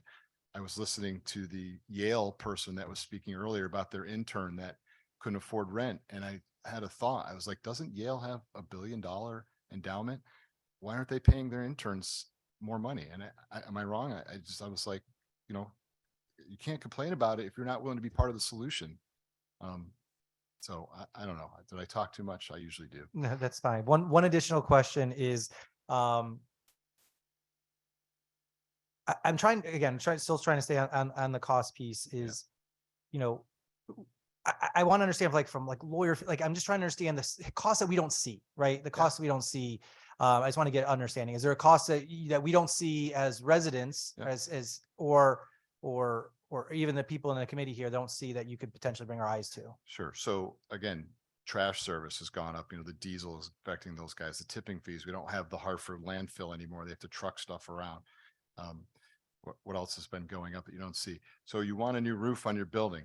It doesn't add any value. Well, it doesn't do anything to anybody's pocket when you put a roof on, but it costs $40,000 to put a roof on a big building, and the money has to come from somewhere. Those prices have been dramatically increasing. If you want to have your boiler changed, it depends on the size of the building, but let's say it's up 15, 20% without blinking an eye. We're doing a fire system now this past week, and we were budgeting about $5,000 to $6,000 because that's what it used to cost. 3 years later, same size building is $9,000. And I'm happy to have them. They could do it in a reasonable amount of time. So I'm happy to have them there, a bunch of electricians. Stuff like this that you never see that adds to the rent. So it's not only the painting and, the maintenance of the property, it's the things you never see. The other costs you need to replace your appliances. They don't last like they used to. Go to Home Depot, see what a new appliance costs. You used to be able to get a $500 refrigerator delivered. I can't get a $500 refrigerator delivered anymore. I have to get a bit of $650 refrigerator delivered. It's all across the board for everybody. We're trying to make it reasonable. I want my tenants to stay. I want them to be able to afford it. That's really, if they can't afford it, what am I supposed to do? I could say get new tenants, but I'm in the market where the same type of people are going to move in the same income brackets for the most part. It doesn't benefit me. One last question, Senator Moore, if I may, is just what percentage of your units do you have that you cover utilities on? We've heard that variance. Some people don't cover utilities, some housing providers, some do. What percentage do you cover their utilities on? So we tend to have mid-sized properties. So we have 9 units, 10 units, 30 units, all in clumps or whatever. All those cover the heat and hot water. The smaller stuff, 2 families, traditionally the tenants pay their own utilities. 3 families, and I got a couple of those, but they're usually attached to something else. So yes, we're very, we feel the pain when the rates go up on everything. And the state could do something about some of those things. They let CLNP raise the price of electricity 50%, or 50% or 100% on the cost of the electricity itself. To me, I was like, where's the regulating authority on them? All right, so there is a regulating authority on them. Yeah. And we didn't let them, and no one is happy with that increase. I understand your point, but I don't want it to appear that we're just letting people with public utilities do what they want. There's regulations that they fall under also. So thank you. I saw Representative Ware, your hand is up. Yes, Madam Chair, thank you. And thank you, John, for your testimony. I think as common sense, I appreciate that you provided some solutions, some suggestions that we can take back to the drawing board. I would like to make a statement and then ask a question. I want to, just point out that I have, zero issue with an out-of-state company coming in to invest in Connecticut. We encourage it in so many other industries. I have zero issue with a large property housing provider.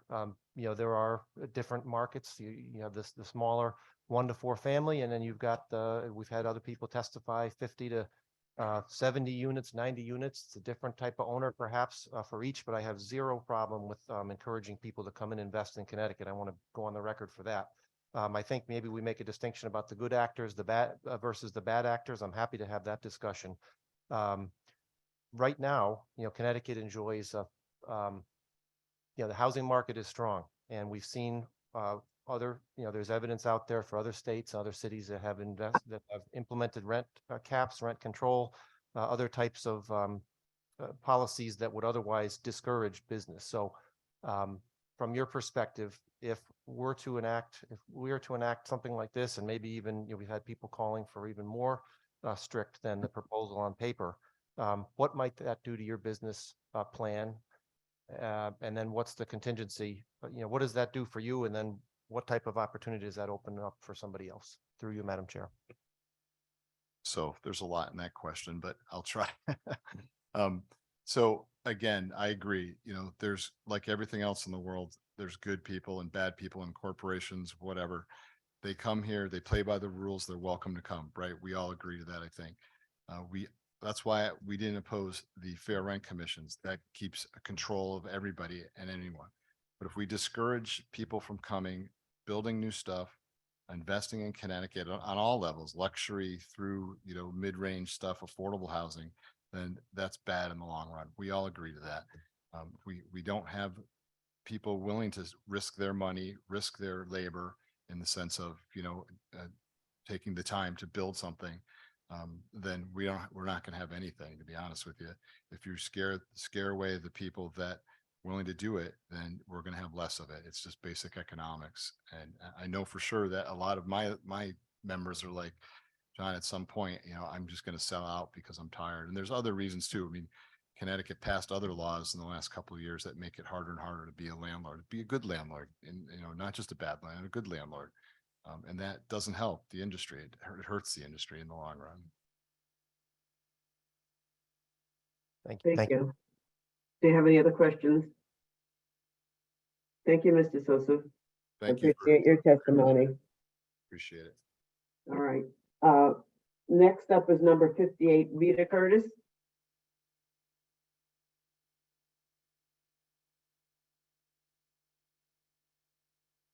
'59 is Anna Horowitz. Yes. I can hear you, Hi. Anna. Is that Anna? That's Hi, Rita I'm here. Curtis. Rita Curtis is here, who you just called, Senator. Okay, Rita. Thank Hi, you. Thank you for having me on the entire housing committee. Currently, I'm being priced out of my apartment. The initial rent when I moved in about a year and a half ago was about $750 a month. And a year and a half later, it's been jacked up to $975. And that's without any utilities. This is a multi-family building I reside in. And since I'm a senior, I'm looking for more affordable housing as a senior in different housing agencies throughout the state of Connecticut. I'm currently on a waiting list of about 5 to 7, and the wait is very long. It's 1.5 to 5 years. And anyway, it's very unstable, this housing situation. And it's been causing me a lot of stress, I'm sure to many others as well. And in the meantime, tomorrow I'm starting school here in a local college, community college.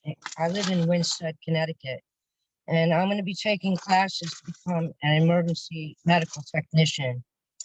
The Besides that, I have just recently lost my son, Ryan, my second child I've lost now.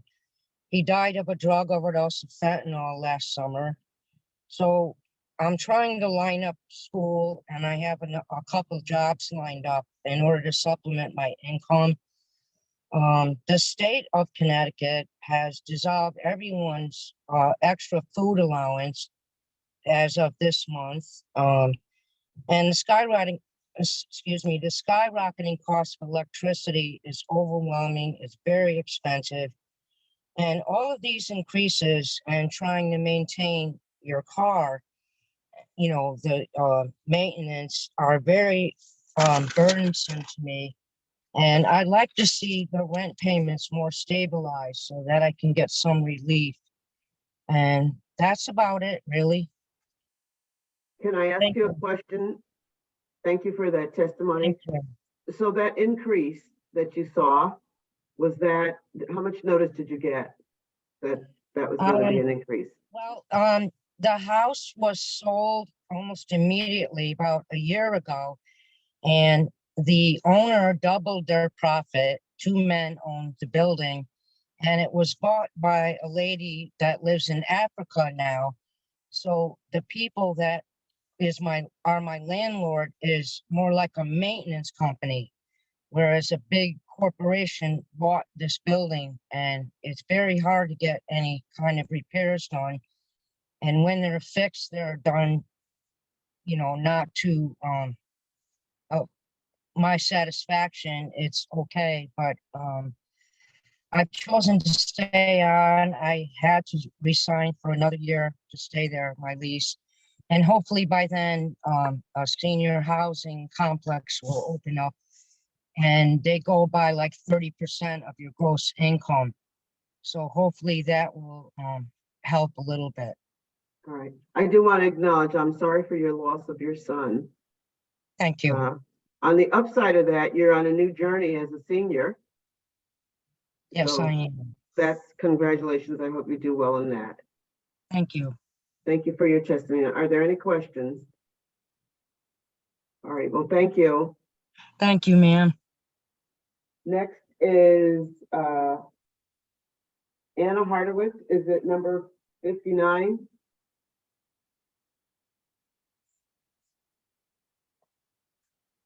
Number 60 is John Lee from the great city of Bridgeport. Do you see him?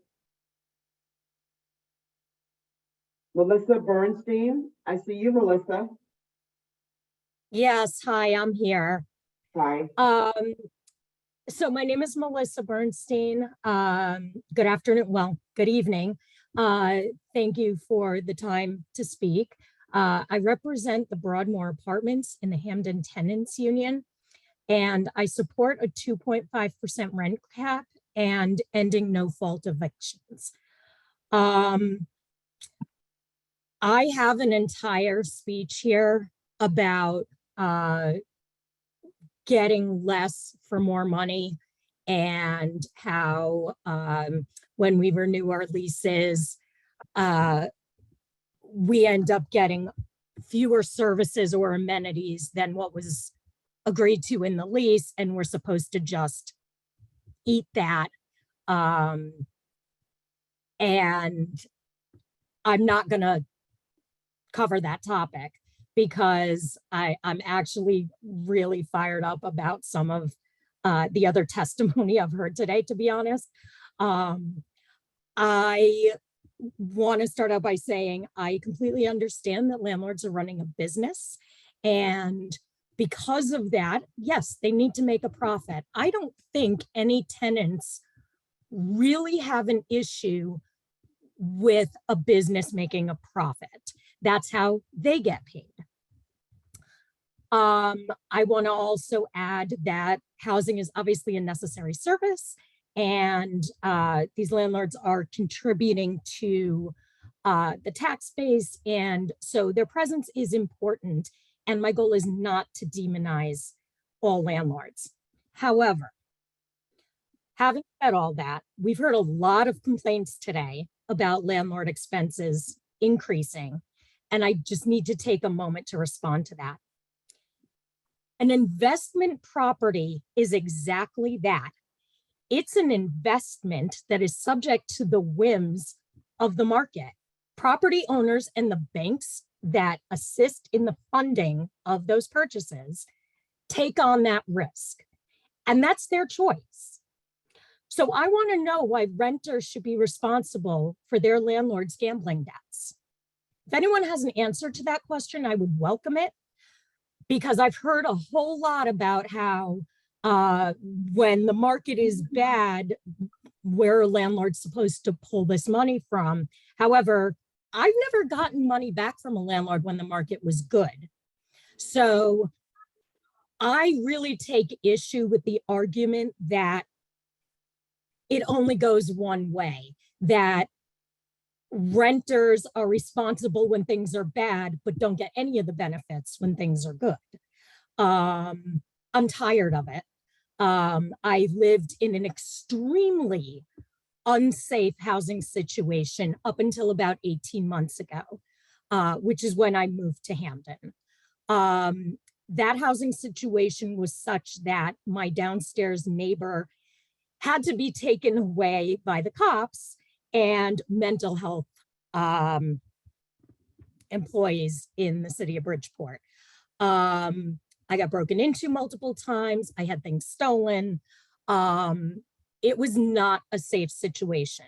When I signed the lease to come here to Hamden, it literally was double for a 1-bedroom apartment between what I was paying in Bridgeport and what I pay here for a safe, supposedly, apartment. Since I have moved in though, the services have gone down significantly. And when I say services, I mean things like basic lawn care and maintenance. I mean things like, Excuse me, Ms. Bernstein, you're at about 3 minutes. Can you start to wrap it up, please? Sure. Let me go to my closing.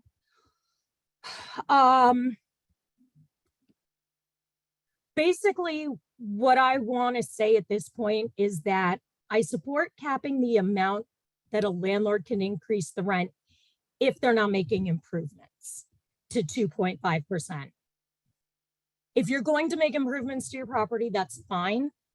And that's something to be discussed during lease renewal negotiations. But if services go down or go away completely, then 2.5% should be the absolute maximum that is requested. Thank you. Are there any questions? Representative Luxembourg. Thank you, Senator Moore. Thank you, Melissa, for your testimony.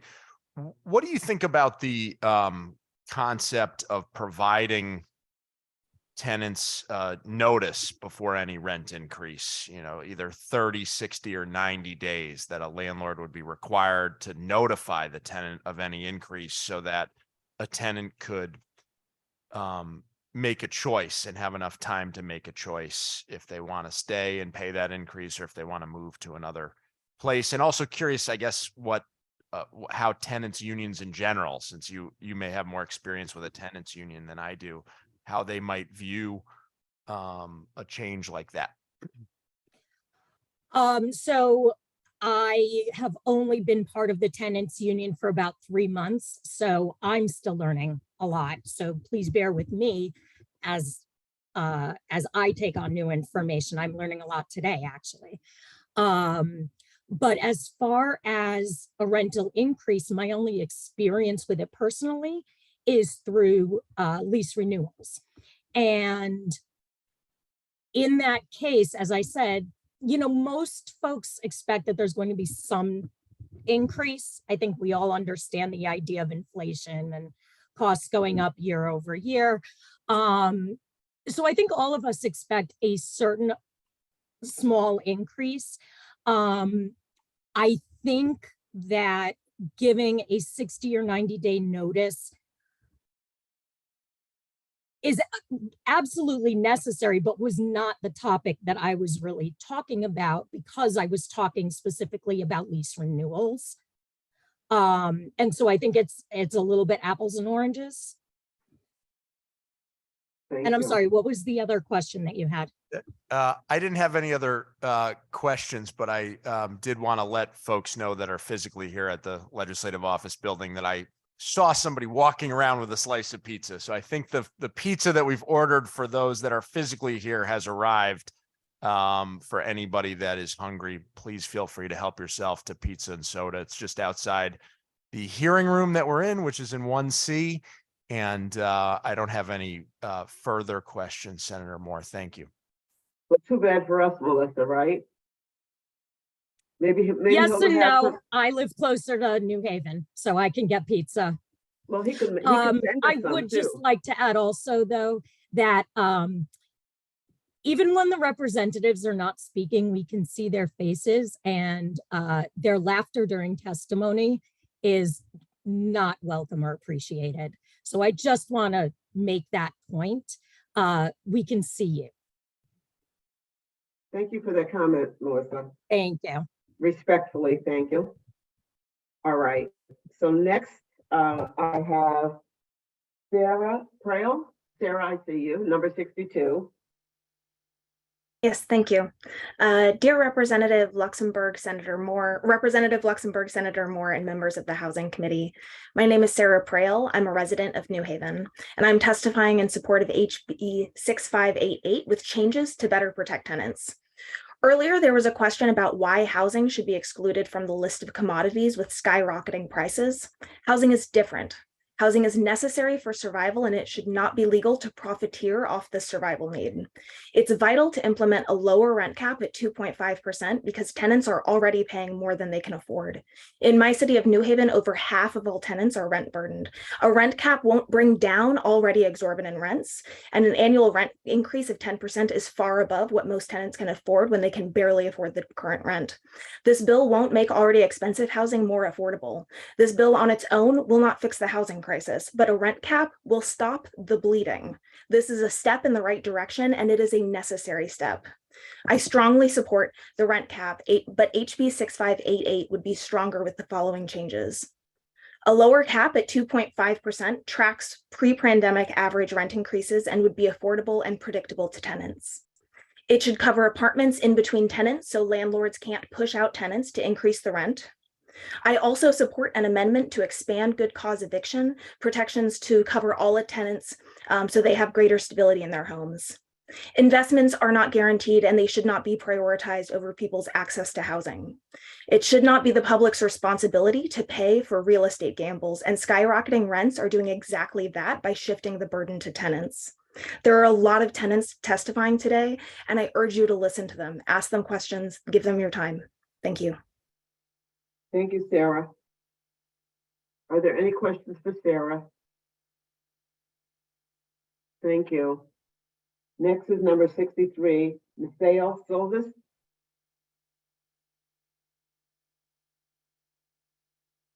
Next is 64, Morgan Miller.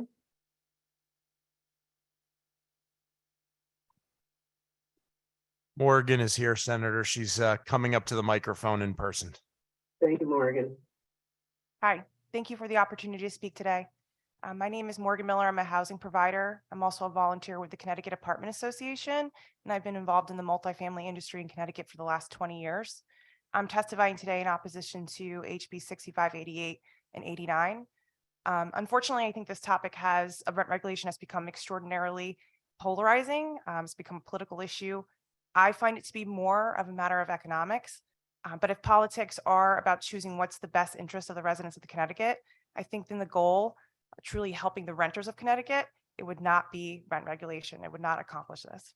For many of the reasons already mentioned, it decreases supply, discourages new construction, the quality of existing housing declines, the lack of mobility for renters in rent stabilized units, the increased unaffordability for those not fortunate to secure rent stabilized units, property value declines, municipal tax bases suffer, and much more.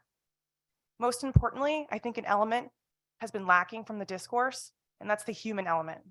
The multifamily industry in Connecticut contributes $1.6 billion to the local economy. That's $528 million in tax revenue alone. It also employs directly 2,000 residents and it's estimated that through contractors and other services, we actually indirectly support or employ up to 8,000 residents, such as landscapers, snow removal, electricians, trash removal. So when we talk about rent regulation, we're not only talking about rent increases, we're also talking about the limiting the housing provider's ability to maintain their apartments. And we're talking about limiting those partnerships that we have with other businesses in the Connecticut, especially when 57% of the existing housing supply apartments is built before 1980. I believe everyone agrees that we have a housing crisis. Excuse me, I'm sorry. And I encourage this housing committee to investigate alternatives for rent regulation that benefit all Connecticut residents. I support reducing the barriers and red tape for developers of conventional affordable housing. We should be incentivizing new construction so we can continue to keep up with existing and future demand. I support the continued investment in LIHTC property development, working with agencies that focus on affordability programs such as CHAFA and DOH, and further expansions of the Housing Choice Voucher Program with some much needed enhancements. First and foremost, we're housing providers. I am a housing provider, and I want to continue to provide housing. However, rent regulation actually puts that into question. We provide housing to over 365,000 residents, 229,000 apartment homes in Connecticut. It doesn't get more personal than someone's home, and we actually take pride in being able to offer quality housing. I encourage the members of this committee to support all aspects of this complex issue before making any reactive decisions. Rent stabilization is a short-term solution. It will not solve the problem, which is a lack of housing and a lack of affordable housing. Thank you. Thank you, Morgan. Representative Paletta. Senator Moore, thank you so much. And thank you, Morgan, for the testimony.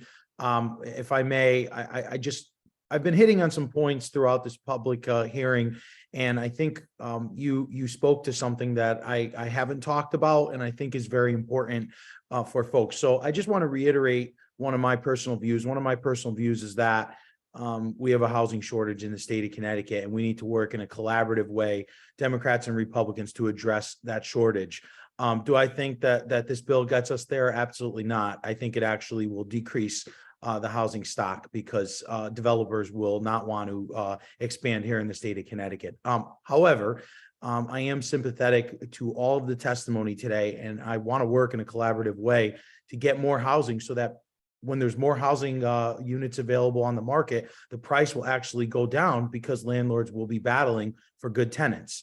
But with that, I do have a question. If you briefly spoke about maintenance and upkeep, if you could just shed some light as a landlord, as someone who's in the business, that if you are told that you can only raise a rent by so much, and you cannot, in essence, turn any profit on a property or a very little profit, what then will happen to the basic necessities around the place? Like, will the grass get mowed every single week, or will it be an every other week type thing? Will there be an issue where, a door, makes noise when it opens, and maybe it takes several extra weeks to get there because, you're not going to be able to pay for a contractor to get there on an emergency call?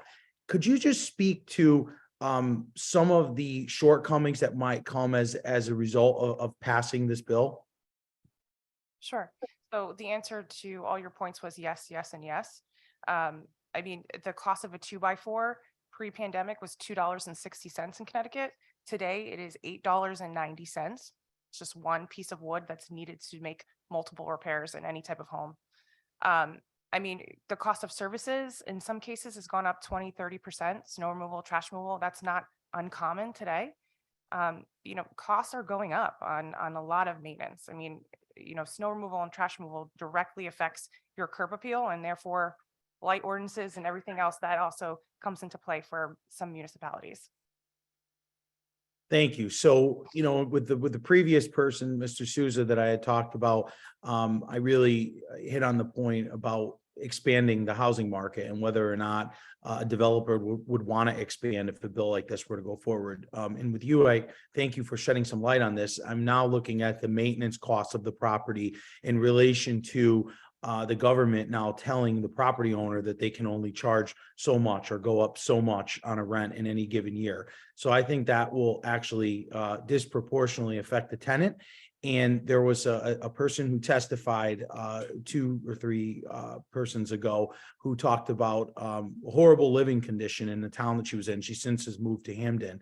And I can only imagine the living condition if that person was to have a rent cap. So I really am fearful about this, that it will actually work in the reverse and hurt the people that we are intending to help. And that is going to create a very hostile environment between the landlord and the tenant. So, you know, the old saying, careful what you wish for. You put something into place, you might think that you're trying to help a particular group of people, and this may in turn end up hurting them. I'm going to give you another example. We had a minimum wage bill that we passed several years ago. Now we have nonprofits. We have local, like the Y in Waterbury, saying that, you know, the minimum wage bill has hurt them because they're having an issue, A, finding help, but B, paying the help with the budget allotments that they have. So that's decreased services for our most needy. We don't want to make the same mistake here. We have to be very careful with the bills that we pass and how we craft them and make sure that they don't harm the people that we are intending to help. And this is just another reason why I'd be very cautious with this. But thank you so much. And thank you, Senator Moore, for the indulgence.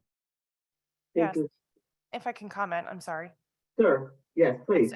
It's a snowball effect. You know, I think the repairs come into play a lot on turnover costs. You're going to have a lack of renovation in those apartments. You're going to decrease the property value, and from there it goes on and on. You know, the maintenance is a huge portion of our expenses, but it continues from there. It's a snowball effect. It's going to affect a lot of other aspects of the housing market and of our economy, and that's the reality of real estate in general. But that's what being a small landlord is like. And you hit another key issue, small landlord. I have no sympathy for an out-of-state landlord that comes in and takes advantage of their tenants and evicts them without cause and raises their rents a ridiculous amount of money. I am never going to stand on this committee and try to defend that landlord. But the person that I will defend and at least listen to is the landlord, such as yourself, that has a few rental properties that's trying to make a decent living, that's a good actor. And that's where I think that, and those are the people that, quite frankly, I want expanding housing across the state of Connecticut. I want a small local person to expand into more 2 and 3 family homes in their community, and they can rent to the people in which they deal with every day, they work with, they shop with, they go out to eat with. That is a beautiful thing in our society. This bill may hurt those people, and it also may hurt the tenants. So again, the out-of-state person that comes in that mistreats their tenants, I don't have a lot of sympathy for them. I do have sympathy for the landlords in Connecticut that live and work here that may be disproportionately affected here by this. Thank you. Yeah, I mean, we have a supply problem. We need to incentivize affordable housing. Thank you. Representative Ware. Thank you, Madam Chair, and thank you, Morgan, for your testimony. I know we've spoken before, and from my understanding, can you just talk about the areas that you represent? Because I thought that you have, have some of the larger properties around, so maybe I'm mistaken. Sure, yeah. So, we do, and a lot of affordable units. So downtown Hartford, Bridgeport, Norwalk, Norwich, across the state. Okay, and are there other markets, that you have a portfolio in other than Connecticut? Oh, yes, I'm sorry. So I cover Connecticut, Rhode Island, Southern Mass, New York City, and Pennsylvania. And do any of those markets that you operate in, do they have any of these types of rent caps, or have there been proposed rent caps? And can you talk about how that business, if so, I don't know the answer to this, if so, does your business model differ in an area where there's a rent cap versus where there isn't one? Thank you. Through you, Madam Chair. So in New York, there's rent stabilization. We do have apartments that we oversee that are rent stabilized, and it does differ greatly. The bill that was passed in 2019 enhanced tenants' rights, so that just prevents us from operating how we would say in Connecticut in a lot of ways. There's a lot of legal aspects to being able to enforce the lease that are a lot different. So yes, it definitely a different operation in a lot of ways. Okay, and I don't know if you're on the investment side, but an area where there is a rent cap or rent control or those restrictions are, do you think you're more or less likely to invest in an area where there's a restrictive area? Maybe we've heard in previous testimonies, previous hearings, I mean, the ability to attract lenders from outside of Connecticut is beyond challenging when you have rent stabilization. Even if it's just a city and it's not statewide, it's almost, I don't want to say impossible, but it's nearly impossible to attract lenders that are outside of the state of Connecticut. And there's only limited capital within Connecticut that they can lend oftentimes. So yes, it's extremely challenging. Okay, thank you very much. Thank you, Madam Chair. Sure. Thank you. Representative Luxembourg, did you have a question? All right, then, we're moving on. Thank you, dear Morgan. Next is Mark Berkowitz.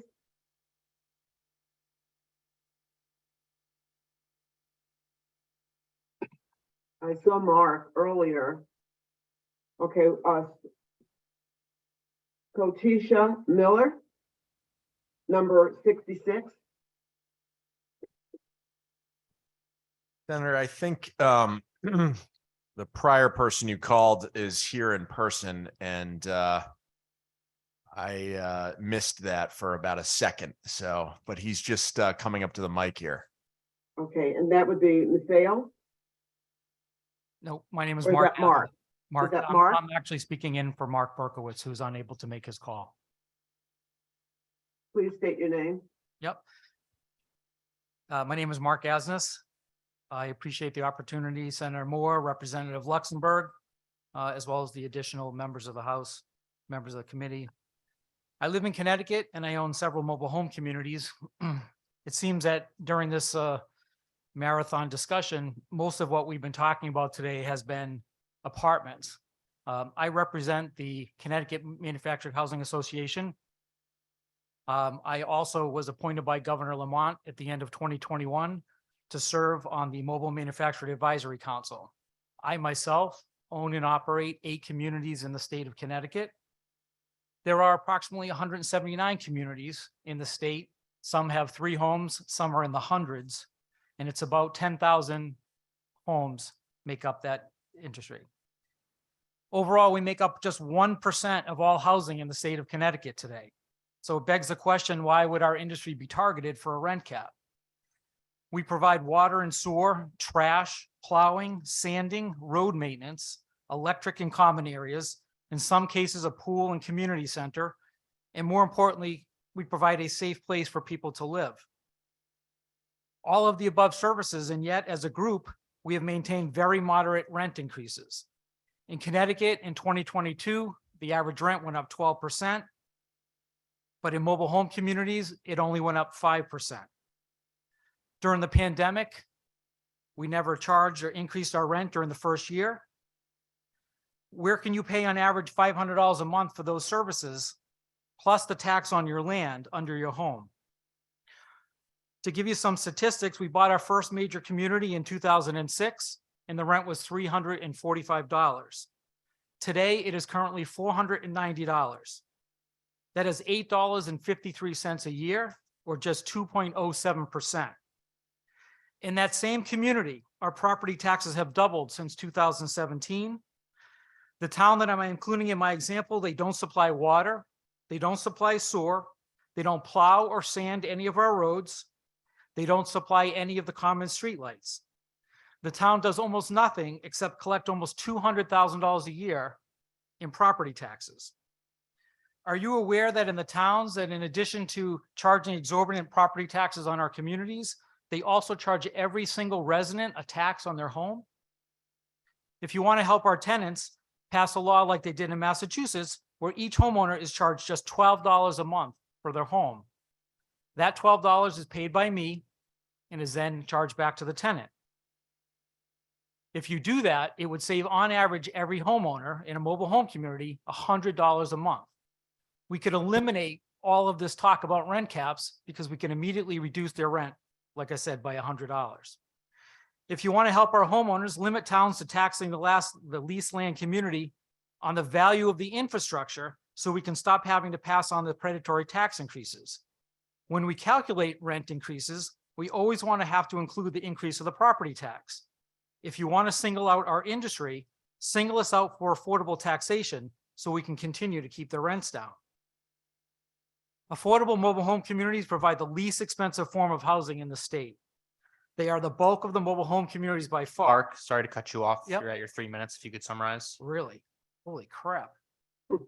At $500 a month in a 50-year-old community, rents have only increased $10 a year overall.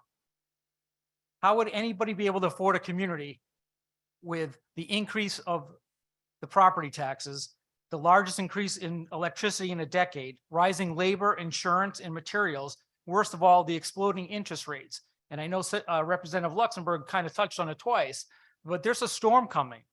When my rates, and everybody has a commercial mortgage who has a rate of 4%, let's say, while rates were low, and then in the next adjustment period, they go to 7 or even higher, my payments are going to explode to the lender. I will not be able to afford making my payments, which will put me in default of my loan when that happens. I welcome any questions that you have. Thank you, sir. Any questions? Representative Zullo. Thank you, Madam Chair, and thank you for that testimony. Just at the very end, you were getting to the point of the commercial loans resetting and your interest rates going up. And I've heard in the time that I was here some testimony about, well, these are investment properties. You're in the gambling business. And they go up, you're on the hook. So, I mean, can you speak to a little bit more of the strain and the burden that that's going to cause, and maybe the strain and burden that that's going to cause for tenants? Because I get it. Sure. You're in the business, so you're going to be keenly aware of it. But what's going to be the result of when that happens? Sure. Well, let me tell you, I guess the question is, how much risk are we supposed to take, right? So you're 100% correct. And anybody who brings it up, we all went into this with our eyes wide open. I will tell you that personally, and for most people like me, my personal house is on the line. My kids' education's on the line. Everything I have in the bank is tied to every loan I have. I sign personally for everything that we have. So when you say that I take on the risk, it's true. And all we're saying is we just want to share some of the costs of that risk with the residents for all that we provide them. You know, where do you get to go and not have to pay for water or not have to plow the road, or we're all taking the same risk? I actually have a lot more to lose. You know, people say why should we care about the landlords? Because we're the ones providing all the housing. If I can't pay the bills, if I can't pay the bank, and they take my property and then they take my stuff personally, who's gained anything? Did the resident really win anything in that argument? I appreciate the clarification. And then just one more time, as far as those costs going up. So that interest rate, you were saying, it sounded like it was going to potentially almost double. What would that would that essentially almost double your payments? Yeah, it doubles my interest. Sure. Yeah, I think some of my loans are 3.5%. Right now, they would be they'd go to 7.2. My line of credits today, so if I have to do a capital improvement, my line of credit's already at 8.25. So I can't even borrow money to do anything valuable because I won't be able to make those payments on top of my mortgage payment. I'm going to yield to anybody else that has questions. I appreciate the extra clarification. Thank you. Any other questions? So can I just ask you, are there any special programs available for you in the way of loans from the state? As far as I know, no. Because I'm part of the advisory council for the state, we've kind of talked about how there could be grants for programs to help. You know, part of the problem with mobile home parks, I didn't get to it because of my 3 minutes, but they were mainly built in the 50s, 60s, and 70s. So what does that tell you? I have real aging infrastructure, not any different than the crumbling bridges in the state, right? So I have all this septic systems. And by the way, so in a park that has 121 homes, I have 121 individual septic systems that the state of Connecticut doesn't allow me to just go in and replace with the same size septic system. I have to now meet the codes of today. So what we would love is some kind of grant that would allow me to get money from the state at either a 0 to no interest loan or a grant for free to fix my infrastructure like they did the crumbling foundations. That would be great, Senator Moore. That would be fantastic if they. So have you all discussed that as a part of the committee that you're on? Yeah, we just started the conversation. I don't know if any programs exist for communities like ours, but I'm happy to start the conversation with anybody that will listen. Thank you. Thank you for your testimony. Rep. Ware. Thank you, Madam Chair. And you just brought up, Mr. Asnes, you just brought up a question in that last bit of information that you provided. So is there, absent of a loan or a grant, and you've got these aging septic systems that need to conform with today's codes, is there any discussion about, I guess that would be the Department of Public Health, Health Department? Well, the oversees- DEP, like for instance, for septic systems, it falls under DEP. And Okay. they don't have any money to do anything. Okay, and there's Yeah. no consideration to relax the standards or allow a different design or a combination, some sort of septic design that No. Would some you sort like, of consideration for maybe a community design that would be lesser in cost but achieve the same result. unfortunately, no. I mean, we have never been able to get them to relent. The problem with communities like ours is, when they were built in the 50s, the homes were a little bit smaller, right?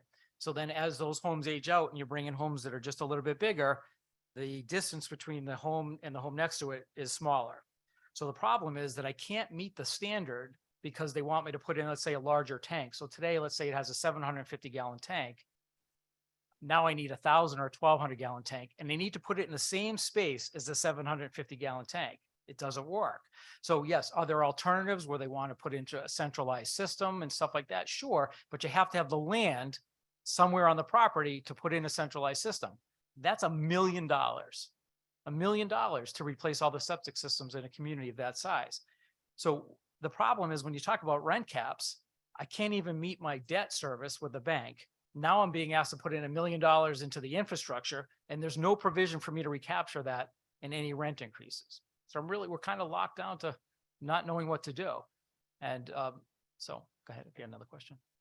No, that's really it. I guess the regulations, once again, government regulations got us again, but thank you very much for that testimony. You're very Well, welcome. I just want to say government regulations could help him with this mobile home if there was a fund that he could go into. But I would say if there was a fund, that it would also be thinking about not doing a rent increase if you had that state funds to help you. I think it's something that we should pursue, even on your committee, and something we could talk about also. But thank you, sir. Are there any other questions, comments? All right, then. I'm going to pass this on to Representative Luxembourg for a little bit. And I'm going to see if anybody's delivering a pizza to my house. All right. Thank you. Thank you, Senator Moore. And that was a rookie House chair mistake to not also have a pizza sent to your home in Bridgeport, but duly noted.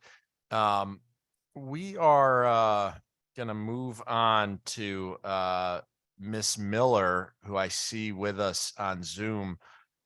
Miss Miller, are you with us, and can you pronounce your first name correctly for us so that I don't mess it up? Hi, it's Scotisa. Welcome to the Housing Committee, Scotisa. You have Thank you. My name is Scotisa Miller. I'm a resident of New Haven and a member of New Haven Rising. I'm testifying in support of a rent cap and in support of HB 6588, with changes to better protect tenants.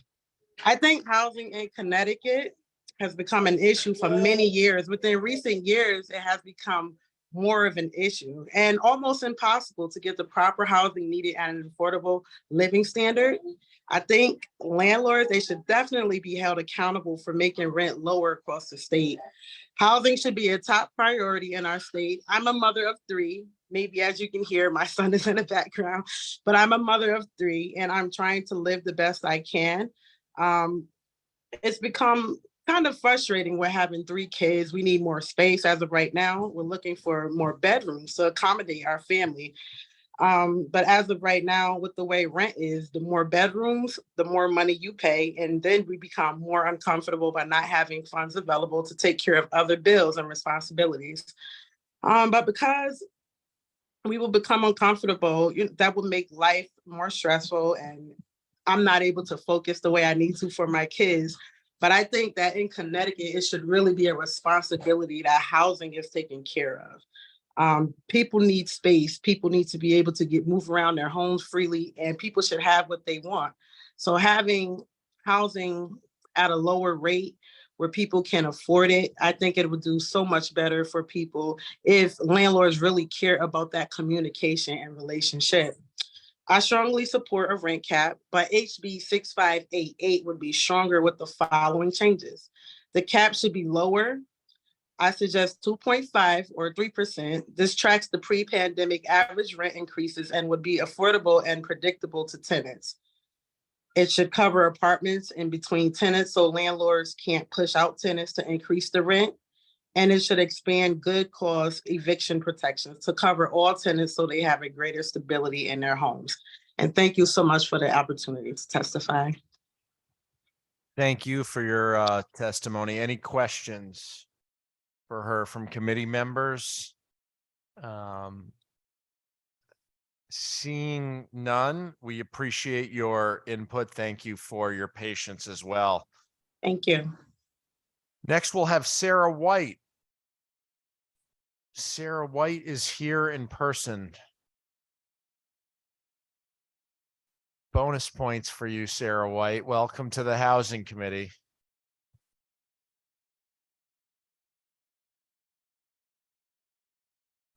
Oh, yeah, make sure you turn your mic on for us there. Is it on now? Yes. Okay, thank you. Thank you, Representative Luxembourg, Senator Moore, and the other members of the committee for giving me the opportunity to testify here today. My name is Sarah White, and I'm a staff attorney at the Connecticut Fair Housing Center, and I'm testifying in support with amendments of HB 6588. We support a statewide cap on rent increases to give renters the stability of predictable and affordable increases, to protect renters from displacement, and to make our housing market more affordable overall. Rent stabilization has been shown to moderate rents, improve housing affordability, and increase housing stability for tenants without impacting new construction or reducing housing quality. In the face of rapidly rising rents in the last few years, a growing number of jurisdictions are passing or strengthening their rent stabilization policies. It's up to around 200 nationwide. And in a recent poll, 72% of likely Connecticut voters said they supported a 2.5% cap on rent increases. And I've attached bill substitute language to my testimony, two versions, one that takes the existing framework of HB 6588 and strengthens it with the 2.5% cap and good cause protections we've talked about, but also includes an exception process for landlords at the local level, and have also included language for a pass through to property taxes, to address some of the testimony we've heard here today, and to incorporate, the best practices we've seen from rent stabilization policies across the country. I think it's important to think of rent stabilization as really a suite of policy choices that we can make, that we can learn from other jurisdictions and design a policy that, works for us without having unintended consequences. And I do want to get into those, but I also wanted to point out for the committee, we've heard a lot about, what economists say, and we do have two economists signed up to testify in support of rent stabilization.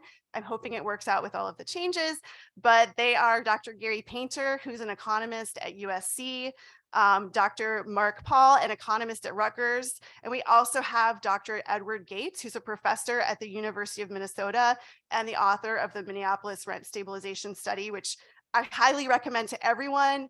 It's a great resource which, talks through what are the different policy choices we can make with rent stabilization? What does the research actually say versus the sort of misconceptions and myths that are out there that I think come from a 70 years ago, maybe what policy looks like, and also does, lots of great modeling. So if they're not able to testify, we are working on, pulling together a panel with experts so that you'll have another opportunity to hear from them given everything that's happened today. So, modern rent stabilization really differs from that older style rent control that still exists in New York City, and that is the source of many misconceptions about rent stabilization. Under modern rent stabilization, landlords set the initial rent. They get to choose what makes sense for them. And the rent stabilization policy simply limits how much rent can rise each year, moderating increases and giving tenants greater predictability and stability. So Excuse me, Ms. White, if you could start to wrap it up, please. Thank you. So I've got a lot of studies cited in my testimony, and I'm hoping that you'll have some questions and I can get more into that, especially the changes that we'd suggest that are made.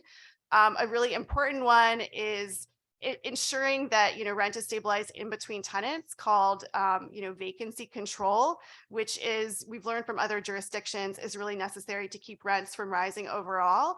But I think the important point is that rent stabilization can work for landlords and tenants. It's working in many cities across the country. A growing number of states are considering it.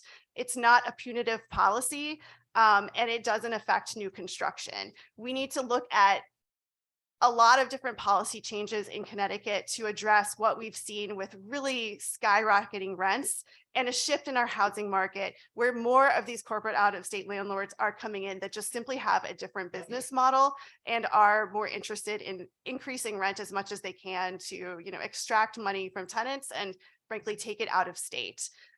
So we strongly support a rent cap, and I hope you'll look at my testimony as well as the suggested bill language that I think would address, many of the concerns we've heard today, and, give everyone assurance that this will work for tenants and work for landlords as we build more housing as well to, increase housing affordability in our state.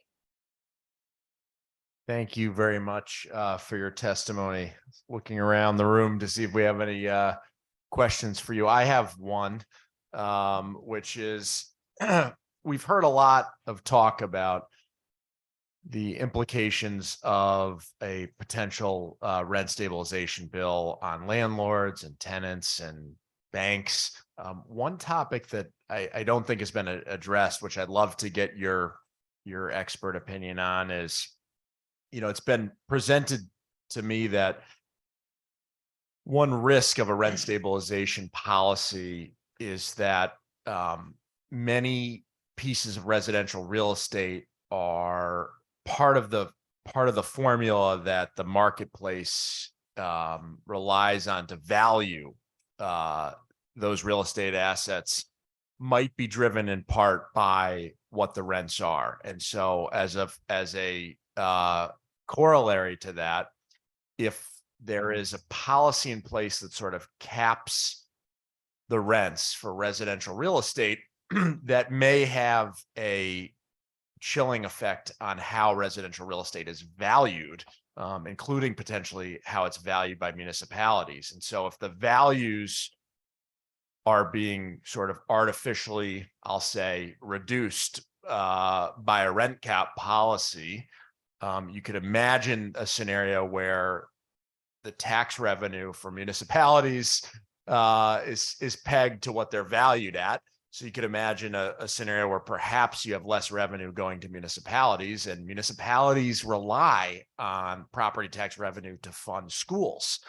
We happen to have a lot of people on the housing committee, interestingly, here who care a great deal about education. So I guess I'm perhaps wondering for them and myself and other committee members, if you have, in the places that have done this, has it had a chilling effect on how those real estate assets are valued? And in turn, has that created a scenario where those municipalities are essentially collecting less tax revenue because it's pegged to valuations that are lower?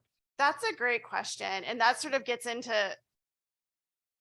one of the issues that's going on is there has been a lot of property speculation with out-of-state landlords who are able to pay all cash, who are able to outbid our local landlords who would otherwise, get these properties, whether they're 1 to 4 families or multifamilies. And part of that is what's driving these huge large increases in some neighborhoods in property values and those big tax bills that I know in some neighborhoods we do have. So, I mean, I think a way to think of it is rent stabilization does moderate, you know, that sort of out of control speculation, which ultimately harms tenants. It prices them out of housing. It ultimately harms small landlords because they can't afford to compete in that market. Yes, there may be some short-term gain in municipalities in terms of the tax revenue, but there's a greater loss there in that the people that actually live in that community are often being priced out. There may be empty units, you know, other issues like that. So rent stabilization does not like depress property values. The town won't be losing money, but it does slow property appreciation to, I think, something more like what we've been used to in the past, where it increases a little bit every year, but we don't see these huge swells that are part of what's leading to these big tax bills that I know some people have gotten. Thank you for that thoughtful answer and for your expert testimony. Any additional questions from any committee members? Seeing none, thank you for visiting the Housing Committee. Appreciate your testimony. Next, we'll have Lucia Van Diepen. I don't know if I got that right. I don't know if it's Lucia or Lucia. Lucia. But you can just call me Lucia. Lucia, welcome to the Housing Committee. Thank you for your patience. Your mic is already on. You have 3 minutes. Okay, well, thank you so much, beloved public and beloved public servants. It's a pleasure to be here today. I'm a renunciate. I come from landed gentry. My parents left the Netherlands after World War II, both from landed gentry, started here with $100 and ended up owning multiple properties. And what my father did, much to my dismay, was he was able to save money, which is a good thing. He was prudent.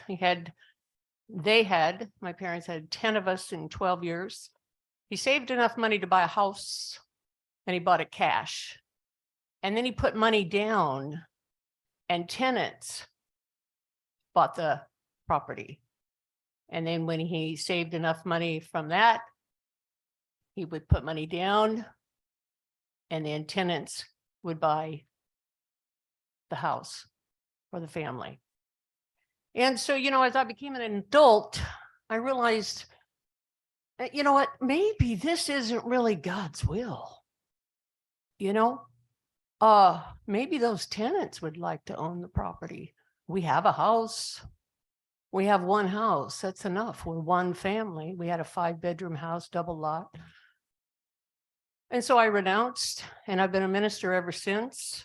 Actually made it official by going to the seminary. Graduated from Graduate Theological Seminary in Berkeley, California. But I've been ministering to the victims of our capitalistic system, homeless people over the years, soup kitchens, people who lost their homes, lost their kitchens, lost their toilets, lost their bathtubs. So I am supporting the rent cap. And I am supporting it to prevent unnecessary human suffering. See, I took a vow of poverty. A lot of people did not have that privilege. They were born into poverty. And Mahatma Gandhi said that poverty was the worst form of violence. So we're all complicit. We are all complicit. So when we cap the rent, we are preventing people from suffering. And so believe us, I'm a tenant. I have tenant pride. My button says tenant power, but I say tenant pride because I don't believe that this earth is really anybody's. It's everybody's. You put your name on that, and then you turn it around and you capitalize on those others. So I beg you to believe us when I say that I have rented for over 50 years. I've had probably one land person who is fair. One. It's really not a good batting average. So I'm a retired teacher. We have not a good grade here as a society when we have a growing number of people homeless. We have a growing number of people who end up in prison because they're so desperate. They don't have a home. You can't work if you don't have a home. So we need to really look at who is suffering the most and let's help them first. And so for me, capping the rent is a step in the right direction, giving people that security, that acknowledgement that they count. Excuse me, Miss Lucia. Thank you. You're about a little more than 3 minutes. So if you want to wrap it up. Okay, I'll do that. So in closing, I would like you to really search your souls on this one, because we've had a lot of people talking about, oh, but the landlords have all these expenses. And I've noticed friends up there, our elected public servants, when the landlords are up here, you've got a lot of questions. You want to unpack those hidden expenses, right? I didn't hear any one of you say, hey, do you ever feel kind of greedy? Do you ever really think that, maybe it's your profit margin that's most sacred here and not the lives of our brothers and sisters? But when we get up here, you don't ask us like, have you ever sought therapy because you're a tenant? Have you ever wondered and worried about the soul of your land person? I mean, I do a lot of praying. It's my profession. But I beg you to be that priesthood of believers and do the right thing. And we're in a war zone. So we have people dying today in our emergency rooms because they got too cold last night. So I beg you to make this decision from your soul. Thank you for your testimony. Any questions from committee members? Seeing none, thank you. Thank you for being with us. We are going to. Not one? No, we're all set. So We're moving on to the next. Landlord, does that count? Come on, ask me something.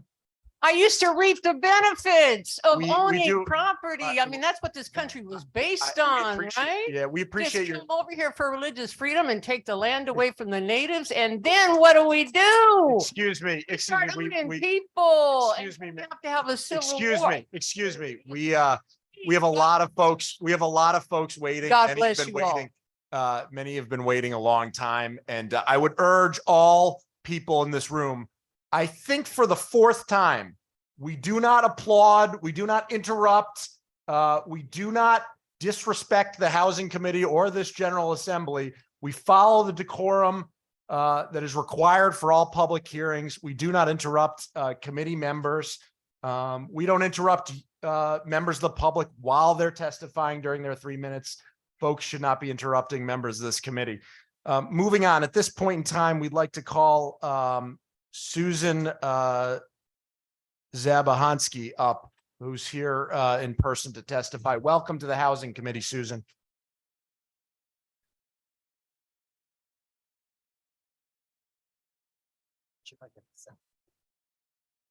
Hi, members of the committee. Thank you so much for your time. First of all, I'd like to say I've been a tenant for the last 10 years. I'm an only parent to my child. I was born and raised in Detroit in poverty, with a single mom also. And I just want to say that I've heard all the testimony. I've listened all day long. And if tenants think there's a housing shortage now, not allowing landlords to charge the rent necessary to keep up with the rising property costs and inflation on maintenance and everything will just make less housing options for people. I'm speaking also on behalf of my landlord, who I've enjoyed the company of for 10 years. She is a senior and she uses the income that I provide her to pay her bills. This is what she uses as her primary source of income in her retirement. So, you know, I've heard about rising costs and I don't know why we pick one particular industry to pick on. And this legislative body continues to advocate for increased spending. And that increased spending has an effect on all of us. It is increased spending causes inflation. That's what we're seeing now. We've spent and spent and spent, and that's resulted in increased taxes and burdens on all of us. I don't understand how we can pick one particular industry and try to put caps on it. Why aren't we capping the price of milk, eggs? I own a small business now. I've worked my way through college, working 4 jobs to pay rents. I've rented pretty much most of my life. If we continue down this path, we're just going to drive the market out of Connecticut. And there will be no government, it'll only be government controlled housing. And we all know how that goes. It's not great. We're talking about slums. I mean, government controlled housing is not in this state and in this country is not where people want to live. I would just urge you to consider that. I mean, consider the effects of all the legislation we continue putting on different industries. That's what's causing the rising electric rates are a result of legislation. We just continue down a path of overregulation, which forces the prices we're seeing now. So I really urge people to consider that. I just really can't understand how you can cap one particular industry and tell people that they can't make a living when that's the only way they may be currently making their living. You know, I'm a small business owner. Imagine if someone came to me and said, listen, you can only charge this much for your product line. I mean, I groom dogs for a living. If someone told me I can only charge a certain amount, then I would leave the state. And my industry alone, the workforce in the state is being depleted. And why is it being depleted? Because people are leaving because of the increased costs. We can't continue driving the working force out of this state because we won't have a workforce. There's work shortage where I've listened all week in the nursing homes. I mean, there's shortages in my field. There's just shortages everywhere. In education, it's because we're driving people out of the state because of the rising costs, and picking one particular industry is not the answer. And another thing is I've heard some vilification of like big corporations that come from out of state. We're at about 3 minutes. You can start to wrap it up for us. Okay. Thank you. There's vilification of big corporations who are out of state, who own multiple, 100 units. They're providing housing in the state. We're vilifying that industry. Imagine if they left. Do you think we have a housing shortage now? If those big places that have 100, 200 unit rental places, if they leave, we're in big trouble. So I thank you for your time. Thank you for your testimony. Thank you for being here in person to share your perspective. Any questions from committee members? All right, Representative Zullo. Sorry. That's okay. Thank you. So you said at the beginning that you're a tenant, correct? Yep, for 10 years. Yep. For 10 years. And you're in here testifying that you think it's a good idea or that it's a bad idea to cap. It's a bad idea to put caps on rents. I mean, I can't imagine if you capped my landlord. I mean, this is her only source of retirement income.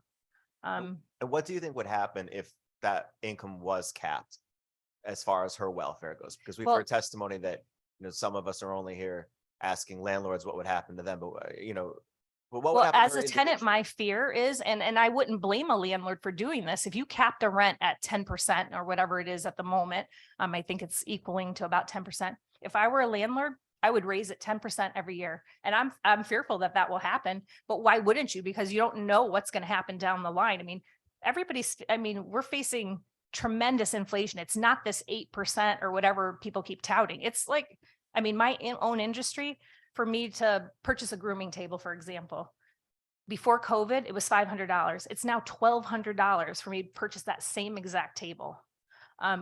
It's it's ridiculous. And I thought, well, after COVID, the prices will go down. They haven't. It just continues to rise and rise and rise. I mean, so if I were a landlord in that situation, I would raise the rent as much as I could every year. And my landlord's been great. I mean, we work out our own deals. There was a time when I had issues. I went to her, I made a private contract. I did have a husband living with me at the time, and he left, and I was like, how am I going to afford this rent? And she gave me a couple of months, and we worked that out amongst ourselves. But why would you do that as a landlord if you're going to have rent caps? I mean, she wouldn't be able to work out those, negotiations with me privately. So you think that a rent cap would constrain landlord flexibility to be able to make those kinds of accommodations when they need to come up sometimes for tenants? Yeah, absolutely. I think so. Or vice versa. They would just raise the rent, the 10% or whatever this bill's proposing. What is it? I don't even know where it stands now. It keeps changing, but it's the cost of whatever inflation plus 3%. Is that where we're at? So, I mean, it's just so arbitrary. Like, where do you come up with these numbers? Like, I just can't understand legislation that is arbitrary. It's just, there's no rhyme or reason. Let's just do 2.5. I heard multiple people say 2.5. Where do you come up with 2.5? You know what I mean? Who says that? Who says what my costs are, what my expenses are in my own business? So I can't understand how you can put that on another business. It doesn't make sense. It encourages an underclass of people.